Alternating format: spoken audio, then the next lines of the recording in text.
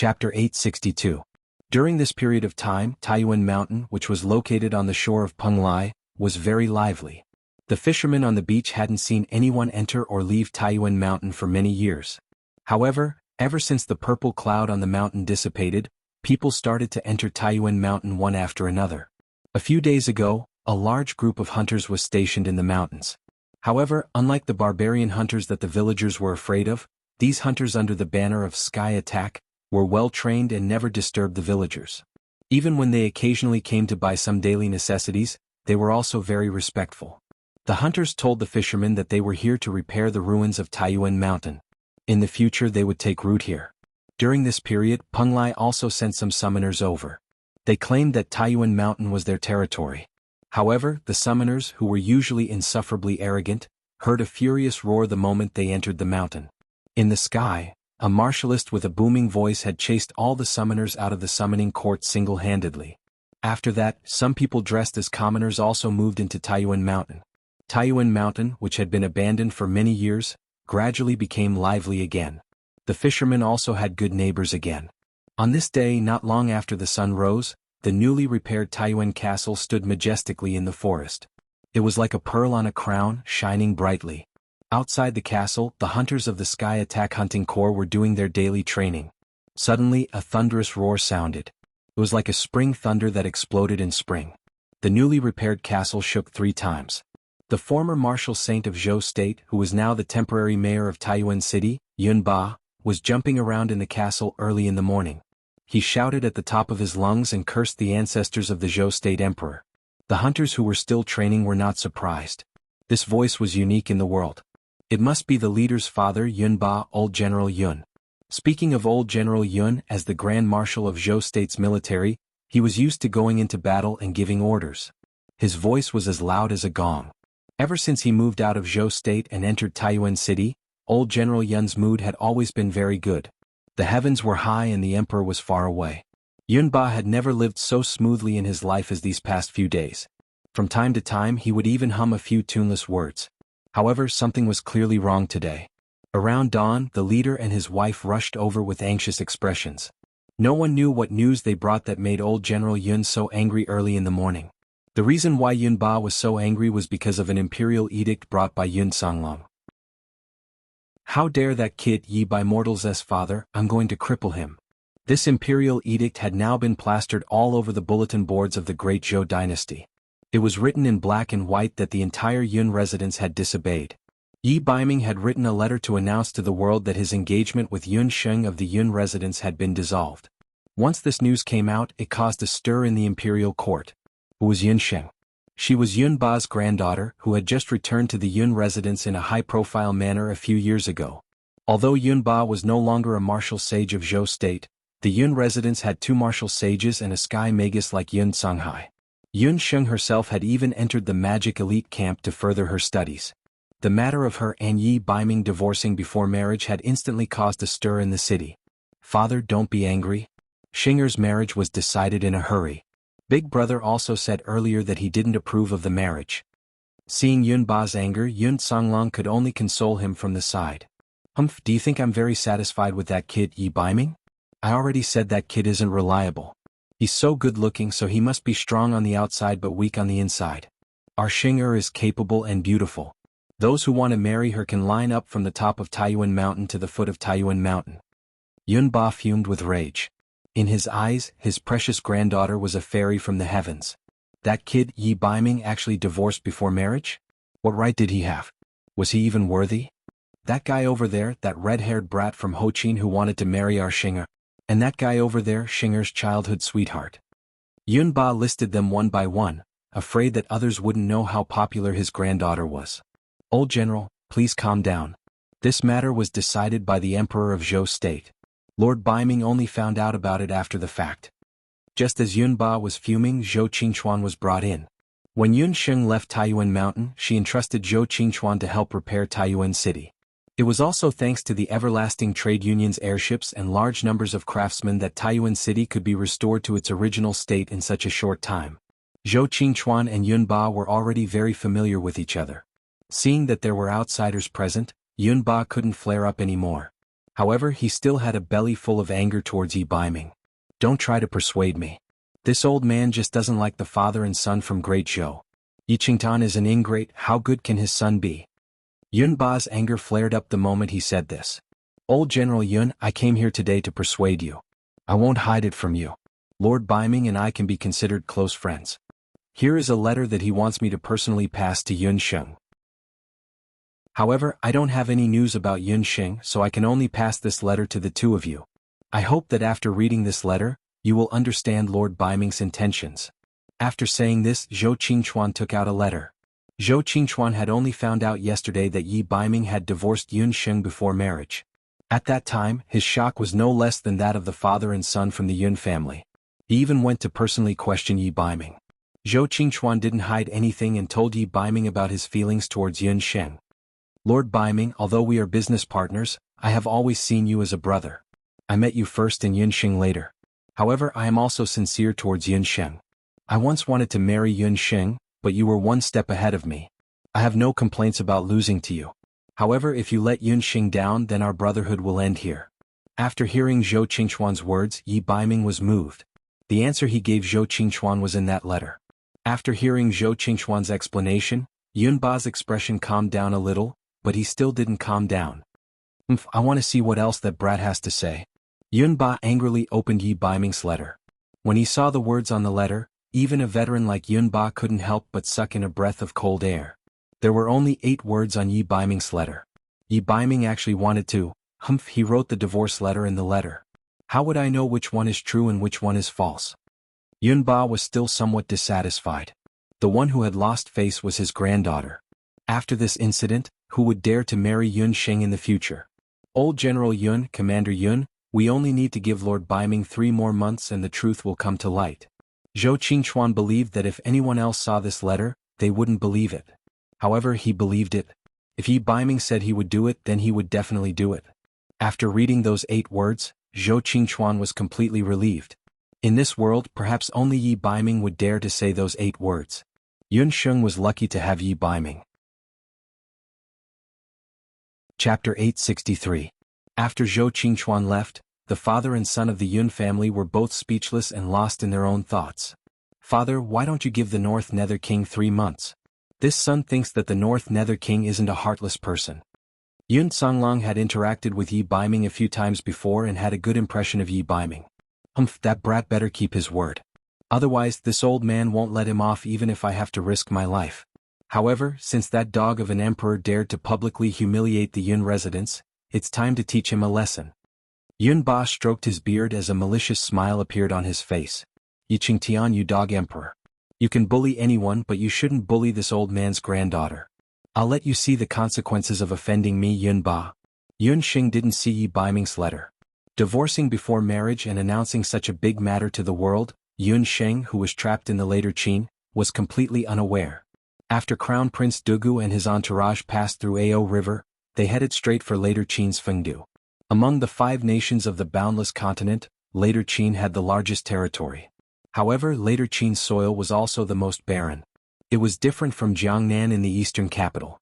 The further one went into later Qin, the less vegetation there was. In some places, it was even a barren desert. Due to the barren soil and the large number of demonic beasts, later Qin had very few crops. It was also because of such harsh living conditions that the citizens of later Qin were much more ferocious than the citizens of the other 4 nations and one capital. This could be seen from the fact that the ordinary people on the streets were equipped with all kinds of weapons. When they found out that the crown prince of later Qin had brought his future crown princess back to the capital, the citizens were already lining the streets to welcome her. The moment they entered the city, they heard thunderous cheers. From time to time, there would be shouts of "Long live the crown prince," and "Long live the crown prince." Even though they were separated by the curtain of the phoenix carriage, Yun Sheng could still see the crowd on the streets, their cheers thunderous. It was hard to tell that Duguxiu was quite popular in later Qin. Yun Sheng did not know that later Qin worshipped martial arts. For the people of later Qin, they looked down on the weak and chased after the strong. Later Qin's crown prince, Duguxiu, was not even 20 years old. He was already a martial emperor expert. Naturally, his reputation in later Qin was very high. Walking along the street, Yun Sheng took the opportunity to observe the later Qin people on both sides of the street. she found that not only were there men here, but even the women had bright eyes. It was obvious that they had learned some martial arts. Even some children in the crowd who were only a few years old had cultivation equivalent to that of a martial arts student in Zhou State. What a terrifying later Qin.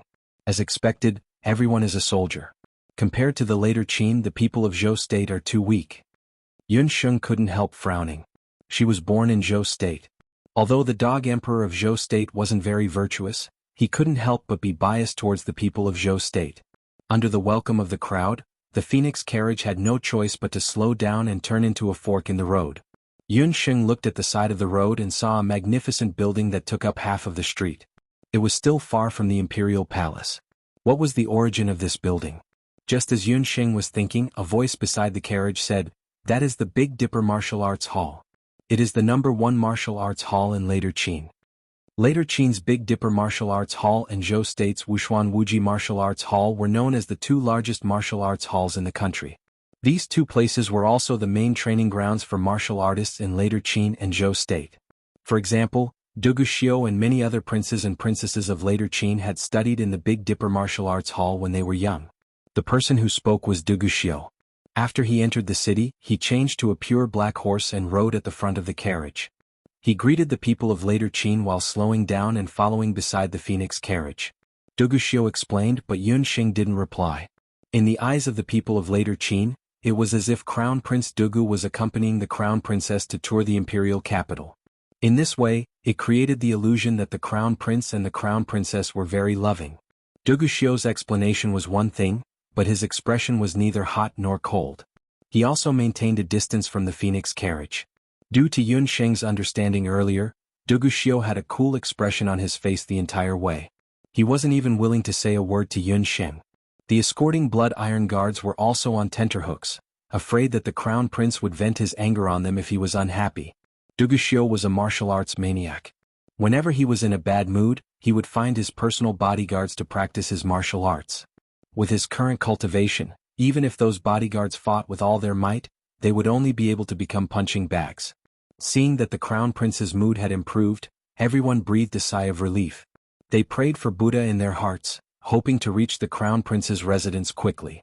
Unexpectedly, after entering the imperial capital of Later Qin, when the carriage headed straight for the imperial palace of Later Qin's imperial palace, an internal court eunuch hurriedly came to report. "Crown Prince, you've returned. His Majesty requests for you to quickly make a trip to the throne room. He has important matters to discuss." At this moment, the bridal carriage had just arrived outside the imperial palace of Later Qin's imperial palace. Du Guxiu had no choice but to order the carriage to stop. He muttered to himself for a moment and didn't agree. It had to be known that as the Crown Prince's first wife, Du Guxiu was very particular about whether or not he would accompany her back to the residence. If Du Guxiu personally escorted the princess into the residence, it meant that he attached great importance to this future Crown Prince consort. However, if he abandoned her midway because of government affairs, it meant that the Crown Prince's treatment of the Crown Prince consort was very ordinary. In the Later Qin's Crown Prince's residence, where people were eaten without spitting out the bones, Du Guxiu's favor was everything. "Since you have matters to attend to, Crown Prince, please go first. Ling and I will go to the Crown Prince's residence on our own," Yun Sheng said from inside the phoenix carriage. This woman really didn't have the slightest bit of self-awareness. Fine, I'll let her suffer a bit and face that group of women from the Crown Prince's residence. In any case, there was still Qi Bai, so she probably wouldn't suffer too much. Du Guxiu's expression darkened as he unwillingly led the group of people and galloped away. In the carriage, Madame Qi Bai witnessed this scene and revealed a scheming smile. She quietly called for her personal maid, "Go to the Crown Prince's residence and tell the two masters that the future Crown Prince consort is about to enter the residence." When the maid received the news, she immediately took a shortcut and rushed to the Crown Prince's residence. Yun Sheng had just arrived at Yang capital, so she didn't know much about the imperial capital of Later Qin and the imperial minaret palace. The phoenix carriage continued to move forward and entered the imperial palace. Unlike the other countries on the continent, the Later Qin's residences, whether it was the Crown Prince's residence or the princes who had received titles, were all built in the imperial minaret palace of Later Qin. Later Qin's Emperor Du Guxiu's residence was located to the east of the imperial minaret palace. Du Guxiu's Crown Prince residence was located to the west, and the princes with meritorious service lived to the south. The northernmost resided the untitled and underage princes and princesses. The crown prince's carriage had just entered the main entrance of the imperial palace when the atmosphere in the residence was already tense. In the two courtyards of the crown prince's residence, two women had already received the news. Chapter 864. The first person to receive the news was Madame Li, who lived in Pear Garden. Madame Li was the princess of Tang Yuan that Madame Qi Bai had mentioned earlier. Just like the courtyard she lived in, Madame Li was 18 years old. Her eyes were like spring water and her skin was delicate. Every frown and smile of hers carried the elegance of a woman from Jiangnan. However, at this moment, Madame Li's face didn't have her usual delicate appearance. She held a magic scepter in her hand, and her watery eyes were filled with hatred. Where did this lowly commoner come from? How dare she call herself the crown prince's wife? Madame Li thought that she was the princess of Tang Yuan and married Du Guxiu in the hope that one day, Du Guxiu would inherit the throne of the later Qin dynasty and she would one day become the empress of the later Qin dynasty. Who would have thought that Dong Huangxing would appear out of nowhere? Princess, don't be angry. Look, the crown prince didn't even accompany the crown prince's wife into the palace. I think he only treats her like this. How can it be compared to when the crown prince personally welcomed you into the palace? Madame Li's maidservant comforted her. That's right. That woman is just a wild girl that was just found by the commoners. How can she be compared to me, a real princess? Servants, dress me up. I want to let that lowly commoner see who is the real princess. Madame Li's maidservants hurriedly dressed Madame Li up. In another courtyard adjacent to Madame Li's pear garden, carving feather garden, there was another scene. Different from the delicate Madame Li, this woman was dressed in riding attire with a tight belt. Her figure was lithe and vigorous and she was full of heroic spirit. She was holding a feathered emperor eagle in her hand. The woman was taking a piece of demonic beast meat from her maidservant and feeding it. Master, the crown prince's wife is about to enter the residence. What do you think? The feathered emperor eagle pecked the demonic beast meat on the woman's hand. There's no hurry. Naturally, someone will rush to test her. The heroic woman sneered. She looked in the direction of Pear Garden, and a disdainful smile appeared on her face. Madame Qing had already asked around. This crown prince's wife didn't know martial arts or magic. The only identity she had was the princess of the eastern capital. This woman was the same as Madame Li in Pear Garden. They were just chess pieces that the crown prince's cousin placed to consolidate his position. Cousin Dugu would soon grow tired of this so-called crown prince consort. Later Qin imperial palace was very big. Yun Sheng's phoenix carriage traveled for more than half an hour before it stopped in front of a mansion. 6 stone beasts stood at the entrance of the mansion, giving off a solemn atmosphere. Your Royal Highness, the crown prince's residence is just up ahead. This subject is a male, and since the crown prince is not here, it is inappropriate for me to enter the residence. I can only escort you here. Dugu Qian respectfully excused himself from Yun Sheng. He spoke sincerely, but Yun Sheng could clearly see the look in his eyes that he was waiting to watch a good show. Many thanks to Second Prince. When there is time in the future, this consort will naturally pay a visit to Second Prince's residence. Yun Sheng's back was already aching from sitting in the carriage. Right now she just wanted to get off the carriage and rest. On the way here Yun Sheng had seen everything clearly. Later Qin Imperial Palace was easy to defend and hard to attack. Every 10 steps there would be a sentry and every 20 steps there would be a sentry. The security was very tight. If one wanted to escape they would need to plan carefully. After making a turn, the phoenix carriage finally stopped. Yun Sheng and Dong Huangling got off the carriage. The moment Dong Huangling got off the carriage, her brows were tightly knitted together. What is going on? The crown prince consort is actually going to enter the residence at such a place? The imposing entrance was already gone. It was no wonder that Dong Huangling's expression changed. The place that she and Yun Sheng were currently at was actually a very inconspicuous side door of the crown prince's residence. A horse-faced and big-footed old woman was standing at the entrance. Greetings, princess. The head steward said that princess has been rushing all the way here and has already prepared a courtyard for princess. Princess, please follow this old servant inside. The big-footed old woman took a glance behind Yun Sheng. Other than Dong Huangling who was disguised as a maid, there weren't any other guards or maids around. From the looks of it, the guards and maids looked very cold. Of the 2 consorts in the residence, which one of them didn't have a palanquin carried by 8 people when they entered the residence? Everyone was escorted by attendants and everyone was rewarded. Just like what the rumors said, this second princess was just a commoner who wasn't favored by the crown prince. Dong Huangling didn't know what kind of luck she had that allowed her to become a phoenix. The big-footed old woman was dissatisfied.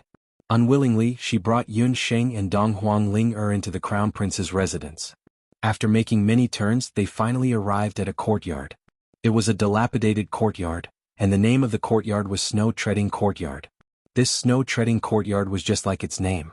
The courtyard was facing the north side, and moss had already grown out of the ground. Out of the 365 days in a year, there would be over 300 days where the sun couldn't be seen. The house was dilapidated and the courtyard was overgrown with weeds. Fallen leaves were all over the ground. With just a glance, one could tell that this place had never been cleaned. What the hell is this place? Dong Huangling couldn't bear it anymore. The people in the crown prince's residence are clearly trying to ostracize us. Haha, princess, there are a lot of people in the crown prince's residence. Right now, other than the crown prince's Yuxuan, the other courtyards are all full. It wouldn't be good for you to squeeze into the same courtyard as the others. Just stay in snow-treading courtyard for a few months. No matter what, this is still a courtyard. Those stray cats and dogs in the crown prince's residence all love to come here. The big-footed old woman cursed in her heart. God knows if the crown prince will still want you after a few months. Dong Huangling still wanted to throw a tantrum. However, Yun Xing shook her head, pushed open the courtyard's door and walked into the courtyard. Right after entering the courtyard, a brazier was placed on the ground. What's with this brazier? When Dong Huangling saw the brazier, she couldn't help but get angry. Reporting to Princess, I heard that Princess was wandering among the commoners in her early years. Later Qin, there was a saying that commoners were unlucky and would harm the crown prince's good fortune. Thus, one must cross this brazier of riches and get rid of their bad luck before being able to enter the crown prince's residence. Beside the side door, a big-footed old woman with a long face said with a sharp voice. What she was implying was that Dong Huangxing was of commoner origin and that it was hard for her to enter the crown prince's residence. Oh, since that's the case, then I will have to get rid of my bad luck. Yun Sheng smiled and walked to the front of the brazier. The flames in the brazier were reflected in her eyes, flickering. When the big-footed old woman saw Dong Huangling, she thought that she would be able to go to concubine Li's place to receive her reward. Hey, my pearl hairpin fell into the brazier. Whoever can help me find it, I will reward them with 10 gold coins. That is the pearl hairpin that the crown prince gave to me. Yun Sheng raised her leg and was about to step over the brazier when she suddenly cried out in surprise.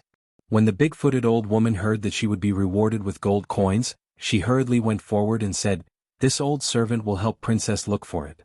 She bent down and was about to go look for it. Yun Sheng sneered behind her back.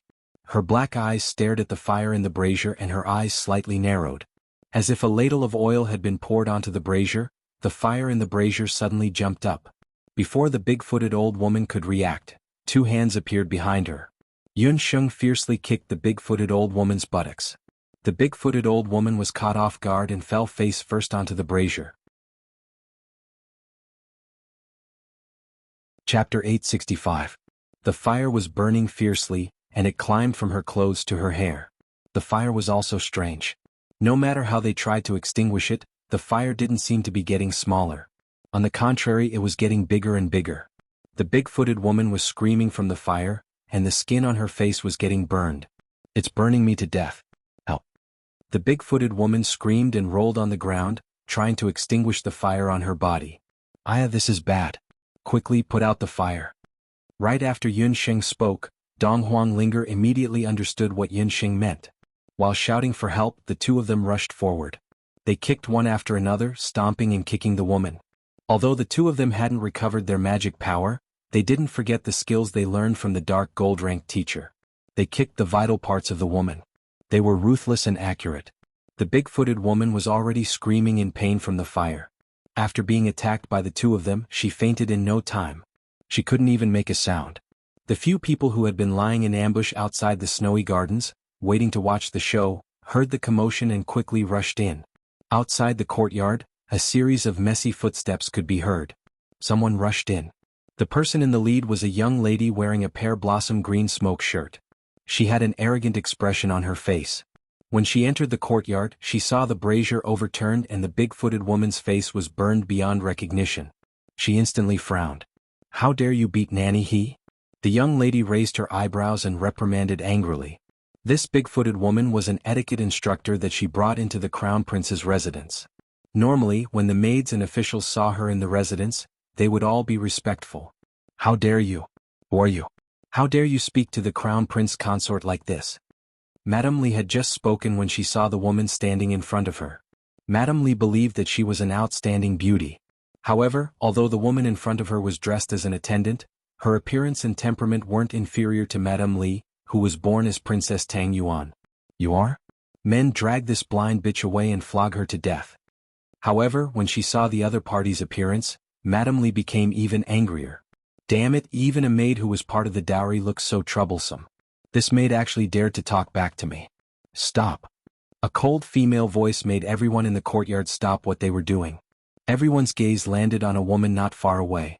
The woman's voice was as cold as the winter wind as she stood in the courtyard without any sunlight. She was dressed in a fiery red dress, with pitch-black eyes, snow-white skin, and flawless facial features. Her entire being was as cold as snow, but her face was like the scorching summer sun, lighting up the entire remote courtyard. Madame Li's pupils constricted, as if she had been blinded by the woman's beauty. Was she the princess of the eastern capital? That lowly princess from the common folk? Madame Li's gaze landed on the red dress with phoenix feathers on Yunxing's body. After recognizing the dress, Madame Li's jealousy grew crazily like wild grass. It was a dress made of luan feathers. A year ago, Prince Dugu had found a saint-ranked fire feather luan while hunting at the border. This type of luan was extremely rare. At that time, Prince Dugu had only managed to hunt one. Even the Emperor of Zhou State and Empress Qing hadn't managed to get a fire feather luan. Madame Li didn't expect that this dress made of fire feather luan's feathers would be given to Dong Huangsheng. "Dong Huangsheng, how dare you stop me?" Madame Li stared at Yun Sheng's face, and there was only jealousy and hatred left in her eyes. She originally thought that a cowardly crown prince consort had arrived, but who knew that this princess from the eastern capital wasn't a good person either. As soon as Madame Li finished speaking, the maids beside her swarmed forward and surrounded Yun Sheng and Dong Huangling. Madame Li came prepared today. The maids that she brought along were all selected from Tang Yuan back then. They were either skilled in martial arts or magic. "So what if I'm capable? Let me ask you, who are you and who am I?" Facing such a situation, Yun Sheng didn't get angry. Instead, she smiled and there was a hint of beauty in her eyes. Her already beautiful face flashed with a magnificence that made people unable to help but raise their eyebrows. "Me." With just one sentence, Yun Sheng made Madame Li speechless. "You can't answer me? Let me tell you then. I, Dong Huangsheng, am the future crown prince consort that was personally brought over by Dugu Xiu, the crown prince of Qin. You, Madame Li, are a concubine in the crown prince's residence. If I say one, it means one. If I say two, it means two. Now take you and your people and get out of Trampling Snow Garden." A hint of killing intent flashed past Yun Sheng's eyes. Her voice was as cold as the winter wind, making people tremble with fear. Madame Li, who was originally arrogant, couldn't help but feel ashamed. Indeed, in terms of status, she wasn't as good as Yun Sheng. However, she definitely wouldn't let the matter of Trampling Snow Garden go. "When the crown prince comes back, see how I'll deal with you." Madame Li stomped her feet and left with Nanny He, along with a group of maids. The group of people walked out of Trampling Snow Garden in a single file.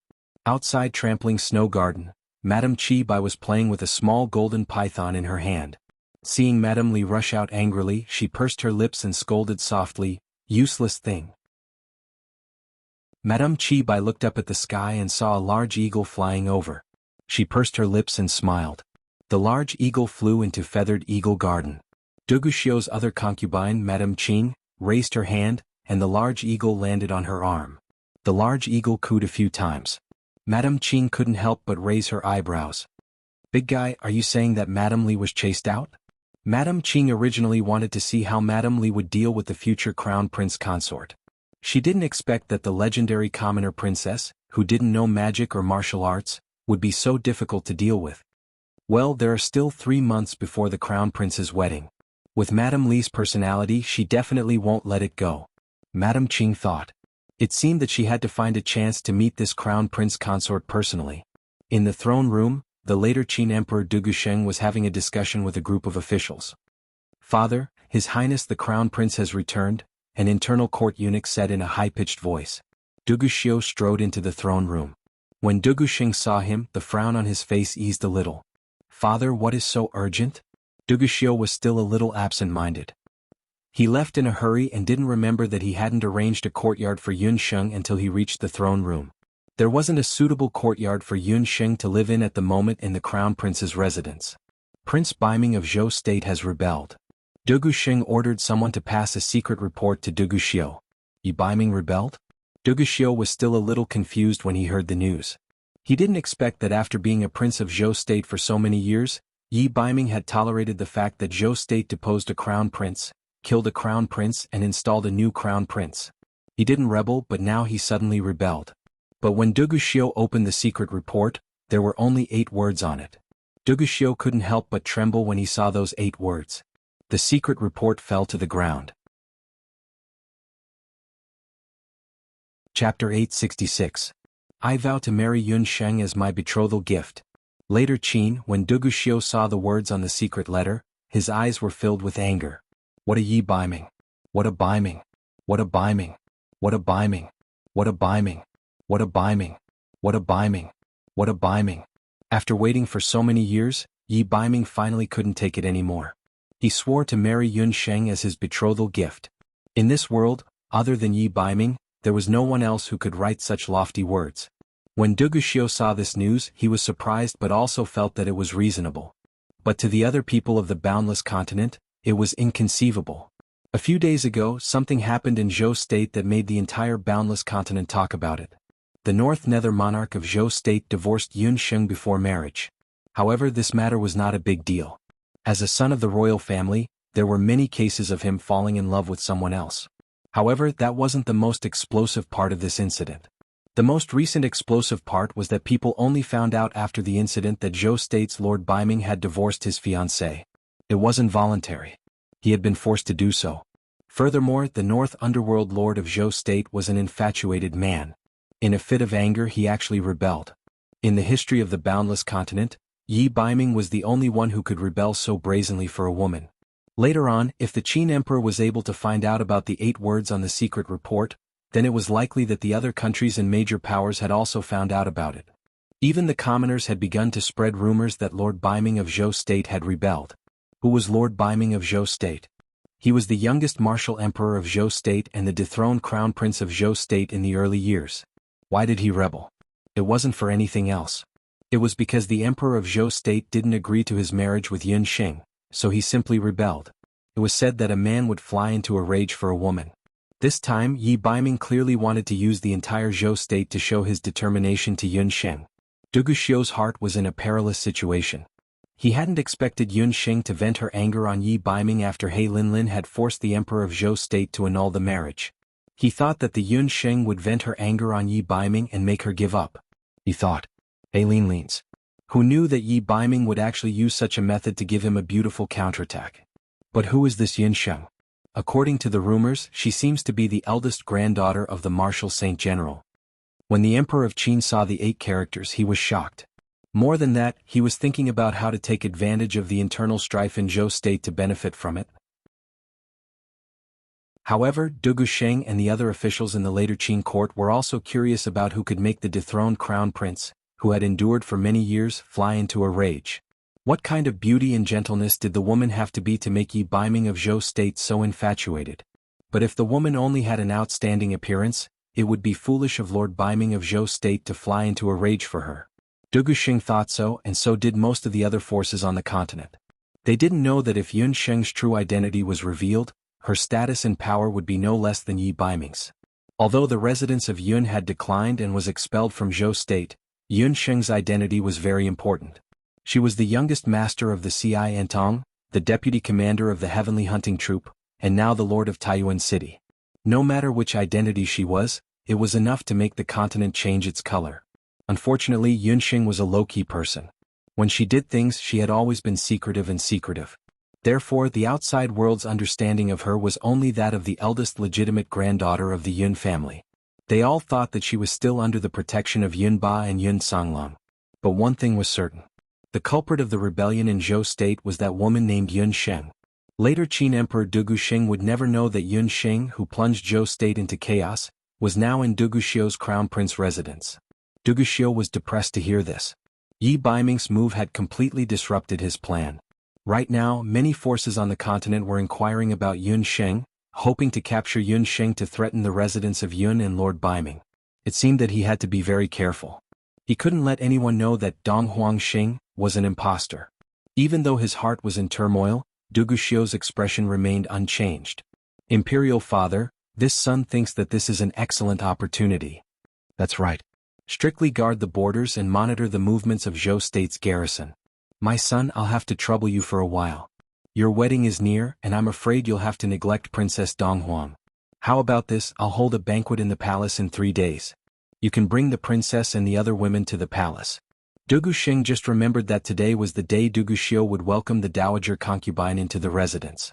Duguxiu was still in his cavalry uniform. Obviously, he hadn't entered the residence yet. As the emperor, Duguxing had heard a thing or two about the women in the crown prince residence. As a father, he had to take the opportunity to meet his daughter-in-law. Yes, Your Majesty. Duguxiu was also guessing the situation in the crown prince residence. Yi Baiming had rebelled. This must not reach Yun Sheng's ears.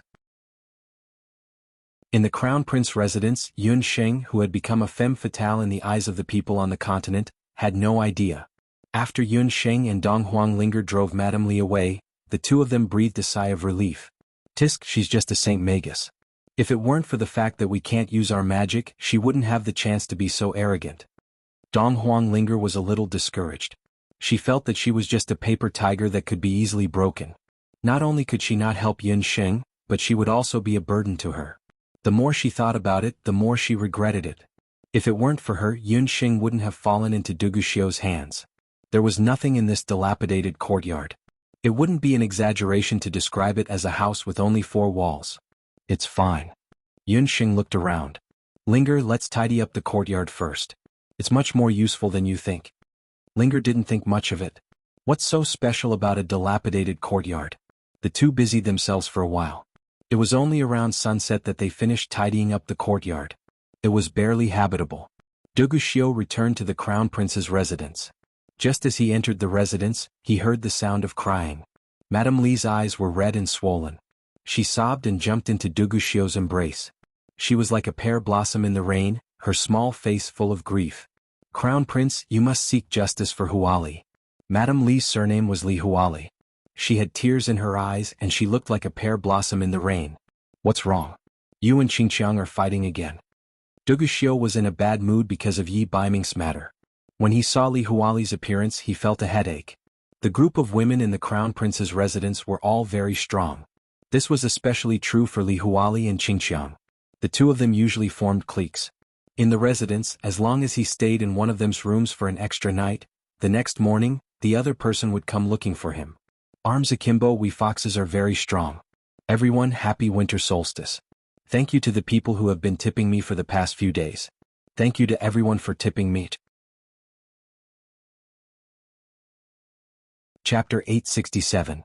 Right now, Duguxiu's mind was filled with thoughts of taking a look. Yun Sheng wasn't used to living in the Crown Prince's residence, and after Li Huali made such a scene, she became even more irritated. Crown Prince, it's not Qingqiang, it's her. It's Princess Donghuang who just entered the residence. Granny, he was kind enough to send her to a new courtyard, but she purposely made trouble for her. Just because she is the future Crown Prince's wife, the moment she entered the residence, she severely injured Granny He. After all, she is Huali's nanny. Li Huali used a good tactic. While crying, she ordered the servants to carry Granny He over. Granny He was burned by Yun Sheng's spirit hellfire, and she was kicked and beaten by Dong Huangling. Luckily, Li Huali used an elixir to save Granny He's life. However, the burns caused by the spirit hellfire couldn't be healed by ordinary elixirs. Especially when Granny He's head was facing downwards at that time, her entire head was lying on top of the brazier. Right now, Granny He's body was badly mutilated, and it was too horrible to look at. Li Huali didn't believe that the Crown Prince wouldn't teach Dong Huangsheng a lesson when Granny He was in such a state. Duguxiu looked at Granny He with disgust, then asked in a deep voice, "Where is the princess?" Seeing Duguxiu's expression, Li Huali thought that he was going to teach Dong Huangsheng a lesson. Thus, she quickly smiled and said, "She and her servant are in the snow garden." Who knew that when Duguxiu heard that, his expression became as cold as the winter's frost. His lips that were as thin as a blade squeezed out a few words. "Where did you say she is? Snow garden, that kind of place. Is it a place where people can live?" Although Duguxiu wasn't in the residence most of the time, he knew everything that happened in the Crown Prince's residence like the back of his hand. Normally, he didn't say anything because he was too lazy to care about these trivial matters between women. Moreover, Madame Chibai was there. With her around, no matter how much trouble there was in the Crown Prince's residence, they wouldn't be able to do anything. However, he didn't expect that Li Huali would be so blind as to let Yunxing stay in the snow garden. Snow garden was the most remote place in the north of the Crown Prince's residence, and it was the place where the servants who didn't follow the rules were locked. Previously, there were also some concubines who didn't follow the rules, and they were executed in the snow garden. Snow garden. That place. That place. Duguxiu's expression changed. Taxia garden? Li Huali sensed that something was wrong from Duguxiu's tone. The Crown Prince seemed angry. That's not right. She must be mistaken. Since the Crown Prince abandoned that woman and let her return home alone, he shouldn't like that woman. Who gave you the guts to let her live there? Duguxiu roared angrily. He kicked Mama He in the chest, and there was a terrible sound of internal organs bursting. Mother He's eyes rolled back and she immediately stopped breathing. Men, go to the snow-treading garden. Duguxiu's entire body was wrapped in cold air. He glanced at Li Huali maliciously, and led a few attendants towards the snow-treading garden like the wind. Li Huali was so scared that she trembled. She had never seen the Crown Prince so angry before. In the dark, a large condor flew up and returned to the feathered condor garden. Congratulations, master. This time, Li Huali has suffered a big setback. Qing Chang's attendants were happy. What is there to congratulate? Let's go and take a look at the snow-treading garden. It seems that there is a need to meet the new princess. Qing Chang's expression wasn't very good. She was Duguxiu's cousin. She had grown up with Duguxiu since he was young. She thought that she knew this crown prince well, but she didn't know him well. When he abandoned Dong Huangsheng at the entrance of the palace, it showed that he didn't care about that woman. However, he was so angry tonight, and it seemed that Qing Chang sensed that Dong Huangsheng was very special to Duguxiu. This woman might become the biggest obstacle to her becoming the empress of the later Qin dynasty. If she was sure of this, she would definitely take action to get rid of Dong Huangsheng. Duguxiu and the others quickly walked towards the snow-treading garden. If it wasn't for Yunsheng, Duguxiu would probably never come to a place like the snow-treading garden. Along the way they didn't even see any illumination spells. Under the dim yellow light, the cold and desolate little courtyard seemed a little bleak. Duguxiu couldn't help but stop. He felt a bit nervous. He regretted abandoning Yunsheng in the morning. He pushed open the door and was about to enter the courtyard. Whoosh! A row of cold lights swept past. Duguxiu's eyes narrowed. He nimbly jumped back and dodged the row of cold lights. He then took another step forward. Who knew that a green mist would suddenly spurt out? Just by looking at the color of the mist, one could tell that the mist was poisonous. Duguxiu snorted. He waved his sleeves and his sleeves swelled up. His duki was like a flood, cleanly swallowing the mist. Duguxiu dodged quickly enough. However, one of the guards behind him wasn't so lucky. He was coincidentally hit by a hidden thorn. His face turned pale and he lost consciousness. He then fell onto the ground. Dong Huangsheng, what the hell are you doing? If it wasn't for the fact that the decorations in the courtyard didn't change much, Duguxiu would have really doubted if he was still in the snow-treading garden. I already said that we need to move a bit. Also, the number of throat-sealing tree isn't enough, and the poison of the snake breath grass isn't enough. At the corner of the wall, two people were squatting down. Duguxiu took a closer look. They were Yunsheng and Dong Huangling. The two of them weren't surprised at Duguxiu's intrusion at all. They were currently discussing the plants in the courtyard with great interest. When Yunsheng entered the snow-treading garden, she already felt that this garden wasn't simple. It wasn't that the yin energy in this place was heavy. Yunsheng had the elf hellfire. No matter how gloomy this place was, it wouldn't affect her at all. What made Yunsheng surprised was that the plants in this place were very special. Later Qin's soil was barren and most of the soil wasn't fertile. However, this snow-treading garden was different. Because many of the corpses of the crown prince's servants and concubines were buried here, the soil here was abnormally fertile. In addition, it was shady all year round. Thus, the plants that grew here had unknowingly mutated and became demonic plants. Among them there was the throat-sealing tree. This kind of tree could shoot out blood thorns, and once it saw blood, it would cause people to fall into a deep coma. There was also a type of poisonous grass called the snake breath grass. Once it heard any movements, it would shoot out poisonous gas like a poisonous snake. If people didn't take precautions, they would easily fall into the trap. Not only that, Yunxing also placed all kinds of traps that she learned in Banana Leaf Village in the past in every corner of the snow-treading garden. In just one afternoon, the snow-treading garden changed from the most gloomy and eerie courtyard in the Crown Prince's residence to the courtyard with the most traps. Even when Duguxiu entered, he didn't pay attention and almost fell into Yunsheng's trap. Your Highness, I'm really sorry. I forgot to place a signboard at the entrance. From today onwards, the Crown Prince is not allowed to enter. Women are not allowed to enter. Yunxing took a glance at Duguxiu. Seeing that Duguxiu's face was filled with anger, she was secretly delighted. Duguxiu, don't think that just because you snatched away my summoning ring and sealed my soul, I won't be able to deal with you. Chapter 868. The Crown Prince is not allowed to enter, and women are not allowed to enter? Crown Prince Dugu's iron-blooded guards were all staring at each other. This future Crown Princess is too valiant, isn't she? This. Those women in the Crown Prince's residence, which one of them isn't like flies that saw a rotten egg, wanting nothing more than to nail the Crown Prince to death every day? But this future Crown Princess actually said that the Crown Prince is not allowed to get close to her? Duguxiu's handsome face was filled with the word, stinky. You dare? Who gave you the guts to do that? Immediately move to Yu Pavilion. Duguxiu was extremely angry.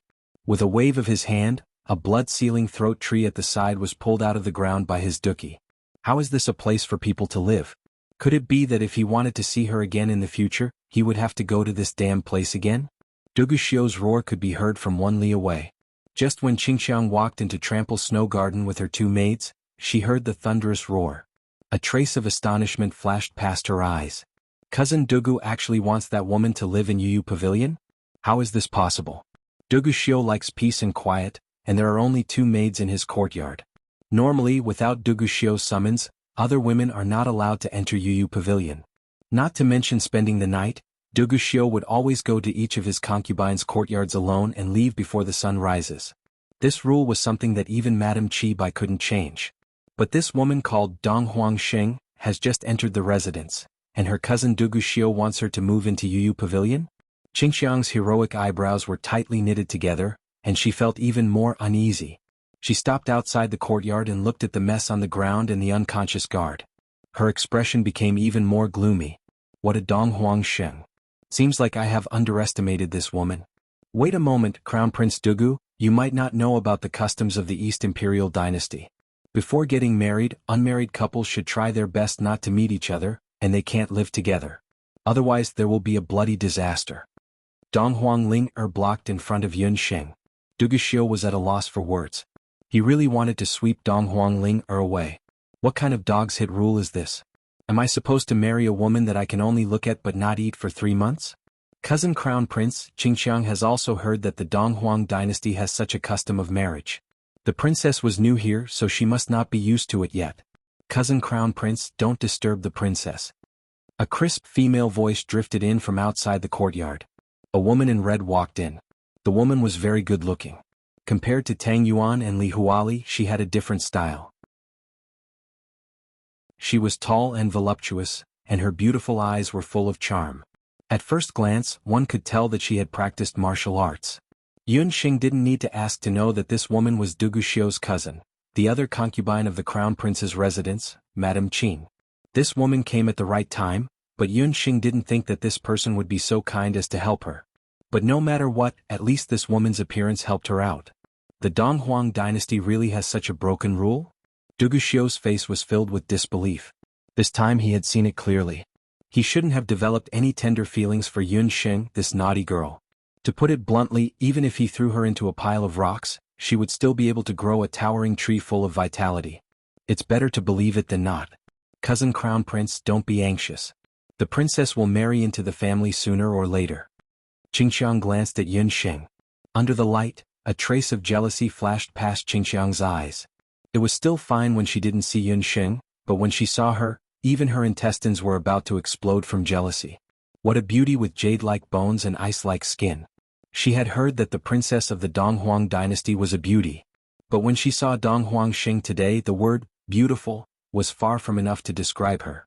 She had already changed out of her eye-catching fire luan dress and was now wearing a plain green robe. She didn't have any extra hairpins or accessories in her hair, only a simple white jade hairpin. Her bright eyes and red lips were a perfect match for her.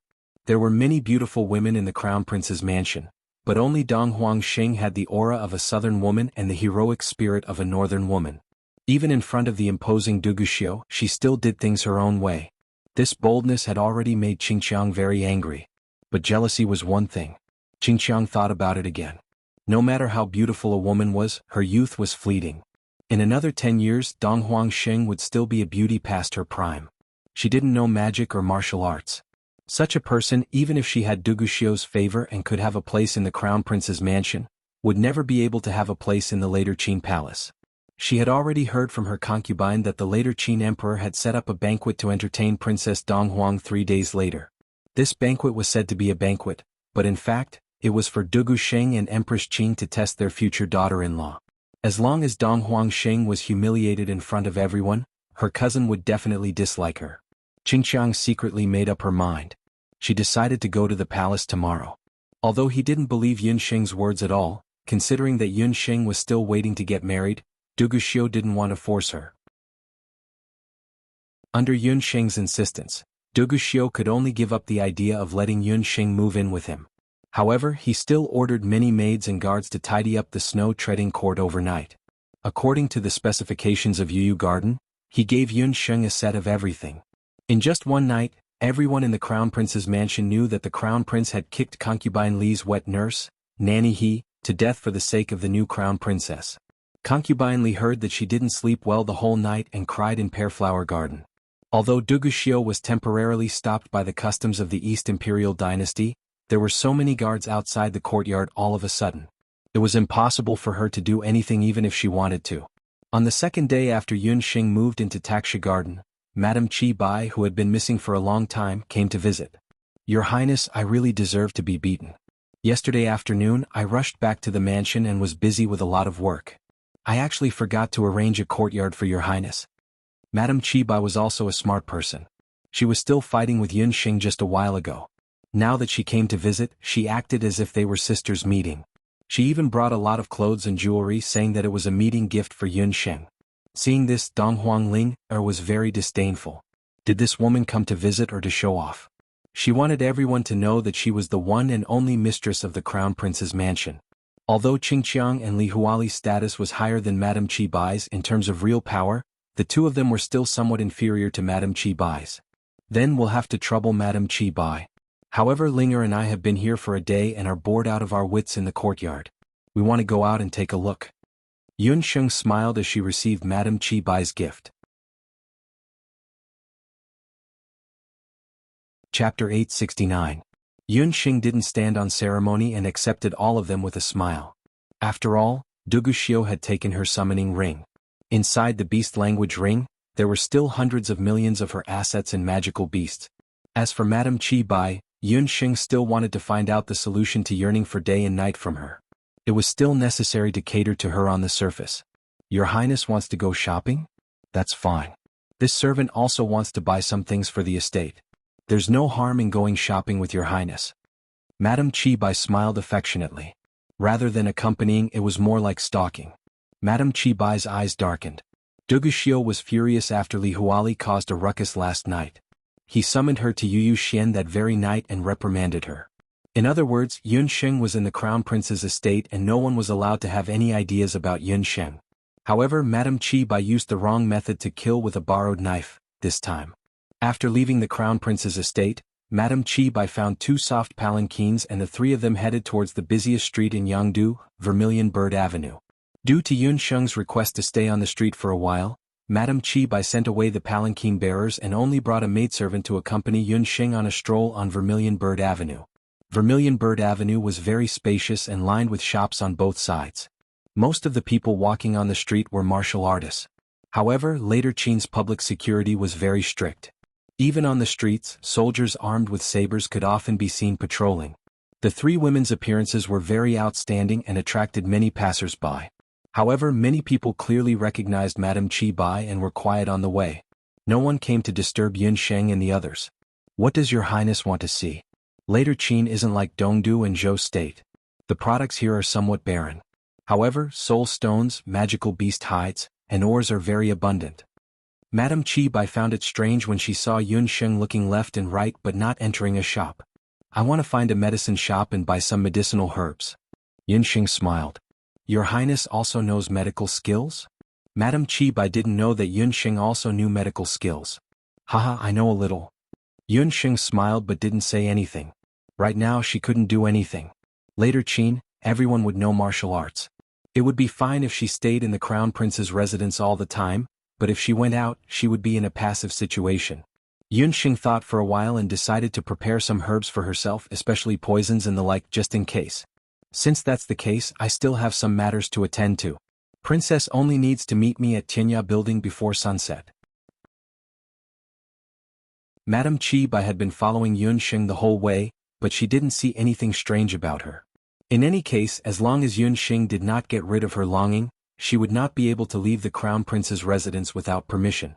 After Yun Sheng separated from Madame Qi Bai and confirmed that no one was following them, she turned into an alley. Dong Huanglinger took out 2 bamboo hats, and after the 2 of them covered their faces, they walked out of the alley.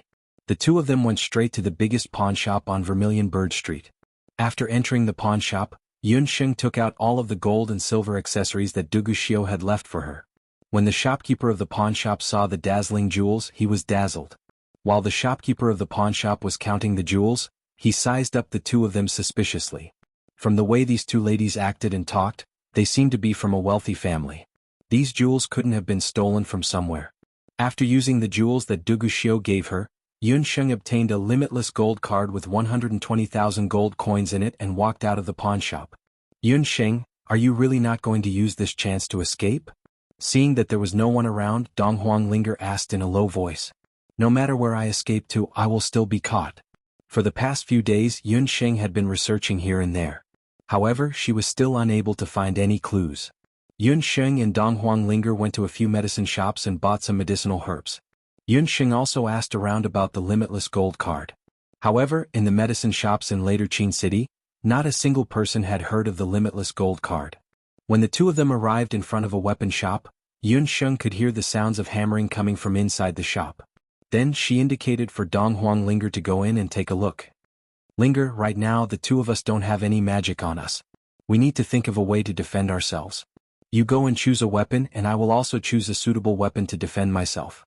The weapon shop that Yun Sheng and Dong Huanglinger entered was the biggest weapon shop in Later Qin City. This weapon shop was very unique. It was divided into 2 parts, the inner part and the outer part. The inner part was used for forging. When standing outside, one would be able to hear the sounds of hammering. The outer part of the weapon shop was divided into many rows. There were armors, weapons, ores and so on. In Later Qin City, martial artists liked to use all kinds of weapons. Even when women went out, they would also secretly carry some self-defense weapons with them. Therefore, the business of this weapon shop was very good. Yun Sheng and Dong Huanglinger both liked to carry some small concealed weapons with them. These concealed weapons, if they were to carry some poison on them, they would become good self-defense weapons. After looking around, Dong Huanglinger chose a small and exquisite golden snake waist whip. The braid on the waist was very intricate, and when the braid was wrapped around the waist, it looked just like a belt. Yun Sheng, on the other hand, didn't manage to find a suitable weapon. Feeling somewhat resentful, she prepared to leave the weapon shop. Ladies, did you not find a suitable weapon? Seeing that Yun Sheng didn't buy any weapons, a manager of the weapon shop walked up to them. Although the 2 customers used bamboo hats to cover their appearances, one could tell that the 2 of them weren't ordinary people. Big brother, to tell you the truth, I want to find a bow. Unfortunately, the bows here are all too big. Yun Sheng curled her lips. The people of Later Qin City were all tall and sturdy just like the people of the north. Even the weapons that they forged were mostly the same. Just the Golden Fury bow alone weighed more than 50 kilograms. If it was her, she would still be able to fuse with the monster strength egg. But right now, she didn't have the beast language ring with her. With such a bow, wouldn't it be too heavy for her? Lady, please wait a moment. How about this? If lady is able to pay 500 gold coins for the entrance fee, there will be an auction in Big Dipper Martial Hall in a while.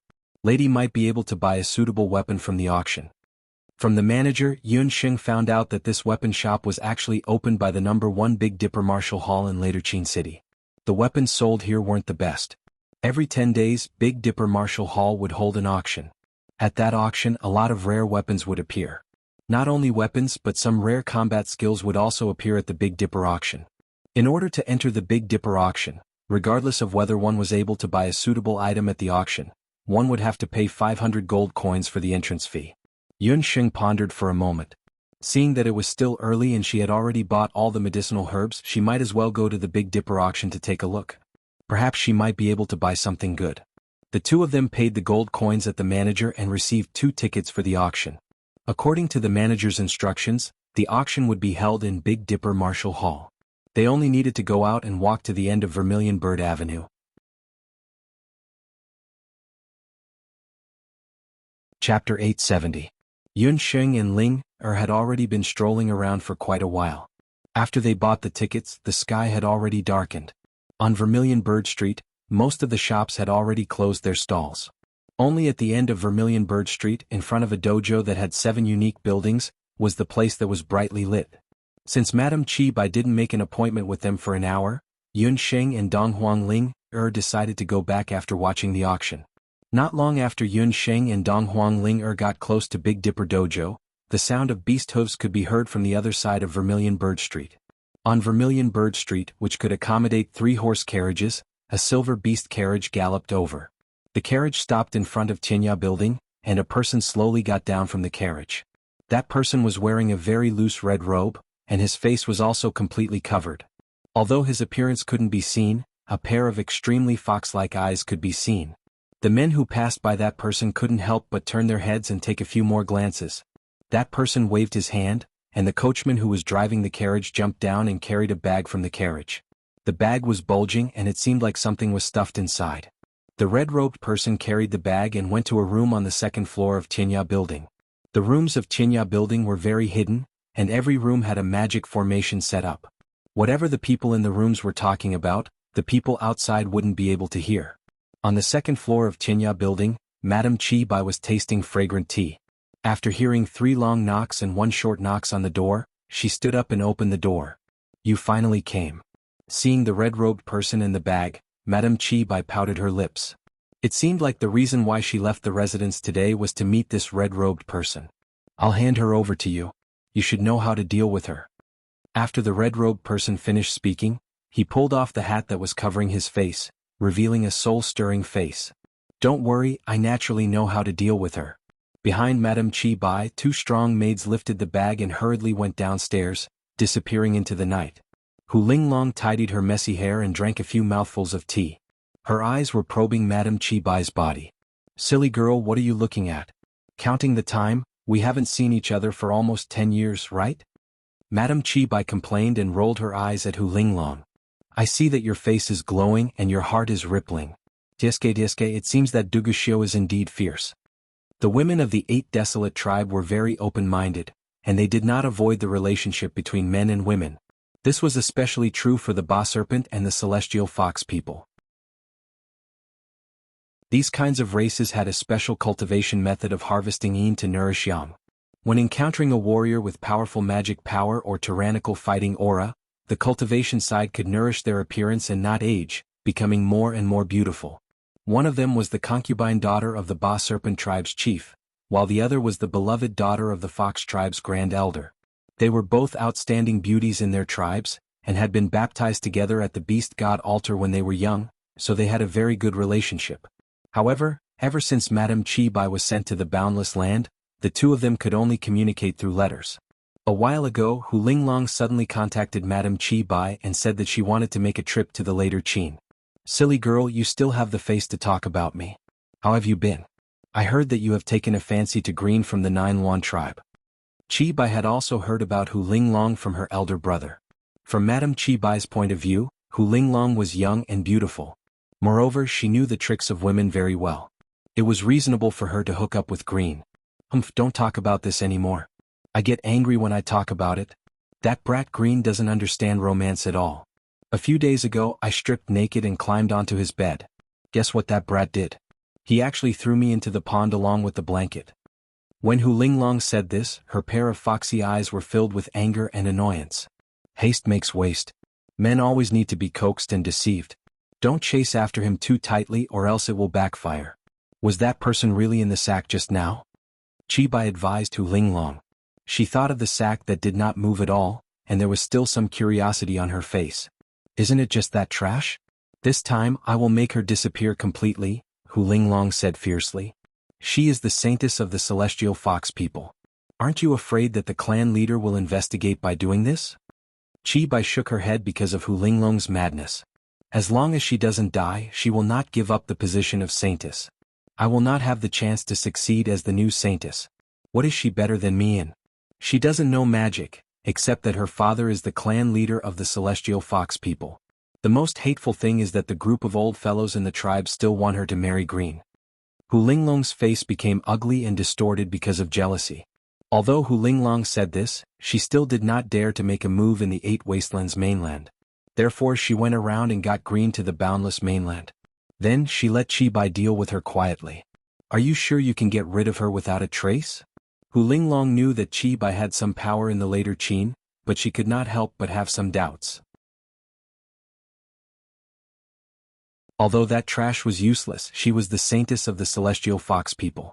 Her position in the celestial fox people was above the celestial fox people's chief.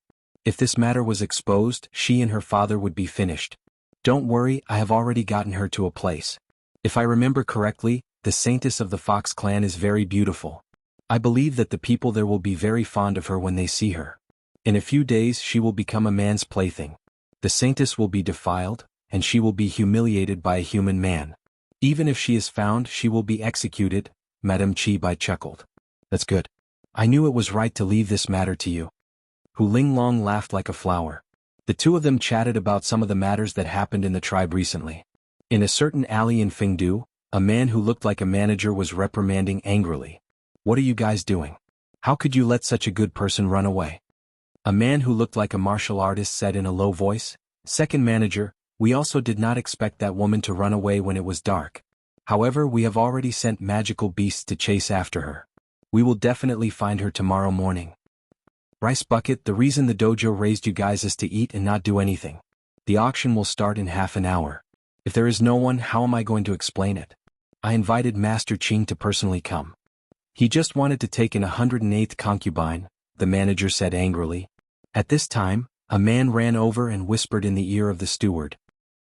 Is there really such a thing? Where is she? Bring her over for me to see.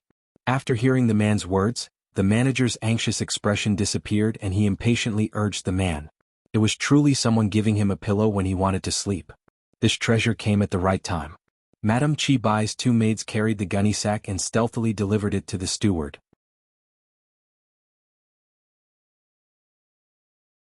Chapter 871. After seeing the two maids, the manager's expression relaxed a bit. He nodded his head at the two maids.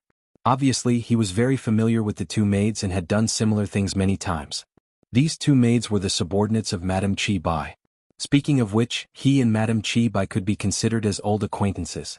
Previously, there were a few disobedient maids and concubines in the Crown Prince's mansion, and they were all secretly dealt with through him. Later Qin's imperial family and Big Dipper Martial Dojo had always had a good relationship. Many princes had trained in Big Dipper Martial Dojo before. Therefore, even if Big Dipper Martial Dojo did some shady business in the dark, the imperial family would close their eyes and let it pass. However, this manager didn't expect that Madame Chi Bai had the ability to get her hands on such a high-quality product.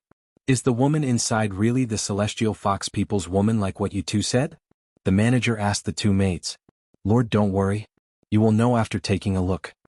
After finishing speaking, the two maids opened the bag. Inside the bag was a woman wearing a white magician's robe. The woman's face was covered by her long hair, and her body was curled up. She had a tall figure and didn't look old. She looked to be only 15 or 16 years old. Her chest was moving up and down, and her skin was as white as snow. Her figure was graceful and alluring. Before the martial artist saw her face, he could already feel his blood boiling. He impatiently brushed away the long hair on the woman's face. With just a glance, the martial artist's eyes couldn't help but widen a bit. This woman is actually, as expected, she is an outstanding beauty. Here are 2,000 gold coins, please bring it back to Madame Chibai. Next time if there is such a good product you must remember to leave it for us. The martial artist had already begun to imagine how much profit this woman would bring to him. From the other side of the alley 2 men ran over. They carried the unconscious woman into a building. After seeing that the woman was taken away, the 2 maids left with the gold coins. At the front of the alley Yun Sheng and Dong Huanglinger walked over. They didn't know that just a moment ago behind the alley, a dirty transaction happened. Yun Sheng and Dong Huanglinger walked into the Big Dipper Martial Dojo. After asking around, they found out that tonight's auction would be held in the Tianshu building. Due to the auction, there were many people coming and going in the Big Dipper Martial Arts Hall. People dressed as martial artists could be seen patrolling everywhere. Although she didn't have any magic power, Yun Sheng could still keenly sense that there were martial artists with extraordinary strength hiding in every corner. It was obviously impossible for them to cause trouble at the Big Dipper auction. When he arrived outside the Tianshu building, there was a commotion behind him. He saw a luxuriously dressed man with gold and silver ornaments walking over under the escort of 5 to 6 cultivators. Those who recognized the man retreated to the side. Could be seen that this man had some status. Yun Sheng and Dong Huangling took out their tickets and walked into the auction site. Having previously participated in the Everlasting Chamber of Commerce's auction, Yun Sheng was already very familiar with the rules of the auction. She knew that the better the goods, the more likely they would be auctioned off at the end. The majority of the people weren't interested in the first auction item.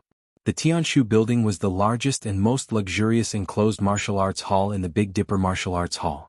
It could accommodate up to 1,000 people to participate in the auction at the same time. On the roof, a magic array was used to simulate the shape of the Big Dipper. Gentle starlight shone down from above, making it seem as if one was under the starry sky. When Yun Sheng and Dong Huangling entered, there were already 500 to 600 people seated in the martial arts hall. The martial artist who was escorted in earlier was seated in the front row of the VIP seats. The person who held the auction was a burly martial artist. He was wearing a gold-colored martial artist attire with the Big Dipper embroidered on the front. When almost everyone had arrived, the gold-colored martial artist opened his mouth and announced the start of the auction. He sank his chi into his dantian and his voice was loud like a bell. The entire auction site could hear him clearly. Respected guests, welcome to the Big Dipper auction. Tonight's first auction item is a bottle of high-grade vicious chi pills. It can instantly restore one's battle chi by more than 50%.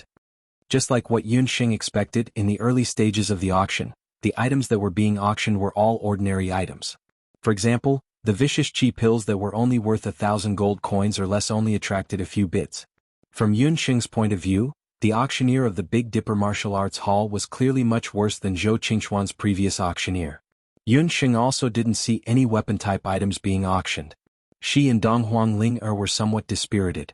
Right at this moment, perhaps because the gold-colored martial artist felt that the atmosphere in the auction site was a bit gloomy, he wiped away the cold sweat on his forehead. Everyone, the next auction item is an extremely attractive item. Especially the male guests here, I guarantee that you will all be able to feast your eyes on it.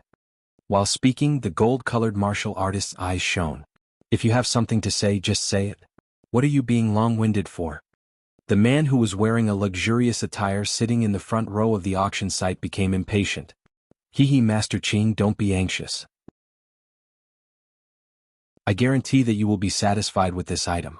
This item, she is a person, an unparalleled beauty. Her starting bid is 10,000 gold coins. Yun Sheng and Dong Huangling took a look at each other. They saw astonishment in each other's eyes. This is too much. Didn't the continent already ban the sale of slaves a long time ago? Dong Huangling clenched her fist and waved it around. The so-called slaves were lowly people who had lost their freedom and were sold like livestock or demonic beasts. In the boundless continent, especially in the few big countries, this kind of immoral sale of slaves had long been banned. However, in later Qin, a country with a valiant culture, compared to the other countries in the continent, due to the huge gap between the rich and the poor, and the obstruction from the big clans and big nobles, some of the old systems were still not changed. Big Dipper Martial Arts Hall was also very powerful. Therefore, some rich merchants and nobles liked to openly bid in places like the auction site to buy young and beautiful slaves. What Yun Sheng and Dong Huanglinger didn't know was that the sale of slaves was also one of the main features of Big Dipper Martial Arts Hall to attract customers. However, the price of ordinary slaves was at most 100 to 1,000 gold coins. Even if there were occasionally top-grade goods, the price wouldn't exceed 2,000 gold coins. Tonight, the price of a slave was actually 10,000 gold coins. The price was so high that it caused people to be speechless. Sure enough, as soon as that martial artist finished speaking, the martial arts dojo seemed to have exploded. However, everyone wasn't cheering. Instead, they were jeering. What the hell? A slave is actually worth 10,000 gold coins? Isn't that right? Your daddy, can go to the fragrance courtyard and buy tens of women, and I don't even need 1,000 gold coins.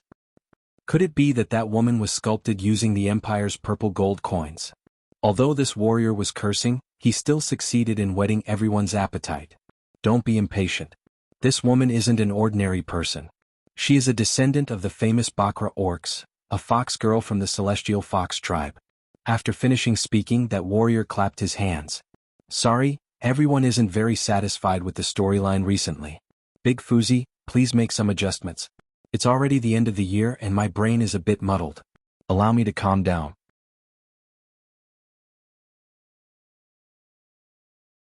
Chapter 872. The Celestial Fox People. When everyone heard this name, they couldn't help but stretch out their necks and look at the center of the martial arts hall. The name of the 8 desolate tribe was too famous, especially the Celestial Fox People. It was said that every woman in this tribe was a top-grade beauty. Not only were they enchanting, it was said that they also had a special soul-sucking technique that could hook a man's heart and soul, causing him to be intoxicated. The women of the Celestial Fox People could be said to be the dream lover of every man. If C could obtain a woman of the Celestial Fox People as a love slave, it would be a very honorable thing. With a crashing sound, the center of the martial arts arena caved in and a beast cage rose up. It was a beast cage carved out of crystal. The cage was inlaid with all kinds of jade and agate. Under the effect of the starlight, it emitted a resplendent light. Inside the cage there was a woman lying on the ground. The woman was unconscious. She was only draped in a Kunlun cloud veil. Under the veil she was actually naked. The woman's skin was like a baby's, suffused with the color of a rose. That layer of gauze added a bit of flavor. The woman's curves were faintly discernible, and her beautiful body appeared even more alluring. That woman seemed to have a mysterious magic power, causing the male warriors present to feel their mouths and tongues dry up when they saw her. When the male warrior saw that everyone's interest had been aroused, he became even more complacent. He took a bucket of ice water and poured it into the cage. The bone-chilling water woke up the woman in the cage and also wet the cloud veil on the woman's body. The woman was like a startled chick shivering. She raised her head and her face was exposed in front of everyone. In an instant the entire martial arts hall quieted down. The men's gazes became hot and greedy. In the eyes of the women, there was only jealousy and resentment. The woman who had been unconscious for several days was woken up by the bucket of ice-cold water. She was confused at first. What happened? She remembered that she had been ridiculed by someone, and then secretly hid to cry. Then she smelled a pungent smell and then she fell into a coma. She fluttered her eyelashes and used her white fingers to block out the dazzling light.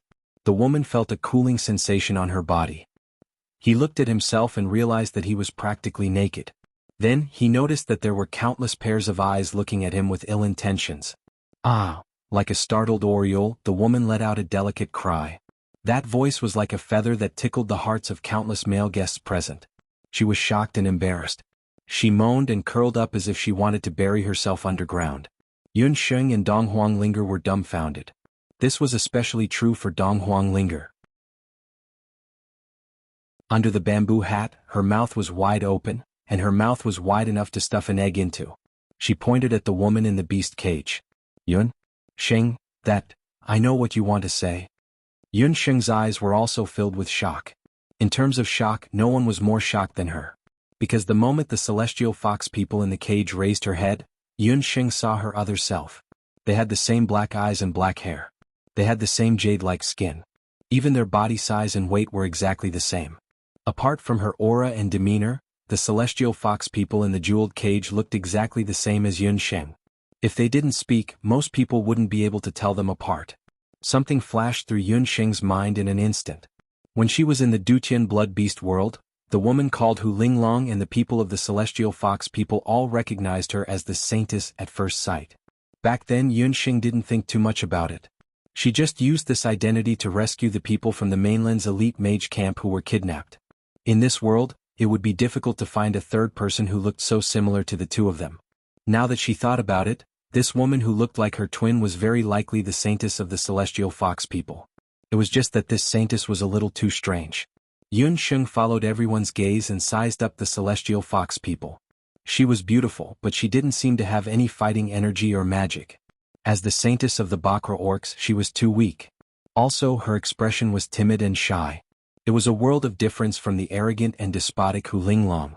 More importantly, why would the saintess of the Celestial Fox people end up in a place like the Big Dipper auction house, where all kinds of people were mixed together? Most of the men in the auction house stared at the woman with a fanatical look, as if they couldn't wait to eat her alive. Everyone, you've all seen this woman. Her beauty is unparalleled. Furthermore, you don't have to worry about her running away because she doesn't have any fighting energy or fighting energy. The words of the auctioneer completely dispelled the worries of the male guests. One must know that although these martial artists were attracted by the woman's beauty, they still had lingering fears in their hearts. They were worried that this woman would be able to use the charming techniques of the Celestial Fox people, or that they would attract the revenge of the Celestial Fox people because they bought this woman. With that, they no longer had any misgivings. Having a woman from the Celestial Fox people as a concubine, just this point alone was enough to give them a lot of face. 11,000 gold coins. 12,000 gold coins. The voices of bids rose one after another. In an instant, the price of 10,000 gold coins was raised to 15,000 gold coins. In the gem cage, when the woman heard the voices of bids, she was so scared that she didn't dare to move in the slightest. Her beautiful eyes were filled with despair. She seemed to have realized where she was. But why did she suddenly come here? Yunxing, are you sure that she isn't related to you by blood? Dong Huanglinger asked in a low voice. Dong Huanglinger was already rejoicing that they came in while wearing bamboo hats. Thus, the people beside them didn't notice that Yunxing was acting strangely. I'm very sure. Back then, father only had one daughter and that was me. Yunxing had directly transmigrated into the body of the baby Yunxing.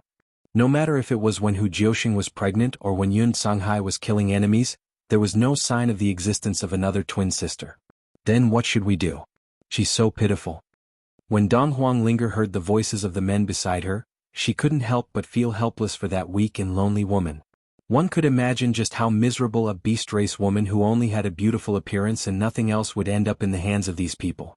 Her beauty would bring her endless danger. Yunxing was also staring at the woman in the gem cage. 25,000 gold coins. Just when the voices of the bidders were getting louder and louder. Seated in the front row was the man in luxurious clothes that Yunxing and the others had met before. He stood up and made a bid. 25,000 gold coins. Compared to the starting bid, it was already 15,000 gold coins higher.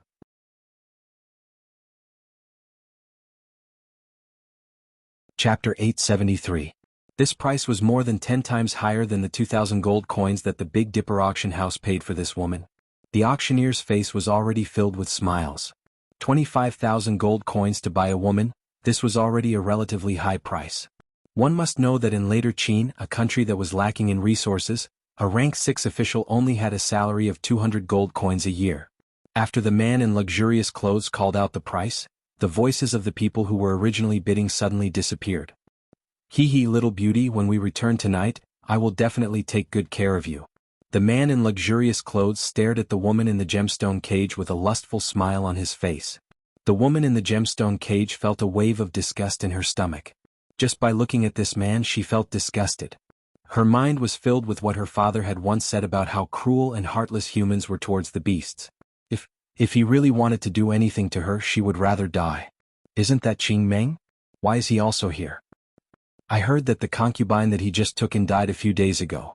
I reckon that he came to the auction house to buy a female slave because he was greedy for something new. She died again? This is the 5th one this year, right? How can she not die? I heard that this Qing Meng has a heavy taste. Good women were all tormented to death by him. How pitiful. That delicate little beauty fell into the hands of this person. I'm afraid that she won't be able to live much longer. Those who were familiar with the origin of the finely dressed man began to discuss animatedly. Although many people sympathized with the woman in the Celestial Fox people, with the sky-high price of 25,000 gold coins and Qing Meng's identity and background, who would dare to fight with him over her?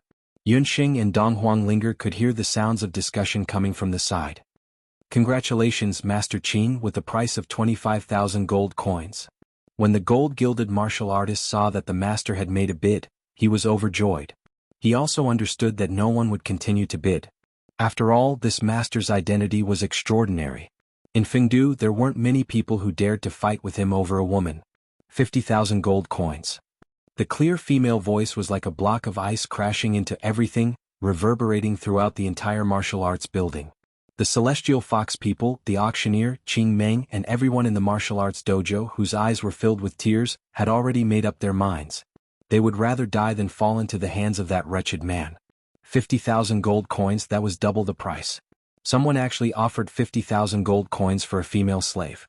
Moreover, the voice of the bidder was clearly a woman. The bamboo hat blocks all probing eyes. Yunxing calmly repeats her words. 50,000 gold coins. I want this person. The Celestial Fox people in the gem cage stared at Yunxing as if she had seen her savior. Although the Celestial Fox people couldn't see the woman's face clearly, subconsciously, she felt that this person could help her. Mother Ker, where did this crazy woman come from? You dare to fight with me, Qing Meng? Could it be that you don't know who my younger sister is? She is the concubine of the Crown Prince's residence, concubine Qing. Qing Meng originally thought that he would definitely be able to hug the beauty tonight. 50,000 gold coins for a woman, this price was a bit too high. It turned out that he was Qing Chang's older brother, which made him Du Guxiu's brother-in-law. Yunxing finally understood why Qing Meng was so unbridled and fearless. Not only was Qing Meng Du Guxiu's brother-in-law, he was also the nephew of the current later Qing Empress, Empress Qing. However, compared to Qing Chang, Qing Meng was obviously inferior to his younger sister in terms of both appearance and intelligence. So what? Could it be that the older brother of the Crown Prince's concubine can break the rules of the Big Dipper auction? In the auction, everyone is equal and the highest bidder wins. This kind of mutual consent is something that even a 3-year-old child knows about, Yunxing ridiculed. That's right. Or is it that he's only a concubine's older brother, yet he's so rude and unreasonable? If he really becomes the imperial uncle in the future, won't he not need to follow the rules at all? Ling also took the opportunity to add oil to the fire. The two women were both sharp-tongued. When it came to quarreling, there really weren't many people who were their opponents. Master Qing, the auction isn't over yet. The gold-plated cultivator also stepped forward to persuade him. Although Qing Meng's status wasn't low, the two women were right. The rules of the Big Dipper auction weren't something that just anyone could break. Not to mention that Qing Meng was only a concubine's brother-in-law. Even if Du Guxiu personally came, it would still be the same. It's only 50,000 gold coins. Do you think I can't get out of here? 10. Qing Meng's anger was also aroused. Just as he was about to call out a sky-high price of 100,000 gold coins, a man who looked like a strategist beside him couldn't help but remind him in a low voice. Master, don't delay the proper business. His actions were all seen by Yunxing, who was watching coldly from the sidelines. Qing Meng hesitated. In fact, Qing Meng's main purpose tonight wasn't to buy that woman. He had been entrusted by his sister to buy something else. The Big Dipper Martial Hall's rules were that they only accepted cash. He had prepared 100,000 purple gold coins. 100,000 gold coins was equivalent to 10,000 purple gold coins. It wasn't a lot to buy a woman, but it wasn't a small amount either. However, if he didn't get the item and his sister didn't get it, it would be troublesome to deal with. Although Qing Meng was lecherous, he wasn't stupid to the point of being stupid. Although the Qing family had always been taken care of by the Qing Empress, the real reason why the Qing Empress favored their family was because of his precious sister. He couldn't lose the big picture for the small. It was just a woman. Besides, the two women wearing bamboo hats looked strange and didn't have any do chi or magic power around them. If it really didn't work, then when he left the martial hall, Qing Meng was brewing a vicious plan in his heart. 50,000 gold coins again. If no one offers a higher price, this pitiful Celestial Fox female slave will belong to this young lady. The Gilded Warrior didn't expect that a beautiful Celestial Fox people female slave could be sold for such a sky-high price. 50,000 gold coins was 25 times higher than the purchase price. For the Big Dipper Martial Hall, it was a huge sum of money. He looked suspiciously at the bamboo hat woman. He didn't know where she came from to actually pay such a high price to buy a woman. 50,000 gold coins. No one else offered a higher price. Yun Sheng finally succeeded in buying that woman.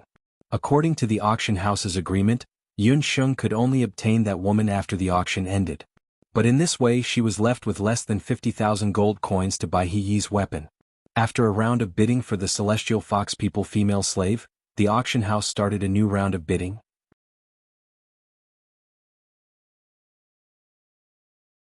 Chapter 874. Apart from that, there was a bottle of sacred elixir pills and a combat technique that was suitable for Wu Zong's. However, none of these attracted Yun Sheng's interest. Yun Sheng also noticed that apart from the Celestial Fox People, Qing Meng, who was sitting in the front row, did not bid anymore. 1 hour passed and the auction was coming to an end. Yun Sheng did not manage to find a suitable weapon for her to defend herself. Everyone, tonight's auction is coming to an end. Tonight's last auction item, which is also the most precious item, will be auctioned soon, the gold-plated warrior said in a loud voice. Qing Meng, who was sitting in the front row, finally moved. His eyes shone with excitement. He was even more anxious than when he saw the Celestial Fox People earlier. This auction item is a little special. It is a weapon. It was created by a blacksmith master from later Qin, Master Moyin. The gold-plated warrior was very excited. He was also a warrior. To a warrior, especially a warrior with a high cultivation level, a good weapon was like adding wings to a tiger. Yun Sheng had never heard of Moyin's name before. However, judging from the reactions of the cultivators at the side, this grandmaster must be an incredible grandmaster blacksmith. Dong Huanglinger was also a little excited. Seeing that Yun Sheng did not have any reaction, she said, "Yun Sheng, don't you know Master Moyin? He is the most famous blacksmith master in later Qin. The reason why later Qin soldiers are famous all over the world is because of him." Later Qin soldiers were strong and powerful. Other than the fact that later Qin soldiers were brave and warlike, their living environment was harsh, and their people's temperament was tempered. Another important reason was that later Qin had a few purple gold mines and a super blacksmith master who could forge purple gold weapons, Moyin. Although Yun Sheng had been in the Boundless Land for many years, she had been busy learning magic and expanding her medical skills. She did not spend much time on blacksmithing. Her contact with blacksmithing started from Master Mok. With Dong Huanglinger's reminder, Yun Sheng suddenly remembered that Moyin and Mok were only separated by one word.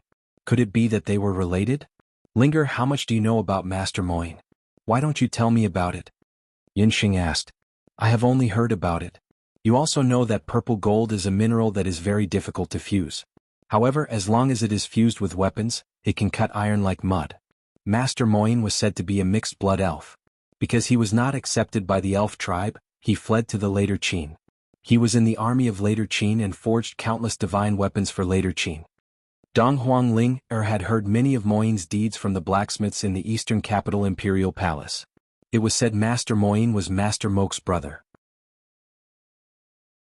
Moyin was very famous, but there were very few of his weapons among the common people. Part of the reason was that he only provided weapons for the later Qin army. Another reason was that although he was expelled from the elf clan, he still had the pride of the elf clan. He disdained to forge weapons for the mediocre people of the human clan. Therefore, to be able to own a weapon forged by Moyin was something that martial artists dreamed of. Tonight, we are also fortunate to have Master Moyin here. The gold-plated warrior introduced an old man in the front row. The old man was much shorter than the average later Qin person. His back was slightly hunched and he had grayish-brown hair. Due to his years of blacksmithing, there was an unusual blush on both sides of his cheeks. This blacksmith master, who looked to be in his 70s, did not seem to have heard anything about the gold-plated warrior's introduction and the reverent gazes that were looking at him. In fact, more than half of the warriors who came to the auction tonight were here for Moyin's weapon. Earlier, the people of the Big Dipper auction had spread the news that Master Moyin's work would appear at the auction tonight. However, in order to attract more people, the auction did not specify what kind of weapon would be auctioned. The gold-plated warrior was obviously familiar with Moyin's temper. After the introduction, he ordered someone to take out a box. The box was only the size of a palm and looked small and exquisite. It was hard to imagine what kind of magic weapon was in the box. This weapon is the most outstanding work completed by Master Moyin in the past 2 years. It's a bow named Rui. After that, the gold-plated warrior opened the box almost respectfully. A bow? Yun Sheng's heart skipped a beat. There was no weapon more suitable for her than a bow. It was just that, This bao was a little too small. It looked only half the size of Yun Sheng's palm. In the box there was a small purple gold bao lying there. When they saw the bao, the warriors who had been eagerly waiting for it all sighed. Later there were countless warriors and each of them used thousands of kinds of weapons, but not many of them could use a bao. Those who could use a bao had to be quick-sighted and knew how to use a bao. This point was already difficult for most of the warriors. Moreover, the bao was too small. Although the carving was exquisite and made of purple gold, such a small bao was not enough to be taken out. At most, it could only be used as a toy by girls. Therefore, when they saw the bao, most of them showed disappointment. However, Yun Sheng was not too disappointed. On the contrary, after she saw the bao clearly, a smile appeared on her face. This bao was not ordinary. Everyone, don't be fooled by how small this bao is. It's called Rui Scepter because of its size. It can be big or small. After saying that, the gold-plated cultivator picked up the bao. The bao, which was originally half the size of a woman's palm, quickly expanded. In just a breath's time, the bao lengthened and widened. The purple gold light was dazzling, and it became a very heroic longbow. The gold-plated warrior thought again, and the bao immediately shrank and finally became half the size of a palm. Such a bao that could change its size according to one's wishes was indeed made by Master Moyin. The gazes of the auction guests burned with passion once again. In particular, Qing Meng was already impatiently urging, "How much is this bao? Hurry up and give me a low price. I've been waiting for it all night." Hearing Qing Meng talk about money, Master Moyin, who was sitting in the VIP seat, had a flash of anger in his turbid old eyes. Yun Sheng was also very concerned about the price of this bao. The price of the Rui bao was definitely not low, as it was carved into such an exquisite bao from the extremely hard purple gold. She now had 50,000 gold coins in her hands. Don't be impatient. Regarding this Rui bao, after discussion with Master Moyin, the auction house has decided to set up 2 auction methods. After that, the gold-plated warrior looked at Master Moyin. "Happy Christmas Eve, everyone." The sad Dafuzi was kidnapped by the food-poisoning master. She looked like a dead fish and howled.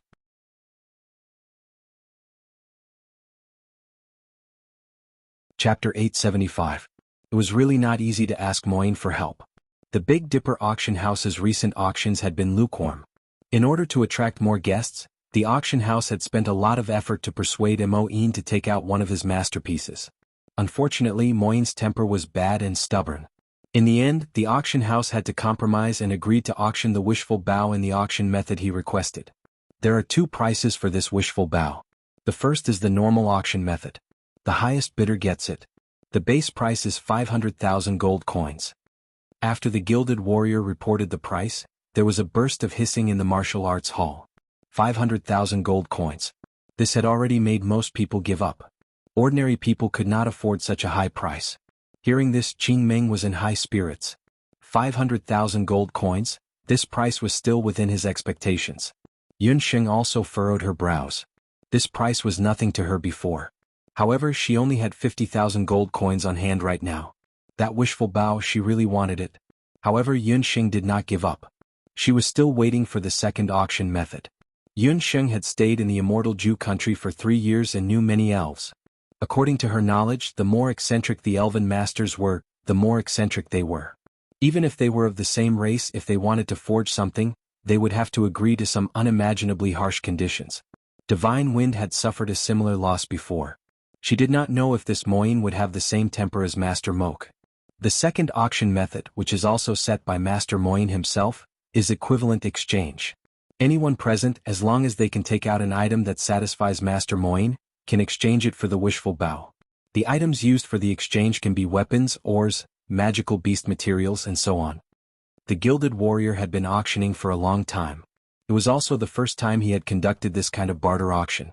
Compared to barter, the auction method of 500,000 gold coins was obviously more beneficial to the Big Dipper auction house.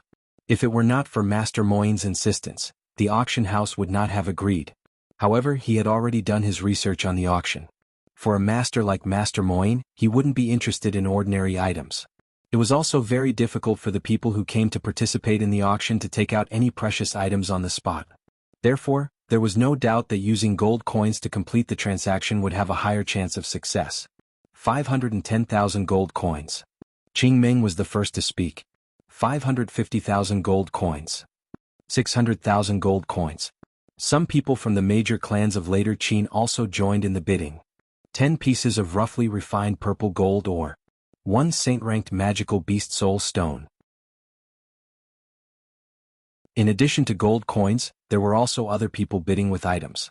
However, Great Master Moyin remained calm and collected as he sat on the VIP seat.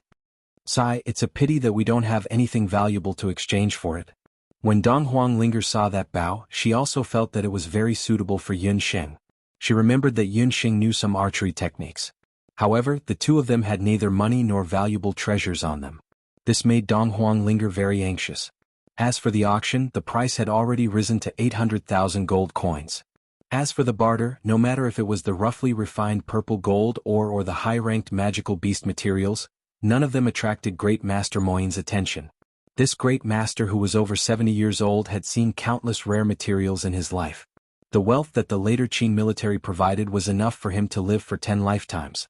If it wasn't for the help of the Big Dipper Dojo's curator in his early years, Great Master Moyin would definitely not take out his proud work, the Rui Bao, to auction.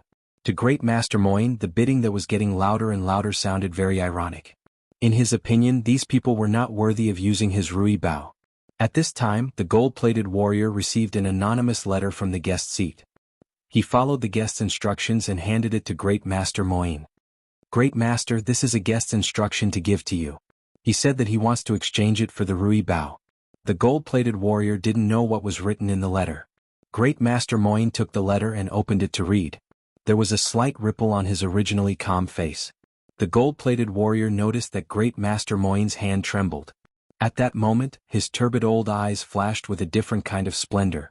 Great Master Moyin closed the letter and whispered to the gold-plated warrior. The gold-plated warrior's expression was very strange. He hesitated, walked back to the auction stage and made a gesture of silence. Just now, Qing Meng and a general from the later Qin raised the price of the Rui Bao to 980,000 gold coins. Qing Meng almost fought with the general. The gold-plated warrior announced loudly, "The Rui Bao has been sold." Great Master Moyin invites the owner of the anonymous letter to see him in the auction house's VIP room. Wow. The auction house, which was already very lively, exploded because of this sentence. Especially Qing Meng, who was red in the face from the bidding, his whole face turned green. He angrily scolded, "What the hell is going on? I already bid 980,000 gold coins, how much did that person bid?" The gold-plated warrior also had a helpless expression. "Master Qing and the other guests, please forgive them. This is Great Master Moyin's decision. Our auction house has no right to interfere." "What interference? That Bao, I want it." Qing Meng's face was red. No matter what, he must get the Rui Bao. If he didn't get the Bao, how could he face his sister? "Master Qing, you better look at the situation. This is the Big Dipper Dojo. Even if Empress Qing came personally, she would still have to show some respect." In front of the gold-plated warrior, the symbol of the Big Dipper was very eye-catching. Qing Meng was choked up by these words and was instantly speechless. He could only leave with a dejected expression with his few subordinates. He was really disappointed tonight. He didn't get anything. No way, he had to get something no matter what. After the auction ended, Yun Sheng and Dong Huanglinger went to the VIP room first. The later Qin's Great Master Moyin and his Rui Bao were already waiting there. After receiving the anonymous letter, Great Master Moyin, who had always been calm, also became anxious. He walked back and forth in the VIP room with a face full of worries. From time to time he would look at the letter in his hand. There were only a few sentences in the letter. However, it was this sentence that made Great Master Moyin's heart calm down for a long time. Hearing the footsteps, Moyin hurriedly raised his head. "Who are you people?"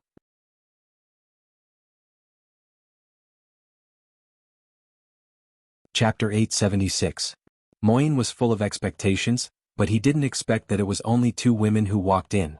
Both women were wearing bamboo hats, so he couldn't see their faces and origins. "It's you?" Master Moyin recognized Yun Sheng's voice. This woman was the woman who had bought the Celestial Fox People woman with 50,000 gold coins earlier. "Master Moyin, it doesn't matter who I am, but I can help you fulfill your long-cherished wish of many years," Yun Sheng said with a smile. "How did you know that I want to?" Moyin hesitated. He cautiously looked outside the VIP room and swallowed the words that were about to come out of his mouth. "When the leaves fall, they return to their roots. I know that Master Moyin wants to return to his hometown all the time. Every elf, even a mixed blood elf, is the same. To tell you the truth, I know your brother Moke. Yun Sheng's anonymous letter didn't mention any precious magic materials or precious ores. There were only 2 words on it: hometown. These 2 words, like a sharp arrow, instantly hit a wish that Master Moyin had hidden deep in his heart for more than 50 years. Master Moyin's hometown was the immortal Jiu nation. For so many years, although he was in later Qin, Master Moyin had always wanted to return to his hometown, the beautiful and peaceful immortal Jiu nation. Almost no one knew that although Master Moyin had forged batches of weapons for the later Qin army, he also regretted that these weapons were used for killing and war. He wanted to return to his hometown, but he never had a chance because he was a mixed blood elf and was not qualified to live in the immortal Jiu nation. Yun Xing knew about Moyin's wish because she had been with Master Moke for a while. Master Moke would mention his brother Moyin, and he would often talk about it with a longing look. When he was young, he lived with his brother in the immortal Jiu nation and lived a beautiful life. That kid Moke has long stopped contacting me. You are just an ordinary human. How can you help me return to the immortal Jiu nation? It seems that you want to cheat my Rui Bao. Master Moyin was very alert. In later Qin he appeared to be doing well, but in reality, everything was under the control of the later Qin military. He had no choice but to be on guard against all sorts of spies and vile people. This caused him to be very distrustful of the human race. I do want Grandmaster's Bao, but I do have a way to help you return to the immortal abode.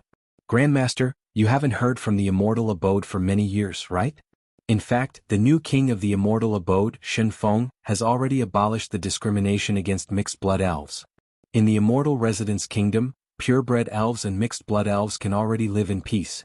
Yun Xing tried to persuade Master Moyin. Peaceful coexistence? You are really a liar. How can the thousands of years of discrimination be abolished at will just because a new king ascends the throne? Moyin said angrily, insisting that Yun Xing was a liar. Sai, you old fellow, what Yun Xing said is the truth. She lived in the immortal abode for 3 years, and her life was very good. Dong Huanglinger didn't care whether Master Moyin was a grandmaster artificer or not, and said unhappily with her hands on her hips. Impossible, she is a human. It is impossible for a human to live in the immortal residence kingdom. Even if she accidentally entered the immortal abode, she would definitely be imprisoned in the Icefall City. Moyin still didn't believe her. If Grandmaster still doesn't believe me, you can look at my forehead, Yun Xing said, then took off her bamboo hat and lifted her forehead hair. On her sparkling and translucent jade-like forehead, there was a scarlet spirit hellfire brand. Seeing this, Moyin's eyes shrunk. This is... Heavens, what did I say? This is the inheritance of the great Fire Spirit Queen. You are the successor of the Fire Spirit Queen. Moyin couldn't stop his tears from flowing. Ignoring Dong Huanglinger's astonishment, he immediately knelt down and held onto Yun Xing's hand with tears flowing down his face. Grandmaster, you are... Seeing Moyin's appearance, Yun Xing was also somewhat baffled. Honorable lady, Moyin's father is also a fire spirit. The blood of the fire spirit tribe flows in my body. Moyin thought that in his lifetime he would once again meet the successor of the fire spirit tribe. When he thought of how he spoke rudely to Yun Xing before, he felt very guilty. Grandmaster, please get up. Grandmaster Moke is my elder, and you are his elder brother. Speaking of which, you are also my elder. Yun Xing pulled Grandmaster Moyin up. Don't worry, as long as you want to return to the immortal abode, I can tell Divine Wind or Huoyu to let you return to your tribe and enjoy your old age. Moyin's tears kept flowing.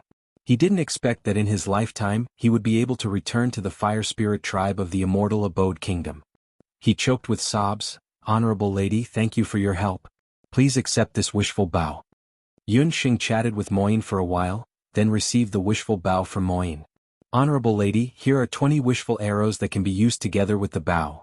Moyin decided that in a few days he would secretly leave later Qin and return to the immortal abode kingdom. Grandmaster Moyin, thank you for your gift. Yun Xing was secretly happy.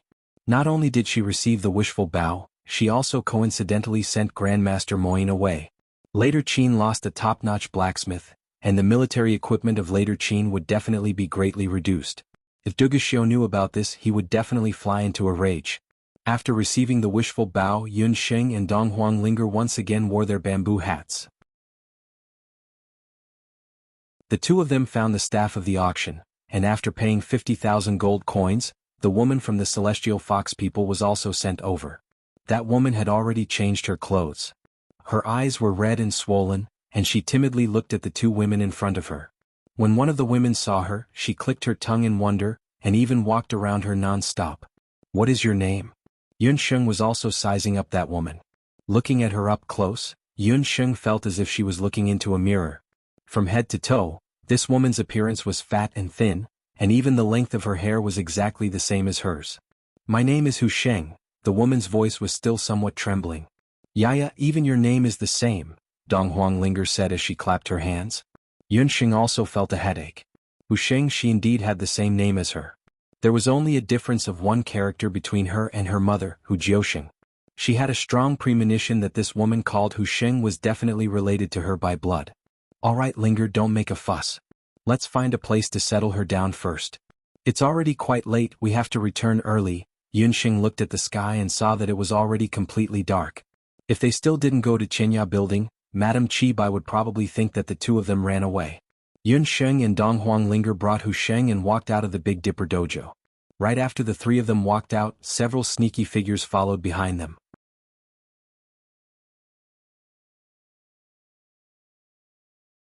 Chapter 877. Right now Yun Sheng was also powerless to protect herself. Hu Sheng looked exactly like her. Just based on her face, she definitely couldn't bring her back to the Crown Prince's residence.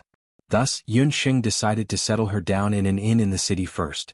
However, after taking a few steps, Yun Sheng keenly heard that someone was following behind her. Her eyes slightly darkened. In front of her was Qinya building. She and Dong Huangling pulled Hu Sheng and quickly walked into Qinya building. On Vermilion Bird Street, several horses galloped past. From afar, a bunch of red hair could be seen dancing in the night like flames. Whoosh! Duguxiu leaped down from his horse and strode into Big Dipper Dojo. "Your Highness." Seeing Duguxiu, the warriors of Big Dipper Dojo were incomparably respectful. "I heard that Master Moyin is a guest in the dojo?" After Duguxiu finished setting up the defense map at the border, he came to find Moyin in the middle of the night. "Your Highness." Seeing Duguxiu, Moyin was neither servile nor overbearing. "Master Moyin, a few days ago, this crown prince ordered something." Duguxiu's entire body was wrapped in cold air, and his pair of eagle eyes carried a bit of heat. Moyin took out a jade box. The size of the box was somewhat similar to the size of the Rui Bao that Yun Sheng bought earlier. However, inside the box was a pair of exquisite soul crystal earrings. Soul crystals were a kind of top-notch soul stones that could only be obtained from saint-level or even king-level demonic beasts. The pair of earrings in the box was only the size of a water droplet. They looked very spiritual. Just by holding them in one's hand, one could feel a burning sensation. If a person were to wear them, even if they were in a cold cave, they would still feel warm all over their body. The color of the earrings was fiery red, just like the color of Duguxiu's hair. The effect of this pair of earrings was not limited to that. Because it was made from the soul crystals of saint-level or even king-level demonic beasts, it had a natural deterrent effect on demonic beasts. This pair of earrings gave people a feeling very similar to Duguxiu's. They were similarly aggressive and extremely dazzling. Everyone only knew that Master Moyin was an outstanding master refiner, but they forgot that he was also an outstanding elven jewelry master. The elf clan was indeed blessed by the heavens in terms of craftsmanship. Their creations were all treasures on the continent. Countless noble ladies and women of the royal family flocked to their creations. However, not everyone could ask Master Moyin to personally refine a pair of top-grade soul crystal earrings. "Your Highness Crown Prince, are you satisfied with this pair of earrings?" Moyin carefully observed Duguxiu's expression. Duguxiu's eyebrows were raised and his eyes were filled with joy. Moyin saw this and couldn't help but wonder. Later Qin's crown prince, Duguxiu, had an iron-blooded style on the battlefield. However, his current demeanor was very rare. Every time he came to find him, he would speak in a business-like tone. However, a few days ago, he had come alone with a soul stone and requested a custom-made pair of soul crystal earrings. Those earrings were clearly in the style of a woman. It seemed that the crown prince had made such a move to please a certain woman. Crown Prince Dugu had a cold personality and didn't indulge in women's charms. This was already a well-known fact in later Qin. However, this time he had personally come to custom-make earrings. Could it be that it had something to do with the princess of the eastern capital who had recently married into later Qin? Even a famous elven craftsman like Moyin couldn't help but be a little curious about the folk princess of unknown origins. as expected of Master Moyin's work. This crown prince is very satisfied. Since that's the case, Master can temporarily not refine weapons for this month, Duguxiu said in a deep voice. Hearing this, Moyin was secretly delighted. Although he was treated as a distinguished guest in later Qin, the later Qin's military had been very careful with him for many years. Every day he had to report to the later Qin's military. This would undoubtedly affect his escape plan. Once Duguxiu opened his mouth, even if he disappeared in front of people for a few days, no one would notice. Duguxiu didn't pay attention to Moyin's strange behavior. He played with the soul crystal earrings in his hand and left the Big Dipper dojo with his people. A few days ago he had commissioned Moyin to refine this pair of earrings. There was no other reason. He had given Yunsheng a lot of jewelry, but although Yunsheng had accepted it, she didn't wear it. It could be seen that she was different from his concubines. She didn't like ordinary jewelry. Later Qin was bitterly cold. Now that Yunsheng's Dharma soul had been sealed, her physique had been affected to a certain extent. The sun couldn't be seen in the snow-treading park all day long. With this pair of earrings it could help her resist the cold. The earrings were bright red like flames. Duguxiu could already imagine what kind of charming scene it would be if it was worn on Yunsheng's small and delicate earlobes. Only when he thought of Yunsheng did Duguxiu remember that it had already been a day since he last saw that bothersome little vixen. Last night, after that woman unceremoniously chased him out of the snow-treading park, he was furious for the entire night. During the day he was busy with military affairs. The moment he returned to his residence, the first thing he did was to go to the snow-treading park. Unexpectedly, after asking, he found out that Yunsheng brought Donghuang Ling and went out with Qi by early in the morning. They hadn't returned yet. Duguxiu remembered that he was going to take the earrings. Thus he brought his people out to look for Donghuang Ling. Duguxiu rode on his horse and passed by the Vermilion Bird Street. Then he remembered that Yunsheng and Qi Bai hadn't returned yet. Thus he slowed down his horse and walked on the street. After taking a few steps, he heard a clamor coming from the Qinya building. Duguxiu frowned. The Qinya building was a famous building in Jianghu. There were actually people who dared to cause trouble inside. Crown Prince, it's Lord Qing's people. Do you want to go in and take a look? Duguxiu's guard recognized the two fierce-looking cultivators standing outside the Qinya building. Those two people usually served senior concubine Qing's elder brother, Qing Meng.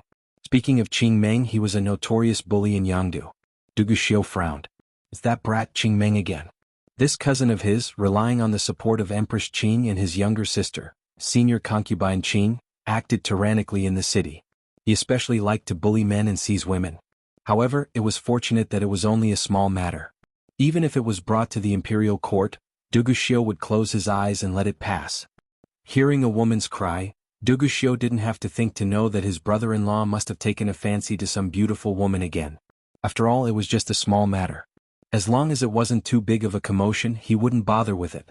This was to prevent Qing Chong from running to him and begging again. Duguxiu waved his hand, indicating that he shouldn't bother with this mess. However, just as Duguxiu was about to pass by on his horse, another cry for help sounded from the Qinya building. That voice, why did it sound so familiar? The more Duguxiu thought about it, the more he felt that something was amiss. At that moment, a woman rushed out. She was in a hurry as she shouted toward the street, "Not good. Someone wants to molest the princess." Duguxiu's eyelids twitched.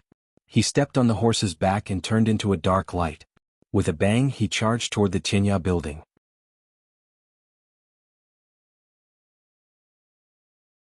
Chapter 878.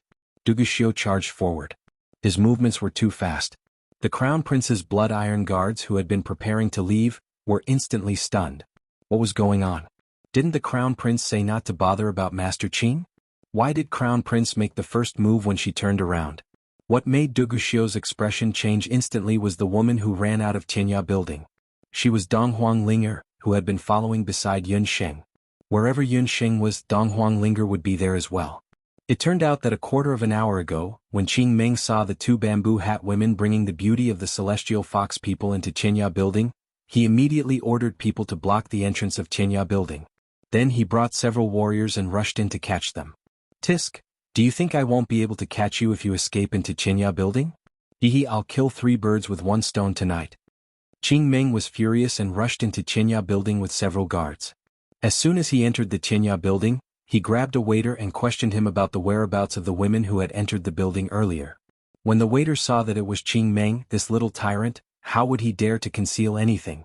Trembling, he pointed to the innermost room on the second floor. When Qing Meng got the news, he brought the guards and kicked open the door of the room. 2 women were sitting in the room. Qing Meng didn't have time to think about why there were only 2 women in the room when 3 people came in. He fixed his eyes on the 2 women's appearances and was instantly overjoyed. He had originally thought that he would only be able to snatch a little beauty. Who would have thought that the 2 people in the room were both great beauties? The one on the left had willowy eyebrows and red eyes. Her facial features were exquisite, and her figure was graceful. She had a noble aura. The one on the right was the peerless beauty from the celestial fox people whom he had seen at the auction earlier. Her skin was fair and flawless, and her black hair was like a waterfall. Compared to the timid and helpless look she had at the auction, she looked more lively now, and her pair of black eyes seemed to be able to speak. When the 2 girls saw someone suddenly barge in, their faces were filled with astonishment. Haha, I'm really lucky tonight. These 2 beauties, I want them both. Qing Meng's bones melted when he saw the appearance of the 2 women. With an impatient look on his face, he stepped forward, wanting to kiss her. Impudent. Where did this lecher come from? Do you know who we are? This is Prince Dugu's future wife, cursed the beauty with willow eyebrows. Tsk, little beauty, aren't you lying a little too much? Do you know who I am? I am the Dugu prince's brother-in-law. You're saying you're from the crown prince's residence? What a joke. The woman of the crown prince's residence, the future crown princess, will come out and be sold in the auction house? Qing Meng laughed cheerfully. Impudent. Since you're Qingxiang's older brother, you should recognize this princess. The celestial fox people's beauty also had a cold expression on her face.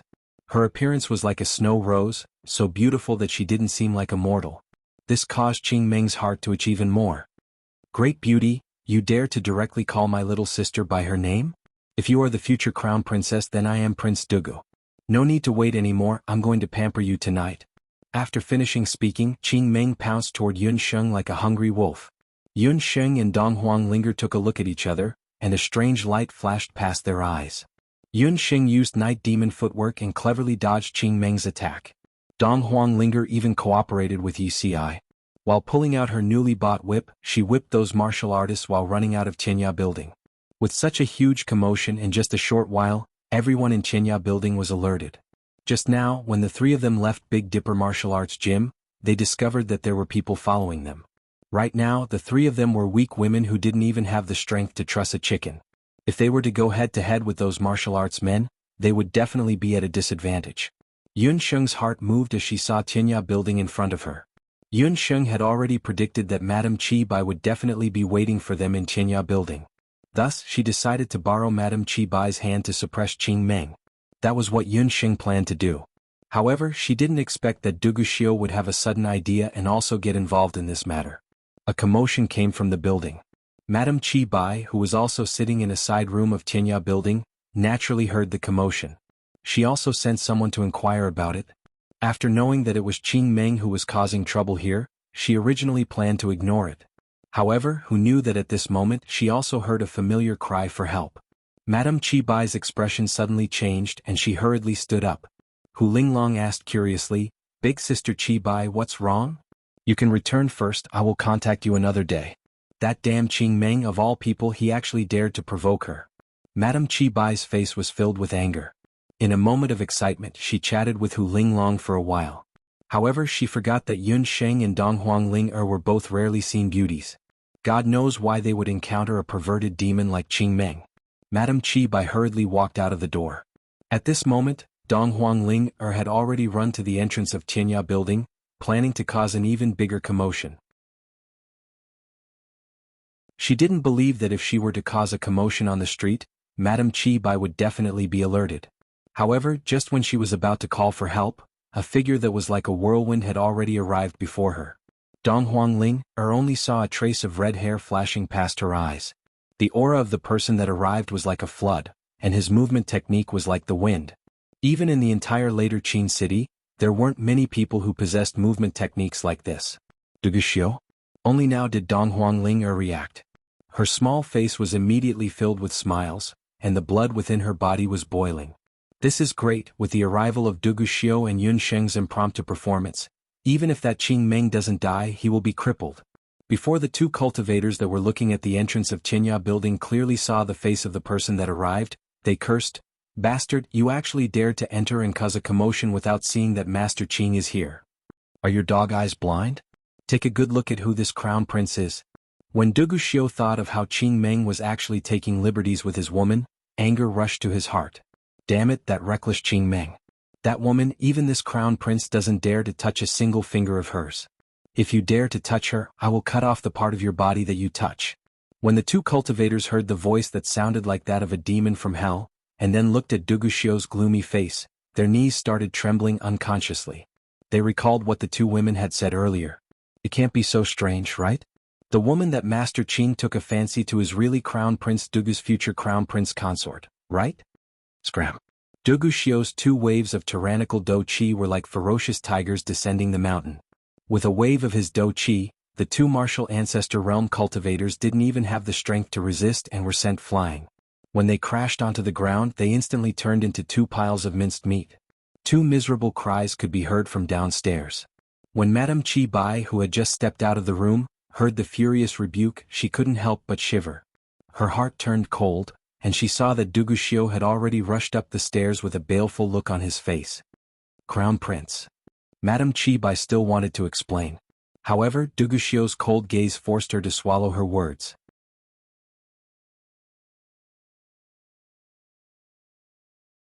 Chapter 879. How are you judging people? Dugu Xiu's eagle-like eyes were filled with anger. It was Madame Qi Bai who brought them out. While Yun Sheng had something to do, Madame Qi Bai was sitting in another room. Dugu Xiu couldn't help but suspect that Madame Qi Bai was intentionally framing Yun Sheng. Madame Qi Bai was also unable to explain herself. She had no idea that Yun Sheng and Qing Meng had already arrived at Qinya building, let alone how Qing Meng met those two people. Just when Dugu Xiu was reprimanding Madame Qi Bai, Qing Meng's impatient voice could be heard from the room at the end of the room. "Beauty, let's see where you can run off to." Dugu Xiu took a step forward and arrived at the entrance of the room. Right at this moment, a person jumped out from the room. Yun Sheng originally thought that the person who entered the room was Qi Bai. However, when she took a look, she saw that the person who entered the room was tall and big, blocking the entire door. Just when she was about to scold the person who entered the room, she took a look and saw that the person was Dugu Xiu. Looking at Dugu Xiu's cold face that could freeze all living things within a 1-mile radius to death, Yun Sheng couldn't help but mourn for Qing Meng. However, Yun Sheng wasn't going to miss out on this hard-to-come-by opportunity. Regardless of whether it was Madame Qi Bai or Dugu Xiu, they were all big shots, and any one of them would be able to instantly kill Qing Meng. She hid behind Dugu Xiu. In Yun Sheng's mind, she quickly recalled the expressions of the countless evil female supporting characters in the melodramatic soap operas. Immediately, her black eyes were filled with tears. With her slender finger pointing at Qing Meng, she didn't forget to use a sobbing voice. "Crown Prince, he bullied me." Dong Huanglinger, who had just arrived, couldn't help but shiver, and goosebumps appeared all over her body. This world is really going to rebel. This was the first time that she saw her good friend Yun Sheng acting like this. Hearing that, Dugu Xiu's blood rushed to his head. In actuality, in his mind he also had some doubts. These days, Yun Sheng was the only one who could bully others. Since when did others have the right to bully Yun Sheng? However, it was rare for Yun Sheng to take the initiative to ask him for help like today. Just her flustered look just now made Dugu Xiu's heart ache. Inside the room, Qing Meng saw his cousin rushing over with a group of people. That celestial fox people's beauty actually rushed to his cousin with an aggrieved expression. He was also dumbfounded. Looking at Dugu Xiu's knife-like eyes, Qing Meng's legs immediately began to tremble like noodles. Heavens, could it be that what the two women had said earlier was true? This woman was really the future crown princess, Princess Dong Huang from the eastern capital. But wasn't this woman the woman from the auction earlier? No matter how Qing Meng looked at it, he was sure that Yun Sheng was the celestial fox people girl. With his pig brain, he would never think that the person had been switched just now. Dugu Xiu pulled Yun Sheng in front of him and carefully examined her. He saw that she was panting incessantly and her hair was messy.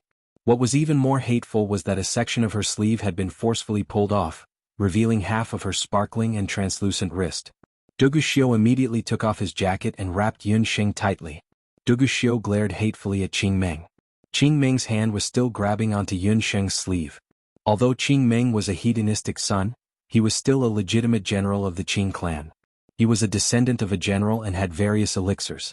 His martial realm was also at the pinnacle of martial grandmaster. Yun Xing did not have any sorcery now, so she could only rely on her martial arts to win.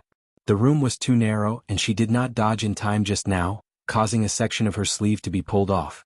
Qing Meng, who gave you the guts to even dare to take liberties with this crown prince's crown prince consort? Dugu Xiu said word by word as he closed in on Qing Meng. Qing Meng was so scared that he couldn't even speak properly. He knelt on the ground and kept on backing away. As if he didn't know that he was going to die, he said, "Cousin, no, your highness, I didn't know. I thought that this woman was that female slave from the Big Dipper auction. If I knew who she was, even if I had 100 guts, I wouldn't dare to touch the crown prince consort." He's talking nonsense. Just now we already said that we are people from the crown prince's mansion. He even said that if the princess is the crown prince consort, then he is the crown prince, and that he is going to pamper the princess tonight. Dong Huangling stood at the side and fanned the flames. Dugu Xiu's gaze became even more gloomy. "You dare to say that my woman is a female slave, and that I am going to pamper her?" To think that Qing Meng actually dared to say such disgraceful words. Around Dugu Xiu's body, intense flame-like qi started to spread out. His knuckles let out cracking sounds as he looked at Qing Meng with a gaze as if Qing Meng was a dead man. Seeing this, Madame Qi Bai was shocked. She hurriedly pleaded for mercy for Qing Meng. "Your Highness, no matter what, Qing Meng is your cousin, and the only older brother of Consort Qing. Although he offended the princess, it was an unintentional mistake. You can't not kill him. Crown Prince, please spare my life." Qing Meng nodded his head as if he was pounding garlic. He didn't expect that Dugu Xiu would be so angry this time. "Princess, please plead for mercy. Lord Qing Meng is the nephew that Qing Empress dotes on the most." Madame Qi Bai also knew that only Yun Sheng would be able to persuade Dugu Xiu. Madame Qi Bai hurriedly gave a signal to Yun Sheng with her eyes. The meaning behind her words was to warn Yun Sheng that Madame Qi Bai had yet to marry into the Qing family. Thus, Madame Qi Bai still had to carefully serve Qing Empress, her future mother-in-law. Not to mention Qing Chang's outstanding status in the Crown Prince residence. Even if Yun Sheng married Dugu Xiu and became the Crown Princess, she still had to be wary of Qing Chang. In another 2 days, the people from the Crown Prince residence would enter the palace. Yun Sheng would definitely meet Qing Empress. Madame Qi Bai thought that by saying this, Yun Sheng would understand her intentions. Who knew that Yun Sheng was disdainful in her heart? Who was Qing Empress? Did she really think that she was her future mother-in-law? It was impossible for her and Dugu Xiu to be a couple. She was too lazy to look at Qing Chang's face. Under Madame Qi Bai's fervent gaze, Yun Sheng was stunned and didn't say a word. She only pretended to be regretful. "It's a pity. This dress is my favorite." As she spoke, her wrist moved slightly. There was a faint red mark on the wrist where the dress was torn. That was because she didn't dodge carefully and was accidentally grazed by Qing Meng. Dugu Xiu's eyes narrowed, and his hand moved as fast as lightning. With a crack, Qing Meng's right hand drooped down. The arm that was still fine a moment ago was now hanging limply. Qing Meng let out a howl like a pig being slaughtered. "Remember, if you dare to touch her again, even if Mother comes personally, she won't be able to save you," Dugu Xiu said fiercely. How would Qing Meng dare to say no? He looked again and saw Princess Donghuang, who was standing beside Dugu Xiu like a goddess, smiling coldly at him. That woman was actually 2 different people in front of him. What was even more hateful was that his own cousin actually obeyed her orders as if he was possessed. Qing Meng's heart was filled with hatred. "Damn Donghuang Sheng, I will definitely have a grudge with you. As long as I, Qing Meng, am around, you can forget about having a foothold in later Qing."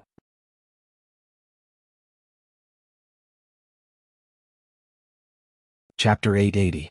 On the way back, everyone in the Crown Prince's residence didn't have a good expression on their face. Madame Qi Bai's heart felt as if it was being scratched by a cat. Yun Sheng's words, "What a pity. This is my favorite piece of clothing." She seemed to be careless, but the intention behind her inner strength was very sinister. Dugu Xiu actually crippled Qing Meng's right hand without saying anything. He clearly knew that in a few days, there would be a banquet in the palace.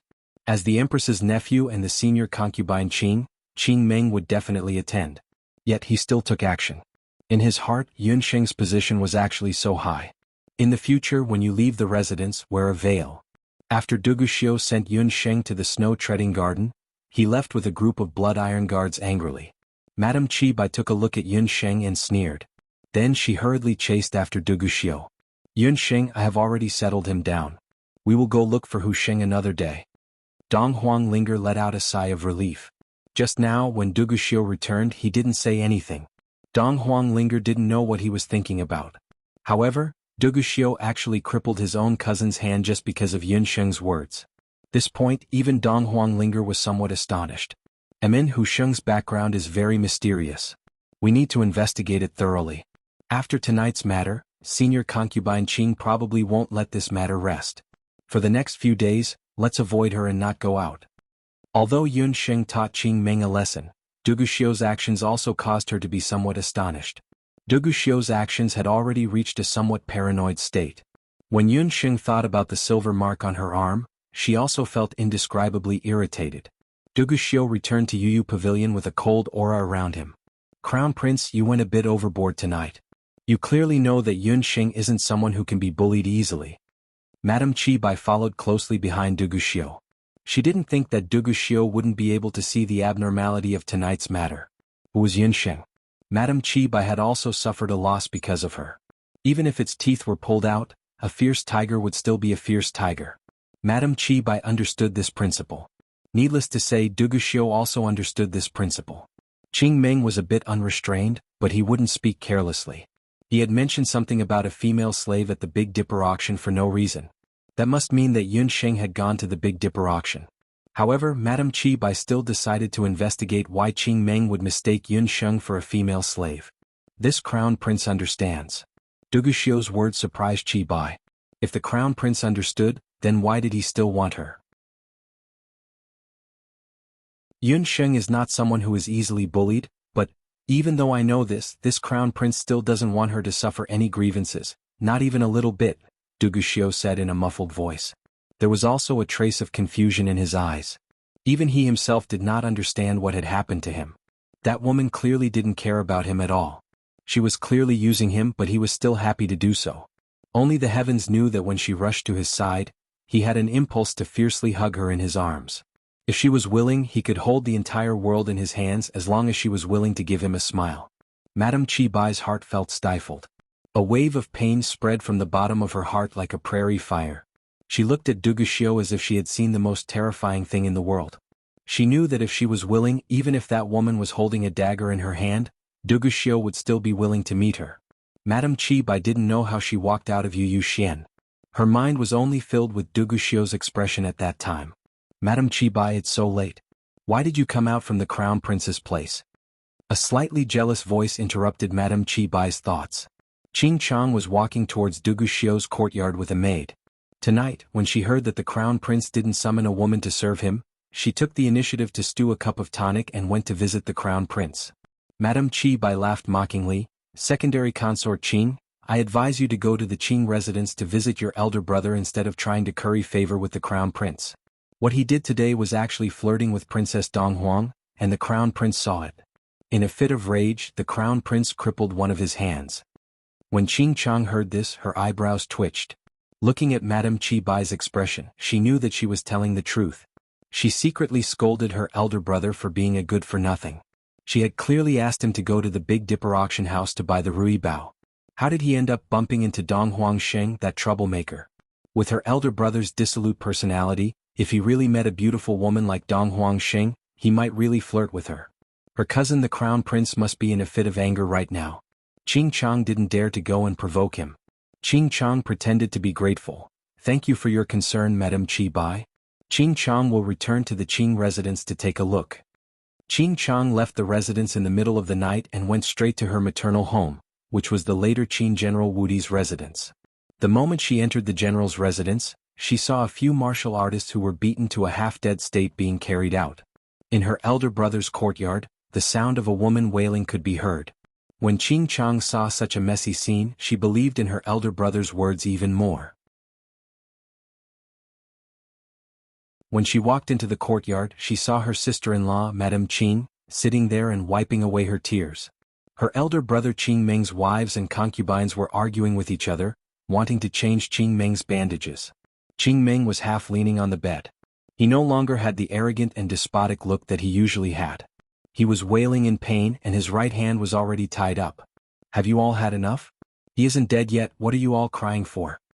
When Qing Chang saw this group of bewitching women, she was filled with anger. Although there were a lot of women in the crown prince's residence, none of them dared to be impudent in front of Duguxiu. Her elder brother was also a good-for-nothing. He couldn't even discipline the women in the crown prince's residence properly, and he actually dared to go and provoke that Dong Huangsheng. Younger sister, it's good that you are here. You must take revenge for elder brother. When Qing Meng and Madame Qing saw Qing Chang, it was as if they had seen their savior. One of them was wiping away her tears, while the other was wailing in pain. Although Qing Chang was reprimanding them, she still felt sorry for her elder brother. She went forward and took a look at Qing Meng's hand, and her expression immediately changed. The bones in Qing Meng's right hand were all shattered by his dou qi. Only Duguxiu was able to do this. Elder brother, what happened to you? Why did you end up like this when you went to the Big Dipper auction? When Qing Chang took a look at Qing Meng's hand, she knew that it wasn't a small matter. Duguxiu's dou qi was very powerful. Once the bones were shattered, even if Qing Meng's right hand was healed by elixirs, his right hand wouldn't be able to recover. This time, Duguxiu really wanted to cripple Qing Meng's hand. Thinking up to here, Qing Chang couldn't help but tighten her grip. Younger sister, be gentler. Qing Meng was in pain. What's going on? Where is the Rui Bao that I wanted? How did you offend Dong Huangsheng? Qing Chang gave a signal with her eyes, and the group of women in the room all retreated.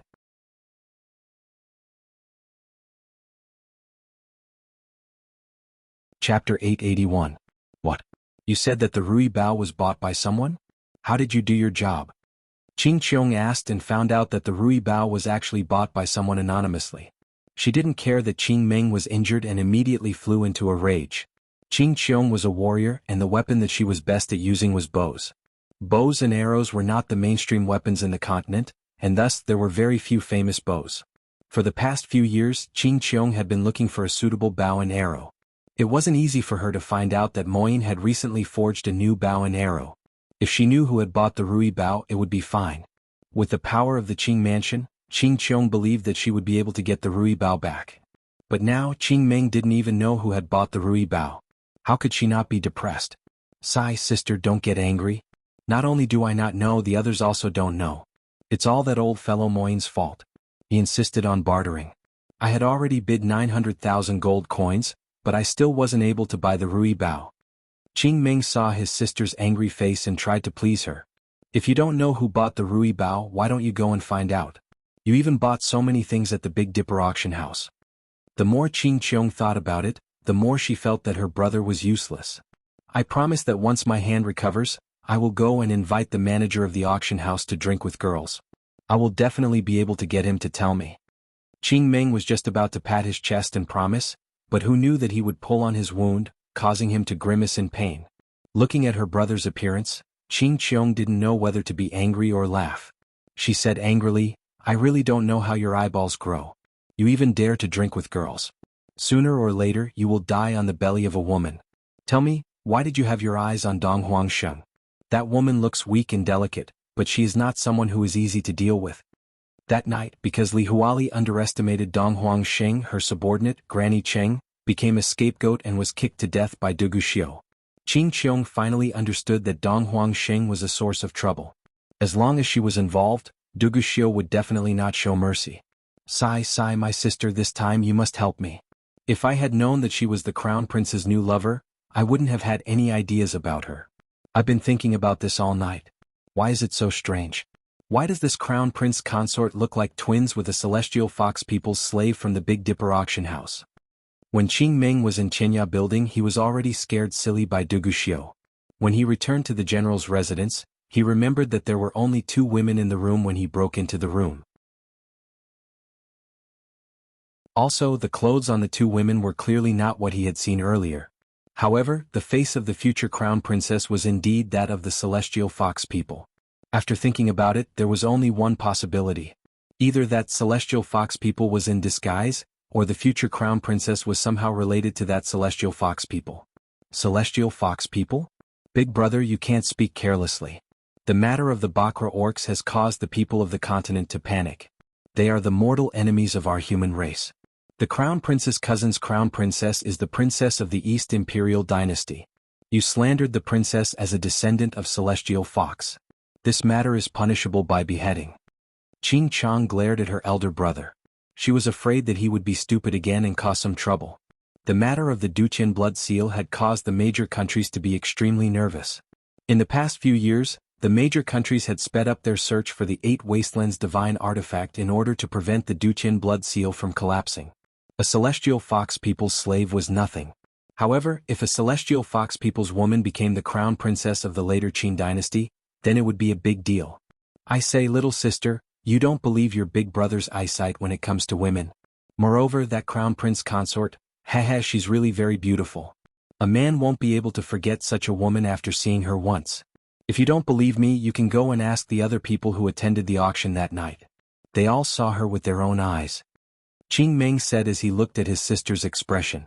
His sister was very confident in her own appearance and martial skills. However, honestly speaking, Dong Huangxing was really more beautiful than Qing Chang. It was no wonder that the crown prince doted on her so much. Qing Chang's expression was uncertain. As for the truth of the matter, she would investigate it herself. However, there was one thing that she knew. Dong Huangxing dared to sow discord between the Qing family and the crown prince's cousin. Qing Chang would definitely not let this matter rest. Big brother, I will deal with this matter myself. For the next few days you should pay more attention to your hand. 2 days later, it will be the Azalea banquet in the palace. At that time, you should enter the palace together with mother. Qing Chang was thinking about how she should teach Dong Huangxing a lesson. Ah, sister, you can't be serious, right? My hand is already in such a state, how am I supposed to enter the palace? Wouldn't I be laughed at by others? Qing Ming's face was filled with red and white patches. Later Qin's palace banquet wasn't something that could be attended so easily. The men would compete with each other in terms of martial skills while the women would compete with each other in terms of beauty. If this matter were to spread out that his hand was broken by Crown Prince Dugu because he was teasing the future crown princess, where would he be able to put his face? Yes, I want to be laughed at by others. You also know that the Green Empress cares a lot about her face. For the sake of a woman, her son actually crippled her own nephew. Such a big matter, if she were to find out about it, who do you think she would deal with first? Qing Chang's beautiful face became blurry. Last time, Li Huali merely lost a granny, and the crown prince's mansion was already filled with ridicule. When Li Huali saw her, she couldn't even raise her head. This time, her own big brother was directly crippled. Thinking back to Madame Qi Bai's mocking expression back then, Qing Chang's teeth became sore. Qing Ming could afford to lose face like this, but Qing Chang, couldn't. This time, the crown prince's cousin taught her big brother a heavy lesson. During the banquet, if she were to make things difficult for Dong Huangxing, the crown prince would definitely not allow it. Since she couldn't do it, then she would let the Green Empress do it. Qing Chang was the Green Empress's niece. Since she was young, she often went in and out of the palace. Thus, she knew the Green Empress's temper very well. The Green Empress was once the #1 beauty in later Qin. Although she was already 40 years old, her appearance was still like that of a young girl. After she became the Empress, she seemed to be very graceful and magnanimous. However, she was actually very narrow-minded and liked to be jealous. Especially in recent years when the later Qin's emperor, Dugu Sheng, started to take in concubines, the Green Empress had always hated those women who were more beautiful than her. She was very protective of the Qing clan. In the past, Dugu Xiu had been tolerating Qing Meng because of the Green Empress. Dong Huangxing's appearance, without a doubt, broke the Qing clan's tyrannical situation. With this, the Green Empress definitely wouldn't sit by and do nothing. Chang, you are so smart. Let's do it this way. When the time comes, I will pretend to be more pitiful. When Qing Ming thought of being able to take revenge, his eyes lit up. The two siblings discussed for an entire night. Only when the rooster crows did Qing Chang return to the crown prince's mansion. When she passed by the taxi garden, she sneered and thought to herself, Dong Huangxing, I will let you be proud for a few more days. Let's see if you can still become the crown prince's consort by then.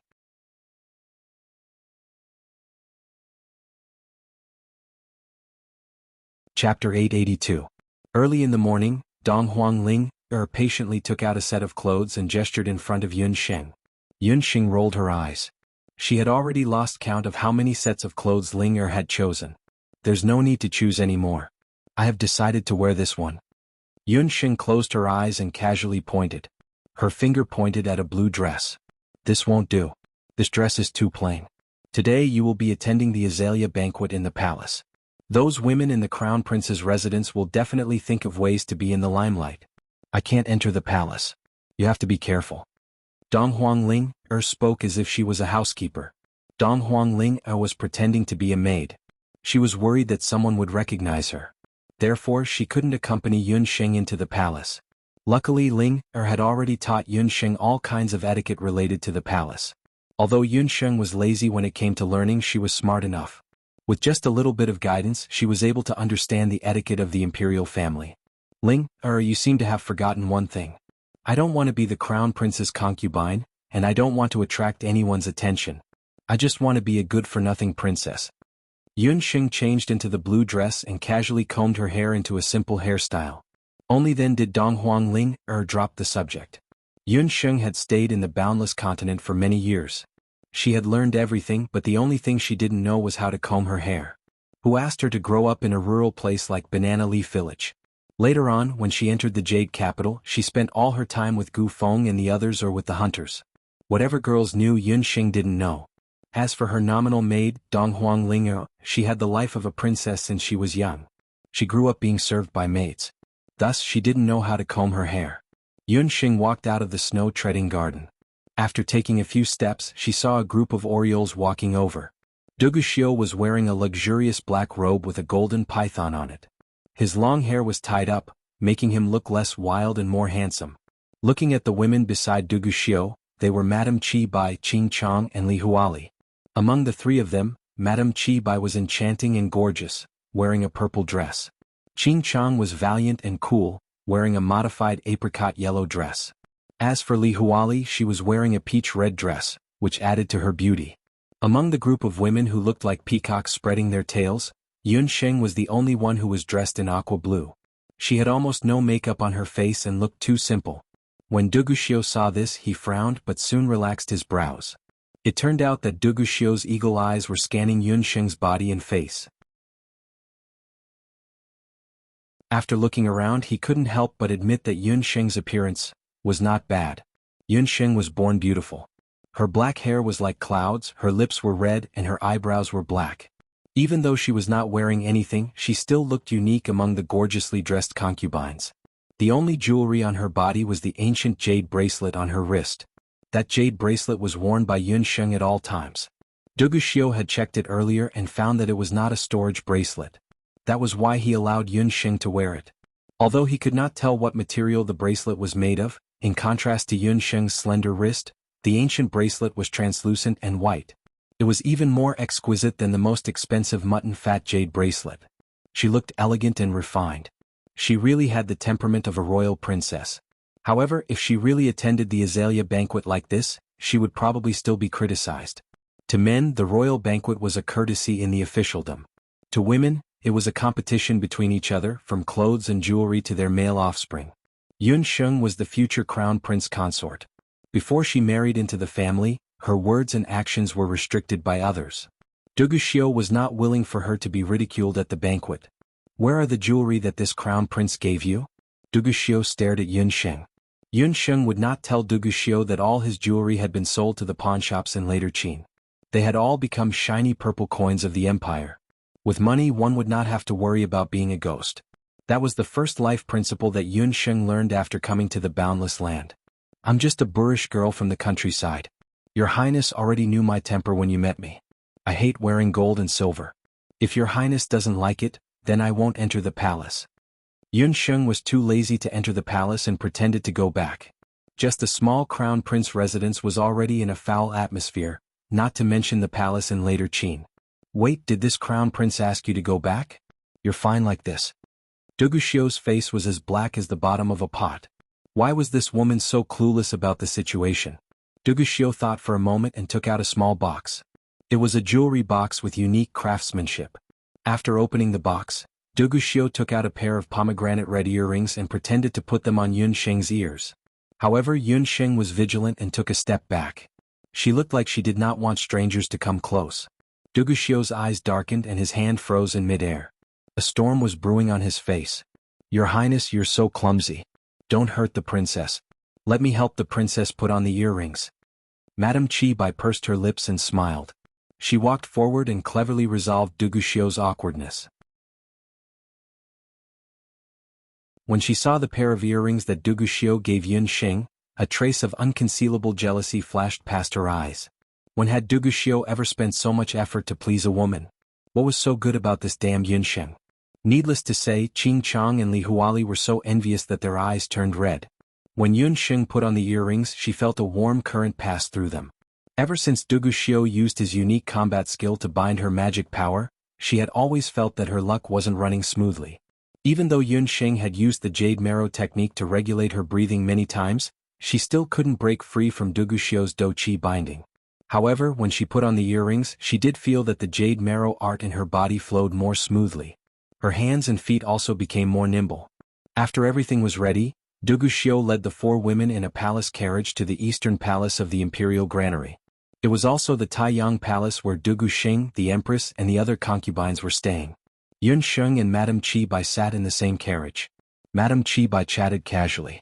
When they arrived at the Taiyang Palace, Yunxing got out of the carriage. Duguxiu's carriage had just stopped when it was surrounded by a group of later Qing nobles and officials. In front of the Taiyang Palace, there was a beautiful scene of flowers.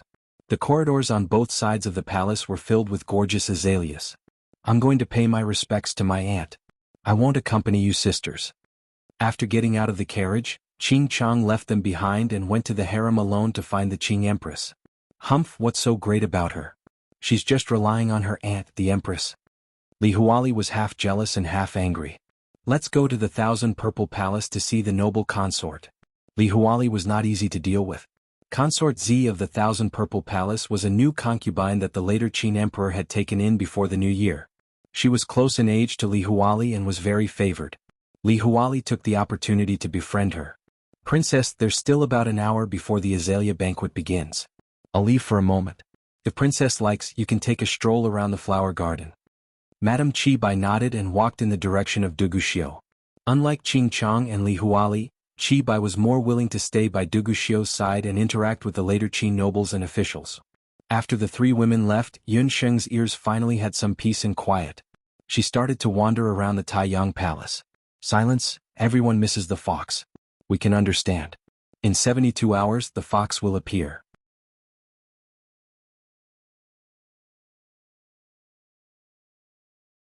Chapter 883.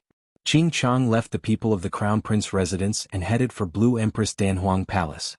As soon as she entered Danhuang Palace, she smelled a charming fragrance. A beautiful woman was lying on a couch with her eyes closed.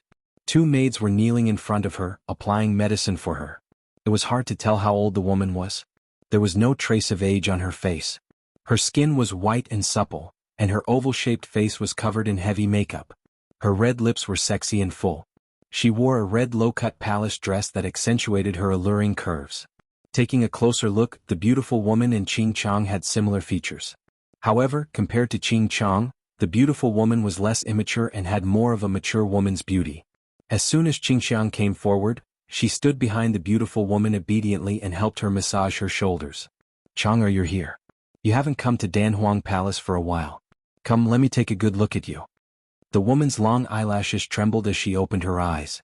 Seeing Qing Chang, her expression softened. She pulled Qing Chang in front of her and took a closer look.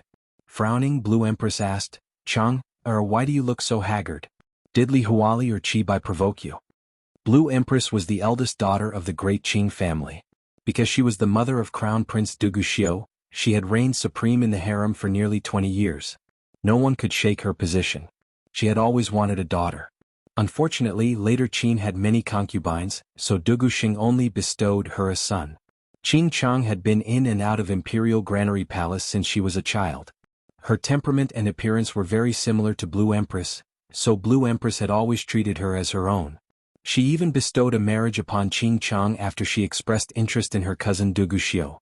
Blue Empress originally wanted to support Qing Chang as Duguxiu's first wife. She would inherit the throne of the later Qin Empress. Who knew that the later Qin Emperor would betroth Duguxiu to that idiot princess from the eastern capital? Blue Empress had even quarreled with Duguxing over this matter. In Blue Empress' eyes, the eastern capital was already on the decline. Apart from a legitimate bloodline of the imperial family, how could the eastern capital's princess compare to a woman of the Qing family? What's more, news of Grand Princess Donghuang running away from the marriage made Empress even more disdainful of the eastern capital's princess. Qing Chang's eyes reddened. And who else could it be? It's that commoner from the eastern capital? What? Qing Chang's mother's Qing Chang's appearance? Qing Chang's temper. She was Chang's. Qing Chang's. Qing Chang's. Qing Chang's temperament was similar to hers. She had a strong temper and she had her support on a daily basis. A lowly princess who had just entered the residence and had not even gotten married dared to provoke Qing Chang? She didn't give her the cold shoulder. On the first night she came in, she forced Nanny He Li Huali's maid to death. Cousin Crown Prince not only didn't blame her, but also asked her to move to Yu Pavilion. But that woman was very arrogant. Not only did she not obey, but she also set up a bunch of traps in Yu Pavilion and injured one of Cousin Crown Prince's guards. Even Cousin Crown Prince was driven out. Qing Chang's series of complaints made Blue Empress's expression change. How could there be such a big commotion on the first day of the bride's arrival? Not only did Xiu not get angry, but he also asked that rude woman to move to Yu Pavilion? Because of his childhood experiences, Dugu Xiu's was cold. Even to Empress Qing Chang, his mother, he was not very polite. Needless to say, Yu Pavilion, which he regarded as a forbidden area, was open to that woman? It could be seen that the commoner princess from the eastern capital had some tricks up her sleeve. Not only that, that woman also likes to attract bees and butterflies. Before she entered the residence, she had flirted with Prince Dugu Qian. That day she was still seducing my eldest brother in Tianya house. He accidentally fell into her trap and was seen by Cousin Crown Prince. Cousin Crown Prince crippled my eldest brother's right hand. I'm afraid that his hand won't be able to recover. When Qing Chang spoke of her grievances, tears rolled down her cheeks. Preposterous. That woman really thinks that she has some status. Later, Qin is not the eastern capital. Blue Empress became angry. The palace maid who was kneeling in front of her was kicked away by Blue Empress Qing Chang. The palace maid who was kneeling in front of Blue Empress Qing Chang was so scared that she curled up on the ground and didn't dare to move. Blue Empress Qing Chang was very protective of her people. Under her protection, the people of Qing Mansion had always been running amok in later Qin. Dong Huangsheng had just arrived in later Qin, and she was already running amok. In the future, even Blue Empress Qing Chang, as her mother, would have to listen to her when doing things. That's right. Concubine mother, you have to properly teach that woman a lesson. She's too arrogant. I don't know what method she used to make Crown Prince cousin run around in circles. Qing Chang saw that Qing Empress was angry and secretly rejoiced. However, that woman is, after all, a princess who came from the eastern capital. Speaking of status, she is a member of the royal family. If you teach her a lesson, I'm afraid that the emperor and the crown prince wouldn't agree to it. Although Blue Empress Qing Chang was angry, she wasn't rash. Since she was able to climb up to the throne by borrowing Dong Huangsheng's seed, she naturally had some tricks up her sleeves. Aunt, are we just going to let that little bitch run amok? Qing Chang was unhappy. Don't worry. Isn't there going to be the Azalea banquet later on? According to the rules of the past years, how would the Azalea banquet be peaceful? Chang, just wait and see how your aunt is going to teach that little bitch a lesson. Blue Empress Qing Chang had a kind expression on her face. However, the venomous glint in her eyes caused others to shiver. Those palace maids who were kneeling on the ground couldn't help but shiver. Last time, when Blue Empress Qing Chang killed a palace maid who was favored by the emperor, she had the same expression on her face. Taiyang Palace was very big. The main banquet was held in the front hall. Yun Sheng thought that the front hall was sunny and beautiful. It was a completely different scene from the stepping snow garden where Yun Sheng stayed. The azalea flowers here bloomed beautifully. There were red, purple, white and orange colors. After avoiding the crowd, Yun Sheng only felt refreshed. Now she was like a canary. Although she seemed to be free, she couldn't get away. However, Duguxiu didn't need to be complacent. Did he really think that trapping her was enough? Moyne's matter was just the beginning. She would soon make Duguxiu regret bringing her back to the later Qin. In this palace, not only are the flowers well grown, but the herbs are also well grown. After Yun Xing walked past a cluster of azalea flowers, she saw a field of herbs that were growing well. Yun Xing was a doctor. She was 100 times more interested in herbs than azalea flowers. There were all kinds of saint-grade and high-grade herbs in this medicinal field. If Miss knew why these herbs and flowers bloomed so well, I'm afraid you wouldn't be in the mood to appreciate them. A sudden voice interrupted Yun Sheng's sigh. Yun Sheng only noticed that there was a middle-aged man beside the medicinal field. Yun Sheng was shocked. She didn't know when the gardener was here. Yun Sheng didn't notice his appearance.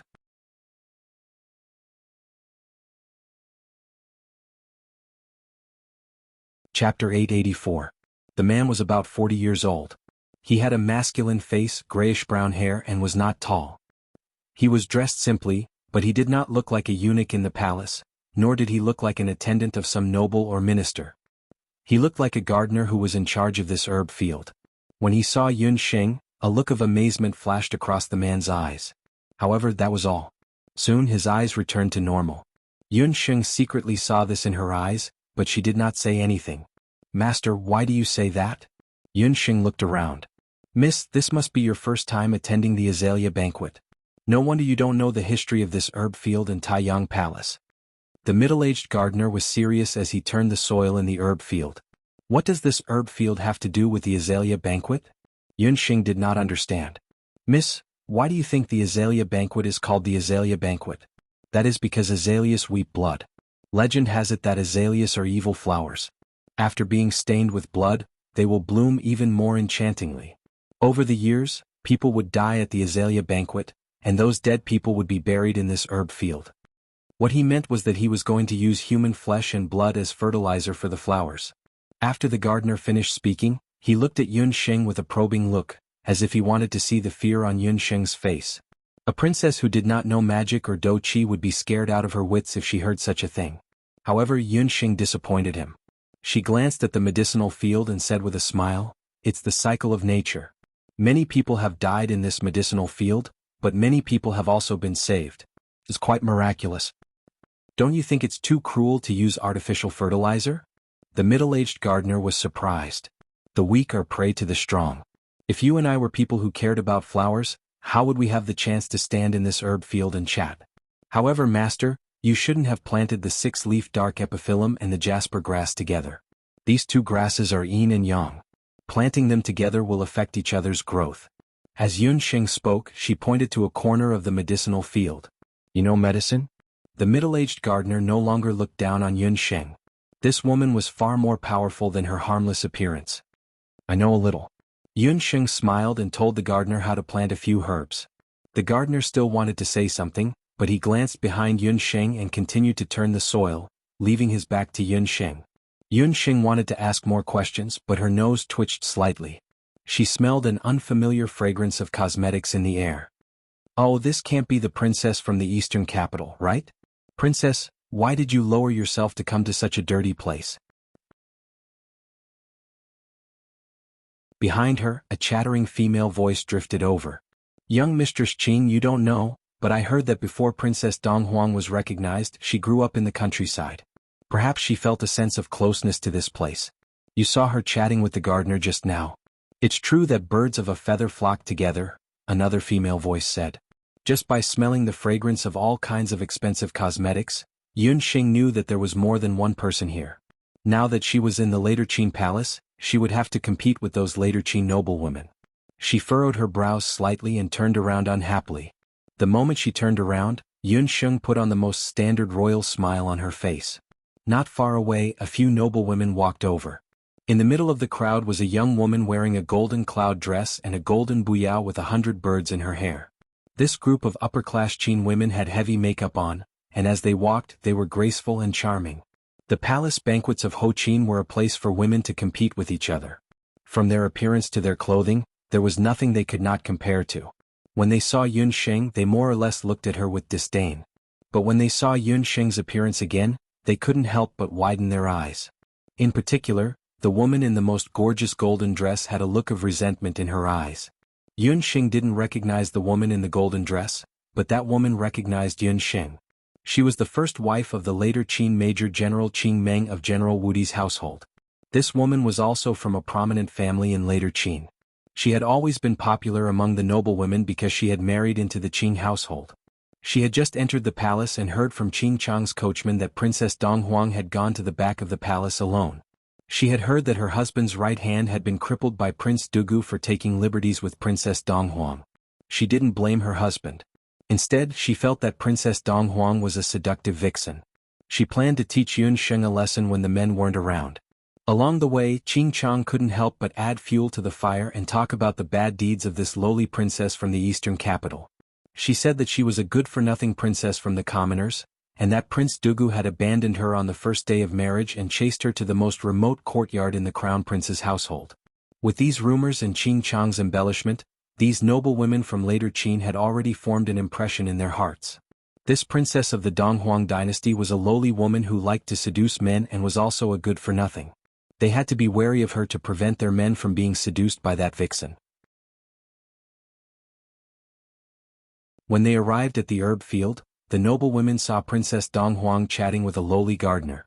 Looking at Yun Sheng's plain dress, these noble women looked down on her even more. But when Yun Sheng turned around, all the noble women felt their eyes light up. The azaleas in Taiyang Palace were already bright enough, and these noble women from later Qin had also dressed up meticulously. But the moment Yun Sheng turned around, those colorful azaleas dimmed a little. This so-called princess from the commoners.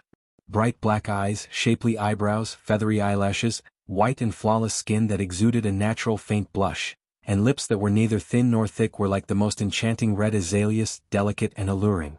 This woman was so beautiful that she didn't seem like a mortal. Would Prince Dugu neglect such a rare beauty? These noble women were all from noble families, and although they usually flattered Qing Chang, they weren't stupid. The princess is wearing soul crystal earrings, one of the noble women said with sharp eyes. She saw the red color on Yun Sheng's earlobes. In an instant, the group of noble women surrounded her. It's really soul crystal earrings. I heard that only Master Moyin can make these earrings. Even Qing Chang only has one pair. I heard from my man that a few days ago, he accompanied Prince Dugu to custom make a pair from Master Moyin. The group of noble women who had been mocking Yun Sheng looked at each other as if their tongues had been bitten by a dog. The earrings that Prince Dugu had personally found someone to custom make were not worn by anyone else in the Qing mansion, but only by Princess Donghuang. Didn't this mean that the prince had a special liking for Donghuang? Your Highness, your skin is really good. Only your Highness is worthy of this earring. This group of noble women was not stupid. They immediately changed their tone and were all like ants that had seen honey. They abandoned young Madame Qing and surrounded Yun Sheng.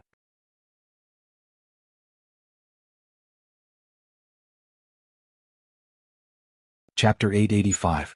Young Mistress Qing, who was still acting high and mighty like a peacock a moment ago, was now ignored by everyone. Young Mistress Qing gritted her teeth in anger, but it wasn't good for her to flare up. No matter what, young Mistress Qing was just the wife of a young general. However, Donghuang Sheng was different. As long as Crown Prince Dugu doted on her, she would be the Empress. All of her men would have to listen to Crown Prince Dugu's whims. Madam, you are too polite. I see that Madam's skin is yellowish and dark. Is it because you don't sleep well? Yun Sheng had a gentle look on her face, as if she didn't hear the mocking from the crowd at all. Princess, how did you know? That Madam was very surprised. Her body had been very unwell recently, and she couldn't sleep well at night. And this, Madam, you have spots on your cheeks. It must be because of your irregular menstruation. You need to get it treated. Yun Sheng glanced at the faces of the madams. These madams were all wearing heavy makeup to hide their dark skin and spots on their cheeks. Yes. Princess, I have invited many doctors, but none of them could find anything wrong. I have learned some medical skills in my early years, and I also know some beauty maintenance methods. If madams are interested, I can discuss more with you. Yun Sheng said as she told everyone her beauty maintenance methods. These madams then looked at Yun Sheng and saw that she wasn't wearing any makeup. Her skin was as clear as jade, bright and smooth, and it was as if an egg had been peeled off its shell. All of them believed in Yun Sheng's words without a doubt. These madams all wished that they could become younger and prettier so that they could control the hearts of their men. However, although there were specialized doctors in the boundless continent, none of them knew how to maintain their beauty. Yun Sheng was a medical expert from the modern era. In the modern era, because women love beauty, they would go to all kinds of beauty salons. Yun Sheng was also very knowledgeable about beauty maintenance. What external and internal application? What daily exercise? One after another, these madams from the later Qin dynasty were mesmerized by Yun Sheng's new concepts. They wished that they could immediately become close friends with Yun Sheng. A group of people surrounded Yun Sheng and chattered noisily as they escorted Yun Sheng towards the front hall. Young Madame Qing didn't even have the chance to interrupt. She was so angry that she kicked the soil on the ridge of the herb field a few times and walked back resentfully. After the women left, the gardener who was still digging the soil stood up. He patted the soil off his body and looked in the direction Yunsheng left in deep thought. As they walked back to the front hall, the women became familiar with Yunsheng and forgot that they were here to provoke Yunsheng. Dugu Xiu and Madame Qi Bai were escorted by a group of nobles and officials. They just happened to see this scene.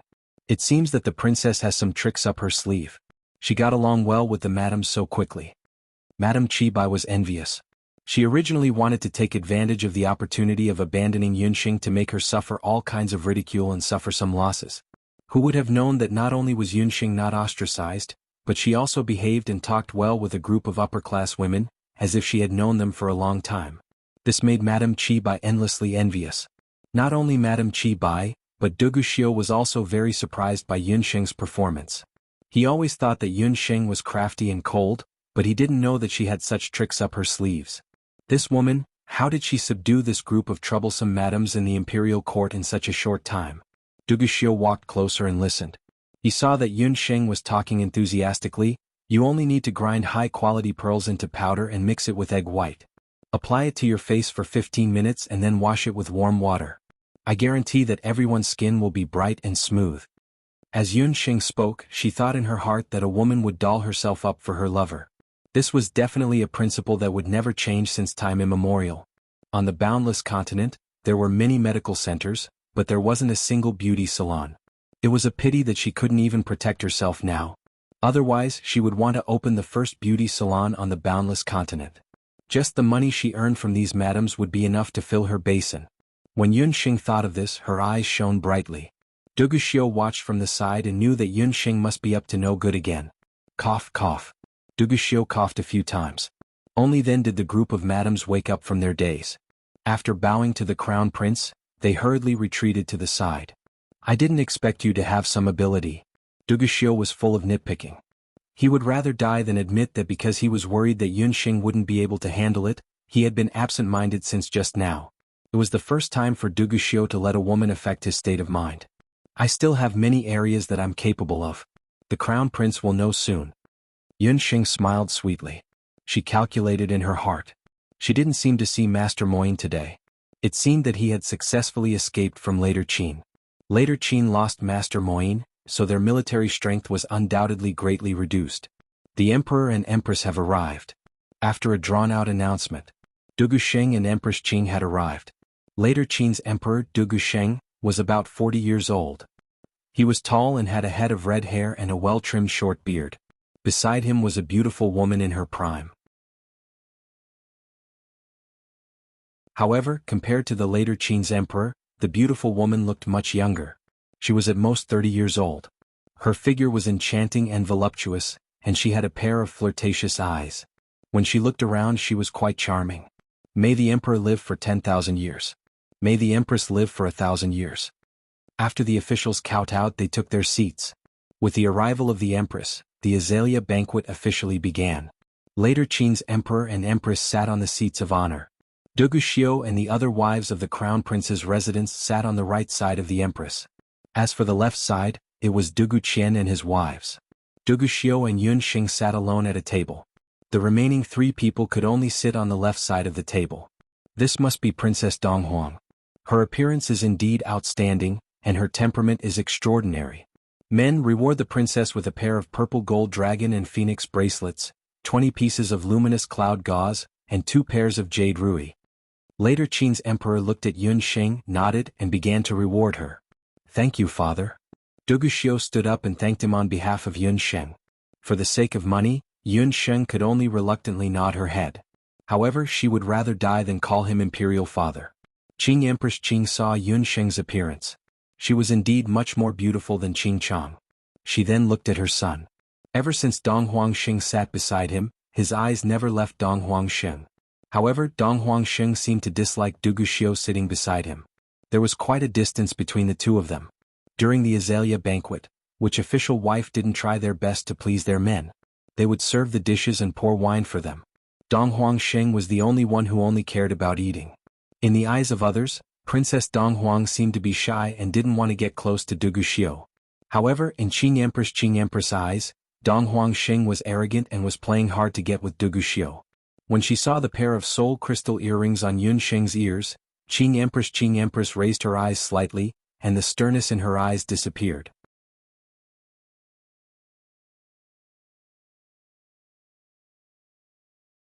Chapter 886. Qing Empress naturally recognized the soul crystal ear studs. Qing Empress also had a pair of similar ear studs.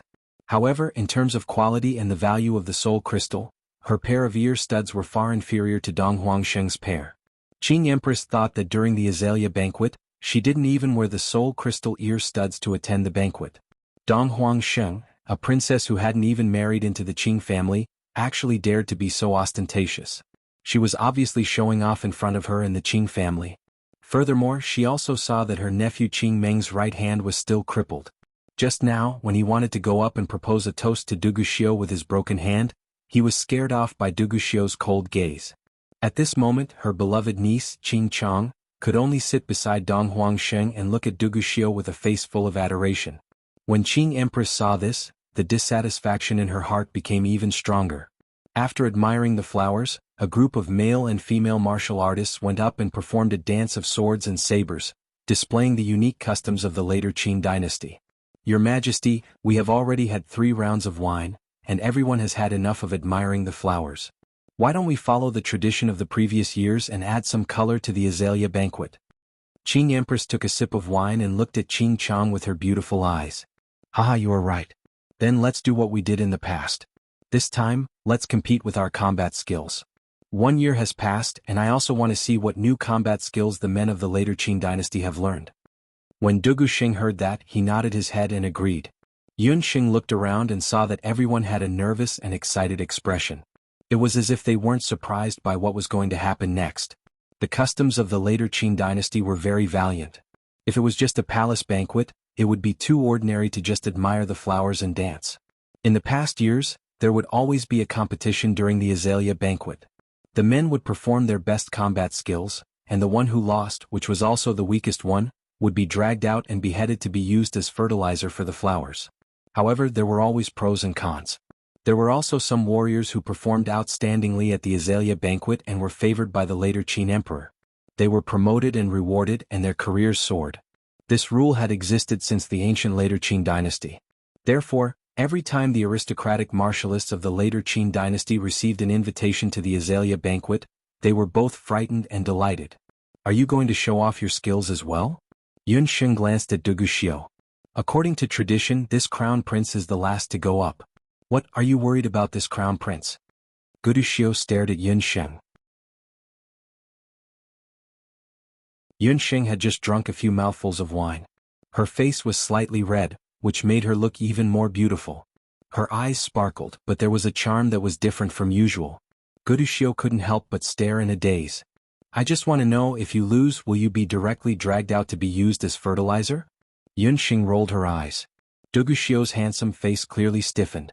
The corner of his mouth twitched and he suppressed his anger. Don't worry, in the entire later Qing dynasty, there is no one who can compare to this crown prince. However, the Azalea banquet has always been fair. 3 years ago, this crown prince's 14th brother was also sentenced to death because his combat skills were inferior. That's good. The fairer it is, the more exciting it will be. Yun Sheng grabbed a sour plum and nibbled on it with relish. She was up to no good in her heart. Just as Yun Sheng was happily nibbling on the plum, she suddenly caught a hostile gaze. She raised her head slightly and saw Qing Ho coldly glaring at her. A bad feeling arose in her heart. As expected, Qing Ho suddenly smiled. Your Majesty, why don't we change the rules for this year's Azalea banquet? It's boring to watch you men compete every day. Why don't we also let the female guests present show their skills? Her Majesty is right. Every year it's us old men competing. We're already tired of competing until we're covered in sweat. Everyone knows that the women of later Qing dynasty aren't inferior to men. Let's have a competition and let us old men broaden our horizons. Qing Meng suppressed his anger and waited for the revenge that his younger sister had mentioned earlier. Finally, Qing Ho opened her mouth. Qing Meng immediately knew that the opportunity to take revenge had arrived. He and Qing Ho Foreign beside him hurriedly agreed. The other powers that were subordinate to Qing Ho also chimed in. Du Guxiu's gaze suddenly turned cold. What is going on? Mother already knew that Yunxing didn't know how to use Do Qi, and she also didn't know how to use magic. For her to suddenly suggest a competition, her intention couldn't be any more obvious. Among the ladies that were present at the Azalea banquet today, they either knew how to use magic or Do Qi. The only one that didn't know anything was Yunxing. Father, I don't think that this matter is appropriate. Dugu Xiu still wanted to reject this matter. Xiu, on the battlefield you men have the final say. However, in the imperial harem, you still have to listen to your mother. Men rule the country while women rule the imperial harem. If you don't even dare to participate in a small competition like the Azalea banquet, how are you going to convince everyone? Jianghu glanced at Dugu Xiu. From her tone, one could tell that she was displeased. Dong Huangxing hadn't even married into the family yet, and Xiu, had already disobeyed her in public.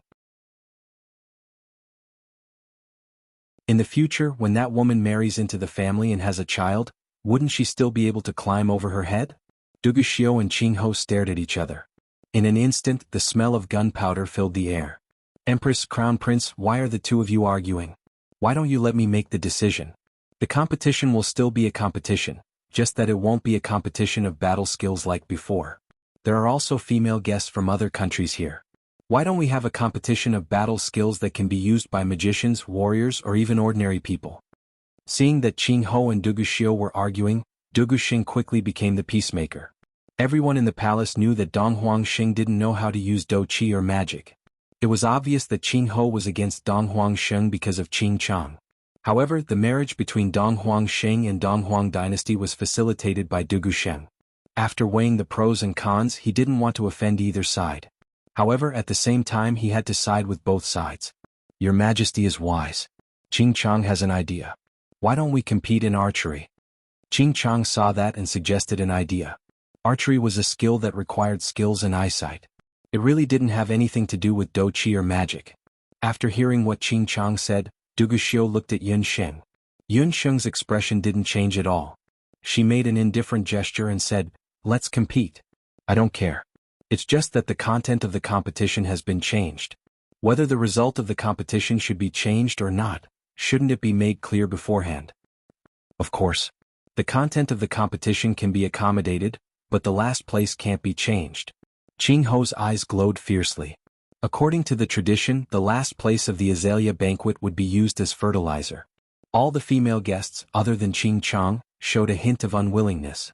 Yunxing saw this and sneered in her heart. When in Rome, do as the Romans do. We'll do whatever the Empress thinks is good. Yunxing smiled. It seemed like Jianghu wanted her to be fertilizer. That's good. If I don't teach these people a lesson, they won't know why the flowers are so red.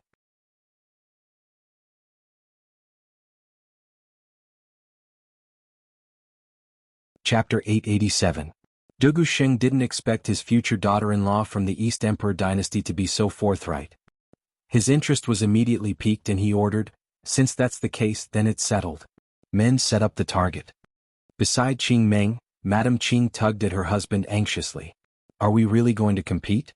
I'm not good at archery. What if? You even dare to compete with Dong Huangxing? What are you afraid of? The last one will definitely be that idiotic princess. Let's see who can protect her. Qing Meng rolled his eyes at his wife. Most of the girls in the later Qing dynasty had learned horsemanship and archery when they were young, but not all of them specialized in archery like Qing Chang. Therefore, Madame Qing wasn't the only one who was anxious. But on second thought, no matter how bad she was, she couldn't be worse than Dong Huangxing. Everyone looked at Dong Huangxing. Her skin was soft and tender, as if she hadn't even seen the sun for a few times. Then they looked at her hands. She didn't look like she had ever held a weapon before. Thinking about it this way, 99% of the people had already decided that Dong Huangxing would be the one to be the fertilizers. Dugu Xing ordered. Then a few warriors carried a target that was half a man's height to the stage. The target of the later Qing dynasty wasn't an ordinary grass target. It was half a meter in diameter, and the target was made of extremely tough golden arrow grass. It was covered with a 2-inch thick rhinoceros skin. The red dot at the center of the target was dyed with the blood of magical beasts. The weight of such an animal skin target alone was more than 50 kilograms. When it was carried up, one could feel the steaming smell of the battlefield. If one didn't have good arm strength, it would be difficult for him to even hit the target, let alone the red spot. Your Majesty, since there is a competition, there should be a referee to show fairness. Why don't I be the referee? Madame Qing seemed to be in a good mood. She volunteered to be the referee. Why don't I be the referee? What do you think, Your Majesty? A warrior in a white robe walked over. Director Song, what brings you here? The later Qin emperor couldn't help but smile when he saw who it was. The noble princes and concubines present all stood up and bowed respectfully to the person who had come. Master. Duguxiu walked forward with his usual coldness. Yunsheng was also surprised. This Director Song was the middle-aged flower farmer she had met in the medicine field earlier. He was still dressed as a gardener, but unexpectedly, he was the curator of the Big Dipper Martial Hall. Director Song was not only the director of the Big Dipper Martial Hall, but he was also Duguxiu's teacher. Back then, Duguxiu had learned all his combat skills from Director Song. He didn't hold any official position in the imperial court, but he could freely enter and leave the palace. He was undoubtedly the #1 martial artist in the later Qin dynasty. Director Song's origin was very mysterious, and his cultivation was also very high. There were rumors in the outside world that his cultivation had even surpassed the first level of martial emperor. However, Director Song was indifferent by nature, but he was also upright and plain-spoken. He had always disliked the complicated formalities of the imperial court. Every year, Duguxing would host the palace's Azalea banquet and invite him, but according to the rules of previous years, he had never attended. Therefore, his sudden appearance at today's Azalea banquet naturally came as a shock to everyone. Qing Ho's expression changed slightly when she saw Director Song. The later Qin emperor and the others might not know Director Song's origin, but Qing Ho knew. Director Song was sent by the Qilin clan's patriarch He Yao to teach Duguxiu martial skills. Although he was sent by He Yao in terms of seniority, he was still He Yao's senior martial brother and was rumored to be a member of the 8 Desolate Tribes' Beast God Altar. When He Yao became friends with Qing Ho, he saw that she was a very ambitious woman. She was obsessed with politics and had long wanted to control the later Qin's imperial court. In order to prevent Qing Ho from becoming too powerful in the future and controlling Duguxiu, He Yao sent Director Song to help Duguxiu ascend to the throne of the later Qin emperor as soon as possible. At the same time, he also wanted to prevent Qing Ho from becoming too powerful. Indeed, after Director Song's arrival, the relationship between Qing Ho and Duguxiu's mother and son had become quite distant.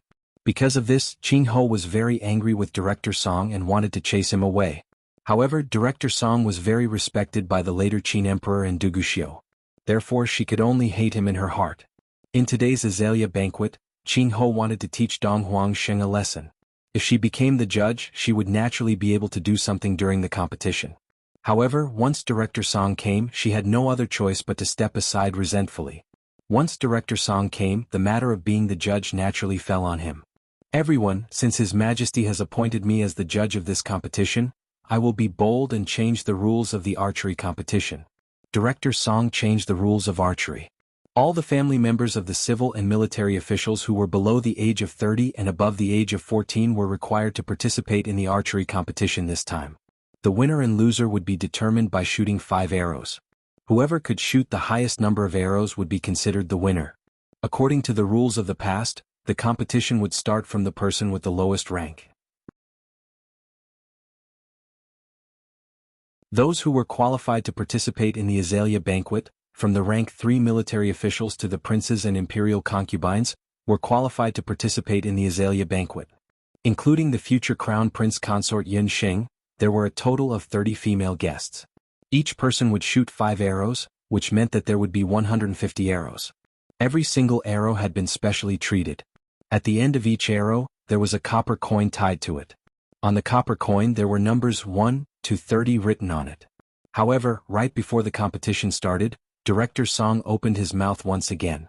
Right now, every female guest has been given 5 arrows with different numbers. This competition will only record the final result. The winner and loser will only be determined after the last person shoots all the arrows. During this period of time, the arrows that each person shoots will not be pulled out. The person who shoots later will be able to shoot down the arrow shot by the person who shot earlier. If the arrow is shot down, the previous person's result will not be counted. This was the first time Director Song had heard of such archery rules. However, this greatly increased the excitement of the archery competition. Yun Sheng was given the arrow with the number 1 at the end. According to the order, she was placed last. The The first person to come up was the wife of a rank 3 military official.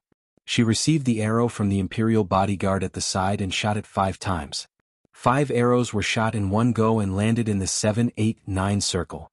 As expected of the wife of a military official, her archery skills were quite good. However, even so, the military official couple's expressions were still very nervous. According to Director Song's rules, no one would know the result of this competition until the last arrow was shot. The target was very big and could easily hold 200 to 300 arrows. However, the space was limited. If one did not take the arrow, the chances of hitting the target or the arrow being shot down would greatly increase. The remaining people shot 14 to 15 people. Apart from one person whose archery skills were slightly inferior, most of their arrows landed in the 7 or 7 circle. During this time there were 2 people whose arrows were shot down. It seems that later Qin women are indeed not inferior to men. With such archery skills, even if they were to go into battle, it would be more than enough. Duguxiu stroked his beard and nodded in agreement. I hope that the people behind are also like this. The Green Empress said as she glanced at Yun Sheng. The family guessing competition's plot is very lively. Someone even guessed correctly. Don't be so clever. In any case, you should at least leave some food for Defu. Also, thank you for everyone's tips, subscriptions and tickets.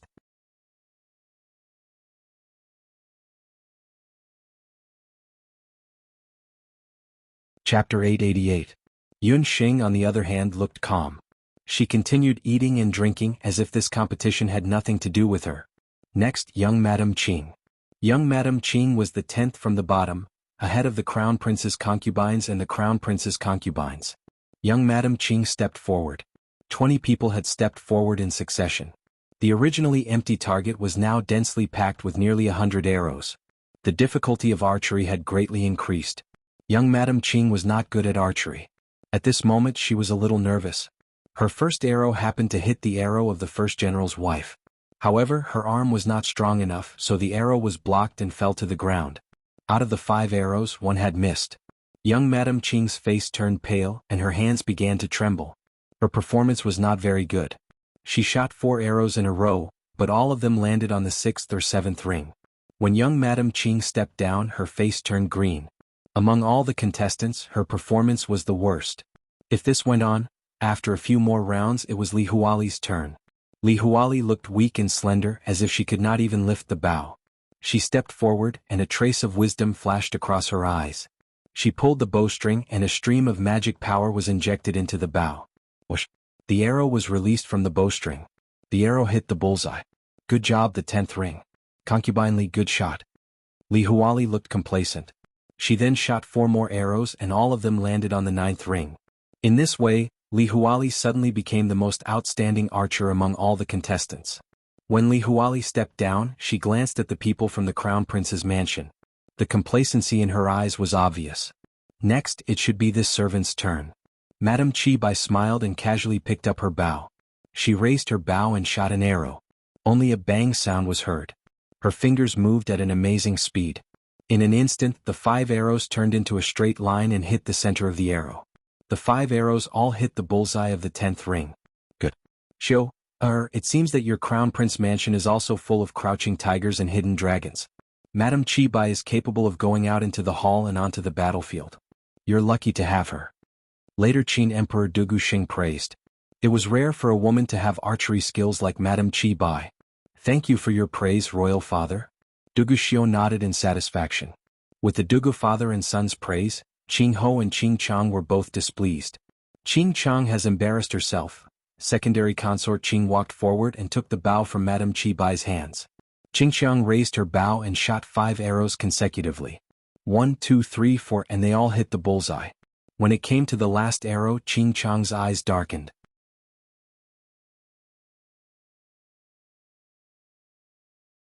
She sent a hidden force into the arrow and the bow.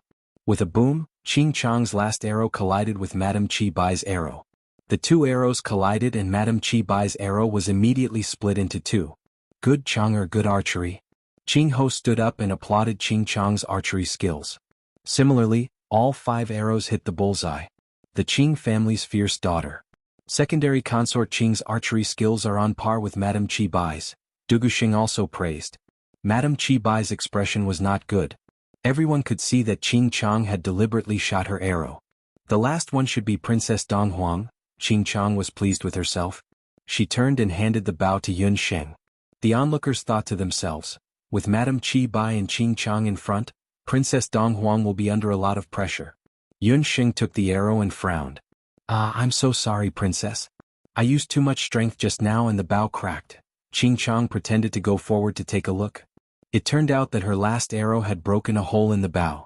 Men get a new bow. Du Guxiu glanced at Qing Chang with displeasure. No need, I have my own bow and arrows. Yun Sheng smiled and untied something from her waist. It was a palm-sized bow carved out of jade. If one did not pay attention, it would be easy to mistake it for a jade pendant. Yun Sheng's divine sense moved slightly, and the bow that looked like a jade pendant automatically enlarged until it was a size suitable for Yun Sheng. The Rui bow. Qing Chang saw the bow and jumped up without caring about his broken arm, pointing at Yun Sheng's bow. Qing Chang's eyes were red with anger as she stared at the bow in Yun Sheng's hand. When Yun Sheng entered the palace earlier, she carried the Rui bow with her like a hanging ornament. Not many people noticed it. Yun Sheng shrugged. She did not believe that Qing Chang and her sister would dare to snatch the bow. Qing Chang stared at the Rui bow, feeling as if ants were gnawing at her heart. She really did not dare to snatch the bow in front of so many people. But why would this bow appear on Donghuang Sheng? Qing Ming saw this and quickly pulled Qing Chang to the side. Chang, calm down. Why do you have to care about a bow? This woman might not even be able to live past today. The whole later Qin is yours. When the time comes, you can have whatever you want Moyin to make for you. Qing Qiong could only suppress her anger. What her big brother said was right. So what if Donghuang Sheng had a good bow? The target right now was filled with arrows. She didn't believe that Donghuang Sheng, that idiot, would be able to get a good result. If she wasn't careful, she might end up as fertilizer for the flowers later. Everyone looked as if they were waiting to watch a good show. Yun Sheng picked up the bow calmly. In her black eyes, a hint of golden light flashed past unnoticeably. The entire target was clearly enlarged in her mind. A hint of a smile appeared on her face. Yun Sheng's fingertips shook. Whoosh whoosh whoosh whoosh. The 4 arrows were shot at the target in a disorderly manner. It's actually 4 one-ring arrows. Someone laughed softly. Du Guxiu's mouth twitched. Look, he did not expect Yun Sheng's archery skills to be so bad. Of course, the 4 arrows that Yun Sheng shot out actually hit the outermost red line of the target accurately. They were thousands of miles away from the center of the target. 4 one-ring arrows. Even young Madame Qin, who missed an arrow earlier, had better archery skills than Yun Sheng. Du Guxiu's eyes narrowed, and he subconsciously tightened his grip on the wine cup in his hand. He looked at Director Song, who was not far away. Director Song looked at him and nodded his head. Du Guxiu then heaved a sigh of relief and put down the wine cup in his hand. The master and disciple communicated secretly, and the bystanders did not notice it. No matter what, Du Guxiu's woman was not allowed to be mocked by others. Everyone's eyes were now focused on Princess Donghuang, waiting for her to shoot the last arrow. Even though this arrow was no longer of any importance to him. Qing Chang laughed at the side. Director Song, I think Princess Donghuang is tired from the journey. I'm afraid she hasn't recovered yet. Why don't I shoot the last arrow for her?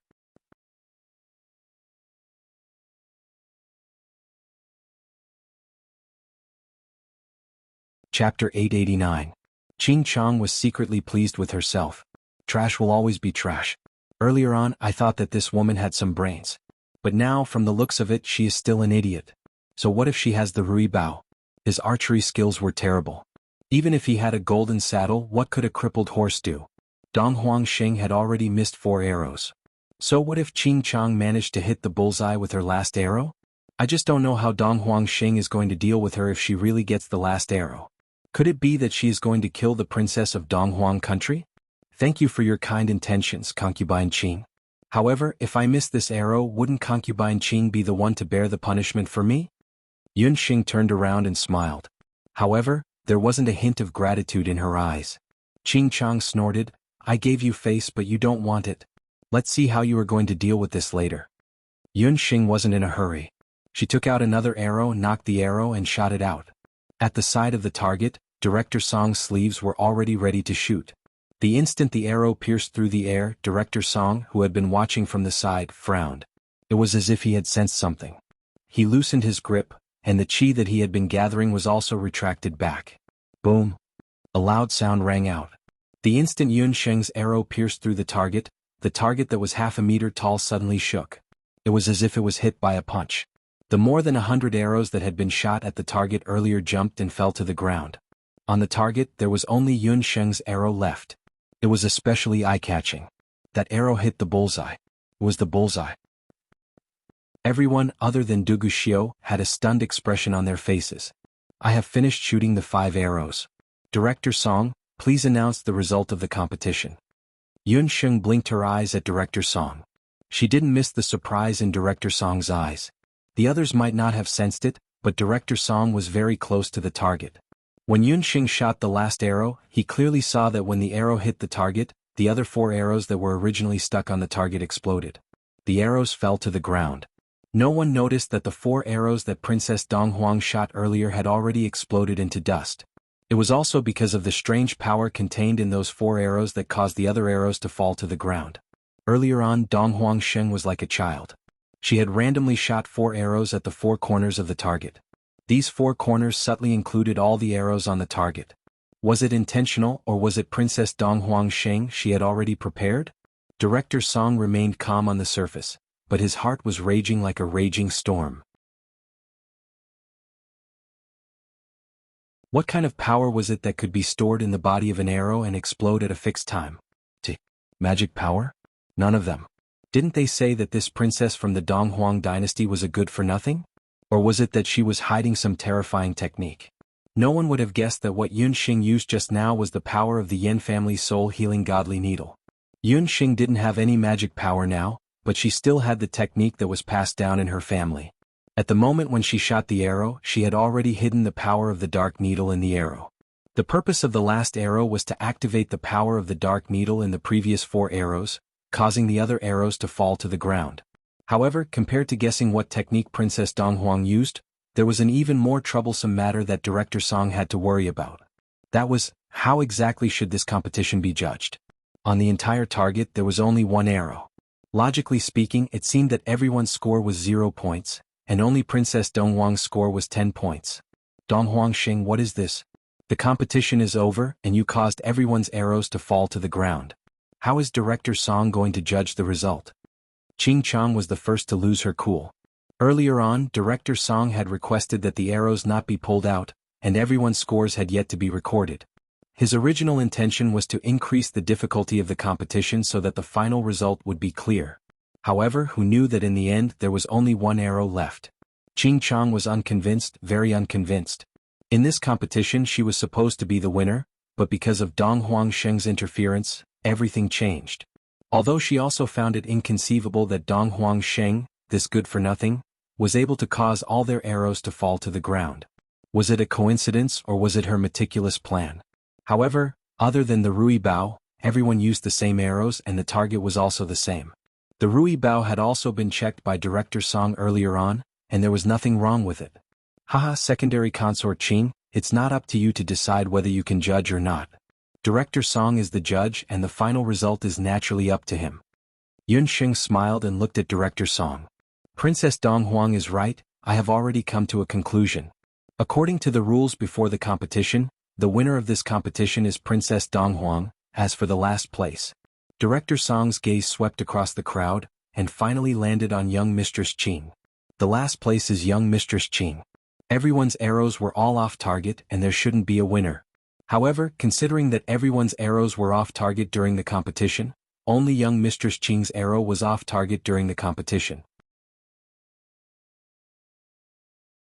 Therefore, young Mistress Qing lost this competition. As soon as Director Song finished speaking, young Mistress Qing was so frightened that she fell to the ground with a plop. This is not fair, my score is obviously higher than Princess Donghuang. Young Mistress Qing's face was pale. Does anyone else have any objections to this result? Director Song looked around. Director Song spoke and the result was obvious. At this moment, no one dared to have any objections. The later Qin emperors, Du Gusheng and Du Guxiu, were equally indifferent. Qing Meng and Qing Chang's faces were also pale, and they looked at Qing Empress pleadingly. Young Mistress Qing was from the Qing mansion, and today's competition was personally proposed by Qing Empress. She originally wanted to use this opportunity to attack Dong Huangsheng. Even if she couldn't get rid of Dong Huangsheng, she would at least make her lose face. However, in the end, young Mistress Qing became the scapegoat. If Qing Empress didn't do anything about it, she would lose face in the future. Your Majesty. Qing Empress just opened her mouth. Later Qing Emperor Dugusheng also had a headache. How could he not see that today's competition was Qing Empress's way of showing her power to her future daughter-in-law, Princess Donghuang? He didn't interfere earlier because he wanted to test Princess Donghuang and see if she could handle it. He was very satisfied with Dong Huangsheng's performance. Empress, the winner has been decided. I can't change the rules of the Azalea banquet without permission. The winner today is Princess Donghuang, so young Mistress Qing's life and death will be decided by Princess Donghuang. Dugusheng rubbed his temples. Qing Empress gritted her teeth and cursed Dugusheng in her heart. This bastard wants me to beg Dong Huangsheng. Qing Empress said reluctantly, Princess, for my sake, can you let young Mistress Qing go this time? You should know that in terms of seniority, she is your future cousin-in-law.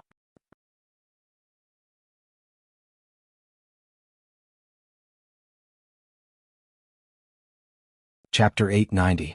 Cousin-in-law. Yunxing spat twice in her heart. Who wants to be her? I would rather have a godlike enemy than a pig-like relative. This group of later Qin women, saying that women are not inferior to men, each and every one of them can shoot a willow leaf from 100 paces away, like an invincible archer. None of them really understood the purpose of Director Song's rule. Although it was a competition of archery, it was actually a competition of brains. This Qing Empress was even funnier. Since the beginning of the Azalea banquet, she had been opposing her, but now she used the title of cousin-in-law. Aha, if she really gave in, she would not be Yunsheng. Empress, I only have one question. If the person who lost today was me, would anyone still plead for me? Others bullied and humiliated me. If I endured it, who would put Dong Huangsheng in my eyes in the future? Since I am the princess of Donghuang, I represent the Donghuang dynasty. In the Donghuang dynasty, if you agree to a bet, you have to accept defeat. If a prince breaks the law, he will be punished the same as a commoner. Yunsheng's eyes were slightly cold, but her words had already determined the life and death of young Madame Qing. At this moment, this plain-clothed woman was no longer as indifferent as before. Her jade-like face was clear and beautiful, like an unsheathed sword, showing off its sharp edge. How could she be so domineering? Later Qin ministers, even Dugusheng and Qing Empress, could not help but slightly change their expression. Her words were clear enough. Sparing young Madame Qing was tantamount to insulting the Donghuang dynasty. The Donghuang dynasty had declined, but it was the only legitimate imperial family on the continent. Weighing the pros and cons, later Qin Emperor Dugusheng waved his hand, and two guards pulled young Madame Qing up. Husband, save me, sister-in-law, save me, Empress. Young Madame Qing's shrill cry echoed in the Taiyang Palace. No one in the Qing mansion dared to speak, and could only watch young Madame Qing's voice go further and further away until it completely disappeared. I'm not feeling well, I'll take my leave first. Qing Empress pulled a long face, got up in disappointment, and left the banquet early with the excuse that she was not feeling well. Qing Meng looked like he had lost his soul. Qing Chang's eyes were red. Only Duguxiu seemed to be in a good mood. In today's competition, those people who looked down on Dong Huangsheng earlier were all scared witless. After the Azalea banquet ended, Duguxiu stayed behind to discuss some important matters with Director Song. Yunsheng and the others took the carriage back to the Crown Prince residence. Inside the Taiyang Palace, the azaleas bloomed dazzlingly. In that medicinal field, there was another patch of bright red fertile soil. Thank you so much for your help just now, Master, Dugusheng said respectfully to Director Song. Dugusheng had already made arrangements for today's Azalea banquet. He knew that since Qing Meng's right hand was crippled by him, his mother would definitely seek revenge for Qing Mansion. He was the one who injured her, but Imperial Mother would definitely put the blame on Yunsheng. Therefore he had already asked his master, Director Song, to step in so that he could help Yunsheng at the crucial moment. Director Song was also a little surprised at first. Duguxiu had been learning martial arts from him for many years, but he had never asked him for help. Only this time he asked for help because of a woman. As his master, he naturally couldn't reject him. However, on the other hand, he was also very curious about what kind of woman could make Duguxiu fall in love with her. When Director Song first saw Dong Huangsheng, he only had an impression of her appearance. However, that was only her appearance. Her beauty was only for a moment. However, the conversation that followed made Director Song realize that Dong Huangxing was different from others. This princess from the eastern capital was not only brave, but she also said some shocking things from time to time. In the Azalea banquet, Dong Huangxing's amazing arrow shocked Director Song even more. "Xiu, you thanked the wrong person this time. I originally wanted to help Princess Dong Huang in this archery competition, but in the end, the princess's arrow had nothing to do with me." A rare smile appeared on Director Song's usually expressionless face. Only in front of his most valued disciple would he reveal such an expression. "Master? You weren't the one who helped me with the last arrow?" From Director Song's appearance in the herb field to his appearance in the middle of the competition, as well as him volunteering to be the judge, Duguxiu had already discussed all of these with Director Song. He even told Director Song that he would use his battle energy to help Yun Xing turn the tables at the last moment. "Xiu, I have watched you grow up and I know you even better than your parents. Let me ask you, how much do you know about this Dong Huangsheng?" Director Song looked at Duguxiu. Duguxiu hesitated for a moment, then said, "Master, I don't dare to hide anything from you. She is not Princess Dong Huang, she is the granddaughter of Yun Ba from Zhou State's Yun residence, Yun Xing." "What? Xiu, you are muddle-headed. Do you know how big of a commotion Yun Xing has caused in the continent recently?" When Director Song heard Yun Xing's name, his gaze changed as if he had seen a scourge. Recently, in the Wuji continent, the most earth-shattering matter was none other than the internal strife in Zhou State. Zhou State's Baiming Wang rebelled and forced the emperor of Zhou State, Yi Qingtian, to abdicate. Using the country as a betrothal gift, he swore to marry Yun Sheng. In the continent, Yun Sheng had long been viewed as a femme fatale, a foxy woman who would cause chaos in the imperial court. However, ever since she was divorced before marriage, Yun Sheng never appeared in the continent again. However, how would Director Song know that this femme fatale Yun Sheng, who was the subject of much discussion in the continent, was actually hiding in the crown prince's residence in Later Qin? This act of hiding a mistress in a golden house really caught Director Song off guard. "Master, I like her. 5 years ago I already liked her. I have placed yearning for her in my dreams. She will never leave me in this lifetime. Besides, her magic power has already been trapped by my Qilin battle aura. It's impossible for Yi Baiming to know that she's in Ho Qin." Duguxiu also knew about this matter. What he did was against common sense, but he still did it. Moreover, he didn't regret it at all. "You actually placed yearning for her in my dreams. You are too muddle-headed." So she was Yun Sheng. No wonder her archery skills were so tricky and strange. "Follow me." Director Song sighed. He had been young before, so how could he not know that the word love was the most misleading? Director Song brought Duguxiu to the archery target that was used in the previous competition. As soon as the competition ended, Director Song ordered someone to bring down the target. No outsiders were allowed to look at it. Director Song exerted force with his 10 fingers and the thick beast skin on the target was torn apart. What made Duguxiu shocked was that the inside of the thick and heavy target was already very loose. With just a pinch, the target would break apart. "Even I, as your master, am unable to tell what technique Yun Sheng used." However, the strength of Yun Sheng's arrow was so great that it broke the entire target. However, she was able to make the target look as if nothing had happened. His control over his strength was exquisite beyond compare. If her ability to control magic has also reached such a realm, then Dong Huangsheng could be said to be the #1 person in the boundless continent in the past few thousand years when it came to magic, Director Song said in a deep voice. "Warning, the foxy man is about to make his appearance."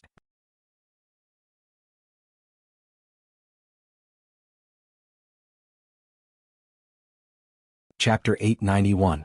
There were many mages and warriors in the boundless continent. Most people would think that the higher one's magic realm or martial realm was because they possessed more magic power. But in reality that wasn't the case. The Bakra orcs had discovered a secret earlier than the humans. The true strength of magicians and warriors lies in the degree to which they can use magic power and fighting aura. Even if they were both magic realm and martial realm experts, if they could use magic power better, it meant that they could fight to the last moment. Curator Song had good eyesight.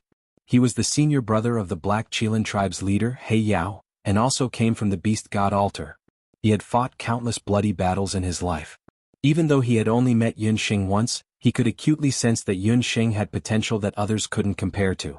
Even Yun Sheng herself didn't realize this. Curator Song had hidden in the boundless continent for many years. On one hand, he wanted to nurture Duguxiu. On the other hand, he wanted to secretly observe the situation in the boundless continent. All these years, Curator Song had been secretly paying attention to the experts in the boundless continent. In his opinion, the boundless world had indeed produced some extraordinary talents in the past few years, but there was nothing special about them and they were very limited. In terms of magic, even Xia Wenxiu from the Temple of Dharma and Lu Tongtian from the mainland's magic elite camp would be able to defeat these people without the restriction of the heavenly blood seal as long as the younger generation of the tribe completed the beast god's baptism. In terms of magic, the 8 Desolation tribe had Green Z and the others. In terms of warriors, the Black Qilin tribe was the leader. But in these few years the continent had changed. In terms of warriors, the old and new martial emperors Yun Ba and Yi Baiming had appeared out of nowhere. Yi Baiming was still alright. He had the Qilin bloodline and was favored by He Linlin. He would return to the 8 Desolation tribe sooner or later. But at this moment Yun Sheng appeared. Her appearance caused Yi Baiming to reject He Linlin. If Yi Baiming insisted on his opinion, he would definitely break off relations with the Black Qilin tribe. At that time the 8 Desolation tribe would have another great enemy. Furthermore, judging from the situation at the Azalea banquet today, Yun Sheng was as quiet as a virgin and as agile as a fleeing rabbit. If she did not make a sound, she would be like a noble princess. But once she was angered, she would be like a dangerous cheetah, ready to tear apart her opponent's throat and suck their blood. Master, you don't have to worry about this. Her magic has been controlled by this disciple's Qilin Do Qi. She will submit to this disciple and this disciple will not let her obstruct Master and Patriarch's grand plan. This was the first time Duguxiu had heard his master use such a tone to evaluate someone. He had also caught the killing intent that had flashed through Curator Song's eyes. Subconsciously, Duguxiu wanted to protect Yun Sheng. Then you should be even more cautious. Xiu, let me give you a word of advice. This person called Dong Huang Sheng, either you let her be under your control forever or you destroy her as soon as possible. Otherwise, one day she will become your greatest inner demon. Don't let down Patriarch's expectations of you. Curator Song patted Duguxiu's shoulder. Master, please don't worry. Right now this disciple is more worried about Zhou State. Recently Zhou State seems to be too peaceful. Duguxiu had only found out from He Linlin that Yi Baiming was actually He Yao's flesh and blood. However, unlike him, Yi Baiming's experience was even more bumpy than his. He lived in the cold palace and had been blind since young. However, even in such an environment, Yi Baiming was still able to grow to such a level. It could be said that Yi Baiming was even more unfathomable than Duguxiu. I'm afraid things are not going well for Zhou State. Yi Baiming is much more difficult to deal with than you and I thought. Linlin just sent this letter over this morning. Curator Song handed a letter to Duguxiu. After Duguxiu finished reading the letter, his face turned gloomy. He suddenly tightened his grip, and the letter cracked into pieces. Yi Baiming was indeed making a move.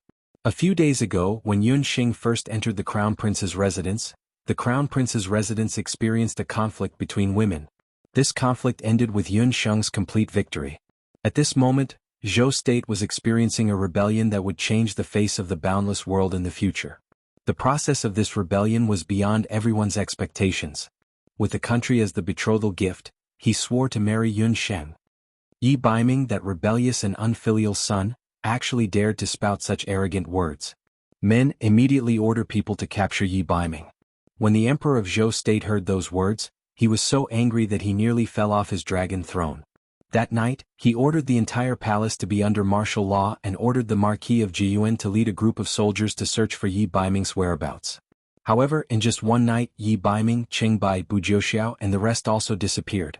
Along with them, hundreds of warriors from Wushuan Limitless School and the Imperial Guards from Zhou State's palace also disappeared. Along with them, hundreds of millions of purple gold coins from Zhou State's treasury also disappeared. On the second day, all the shops in Yujing City, including the rice and sundry shops, were closed. Faced with this sudden change, the citizens of Yujing City fell into a state of panic. What exactly is going on? The Emperor of Zhou State roared in the imperial court. After learning that Yi Baiming was going to betray him, the Emperor of Zhou State anxiously went to court. He realized that the imperial court was much emptier than usual. When he took a closer look, he saw that the people left behind were all civil officials. Aside from the Marquis of Jiyuan, the other military officials of Zhou State seemed to have evaporated overnight. The civil officials who usually liked to argue didn't dare to say anything at this moment. The old officials, led by Jianghu, only shrunk their necks. No one knew how to answer. Jianghu shook his head inwardly and sighed. Although he didn't have much of a relationship with Yunba, that old fellow's influence among the military officials was far greater than what the emperor of Zhou state had imagined. 50% of the generals of Zhou state were Yunba's former subordinates, while the other 40% were from Wuxia Limitless School. This time, the emperor of Zhou state had stubbornly insisted on forcing Lord Baiming to break off the marriage. How could he have known that he had angered both Lord Baiming and that old fellow Yunba at the same time? Those military officials had either retired and returned to their hometowns or stayed at home sick. With the loss of the military officials, half of Zhou state's border defense was undoubtedly destroyed. Needless to say, the current Yujing city was also in a mess. Your Majesty, the prices of Yujing city have skyrocketed. The supply of food, oil, salt, and clothing has all been cut off. It seems like someone has joined forces with the Limitless Chamber of Commerce to collectively boycott the supply of Yujing city. The official from the Ministry of Revenue wiped off his cold sweat. Cut off the supply? Then why aren't you investigating? Investigate from house to house. We don't believe that the entire Yujing city's food, oil, and salt can disappear overnight. Ever since the emperor of Zhou state, Yi Qingtian, ascended the throne, he had never encountered such a situation. It was all because of that vile spawn Yi Baiming. You're tuning in to the Han Li's Wuxia Adventures YouTube channel. We're so grateful for your support, and don't forget to subscribe to join us on this incredible journey through captivating stories. Your generosity through donations truly makes a world of difference, as it's the primary source of revenue that allows me to expand and enhance this channel for you. Thank you from the bottom of my heart for being a part of this adventure.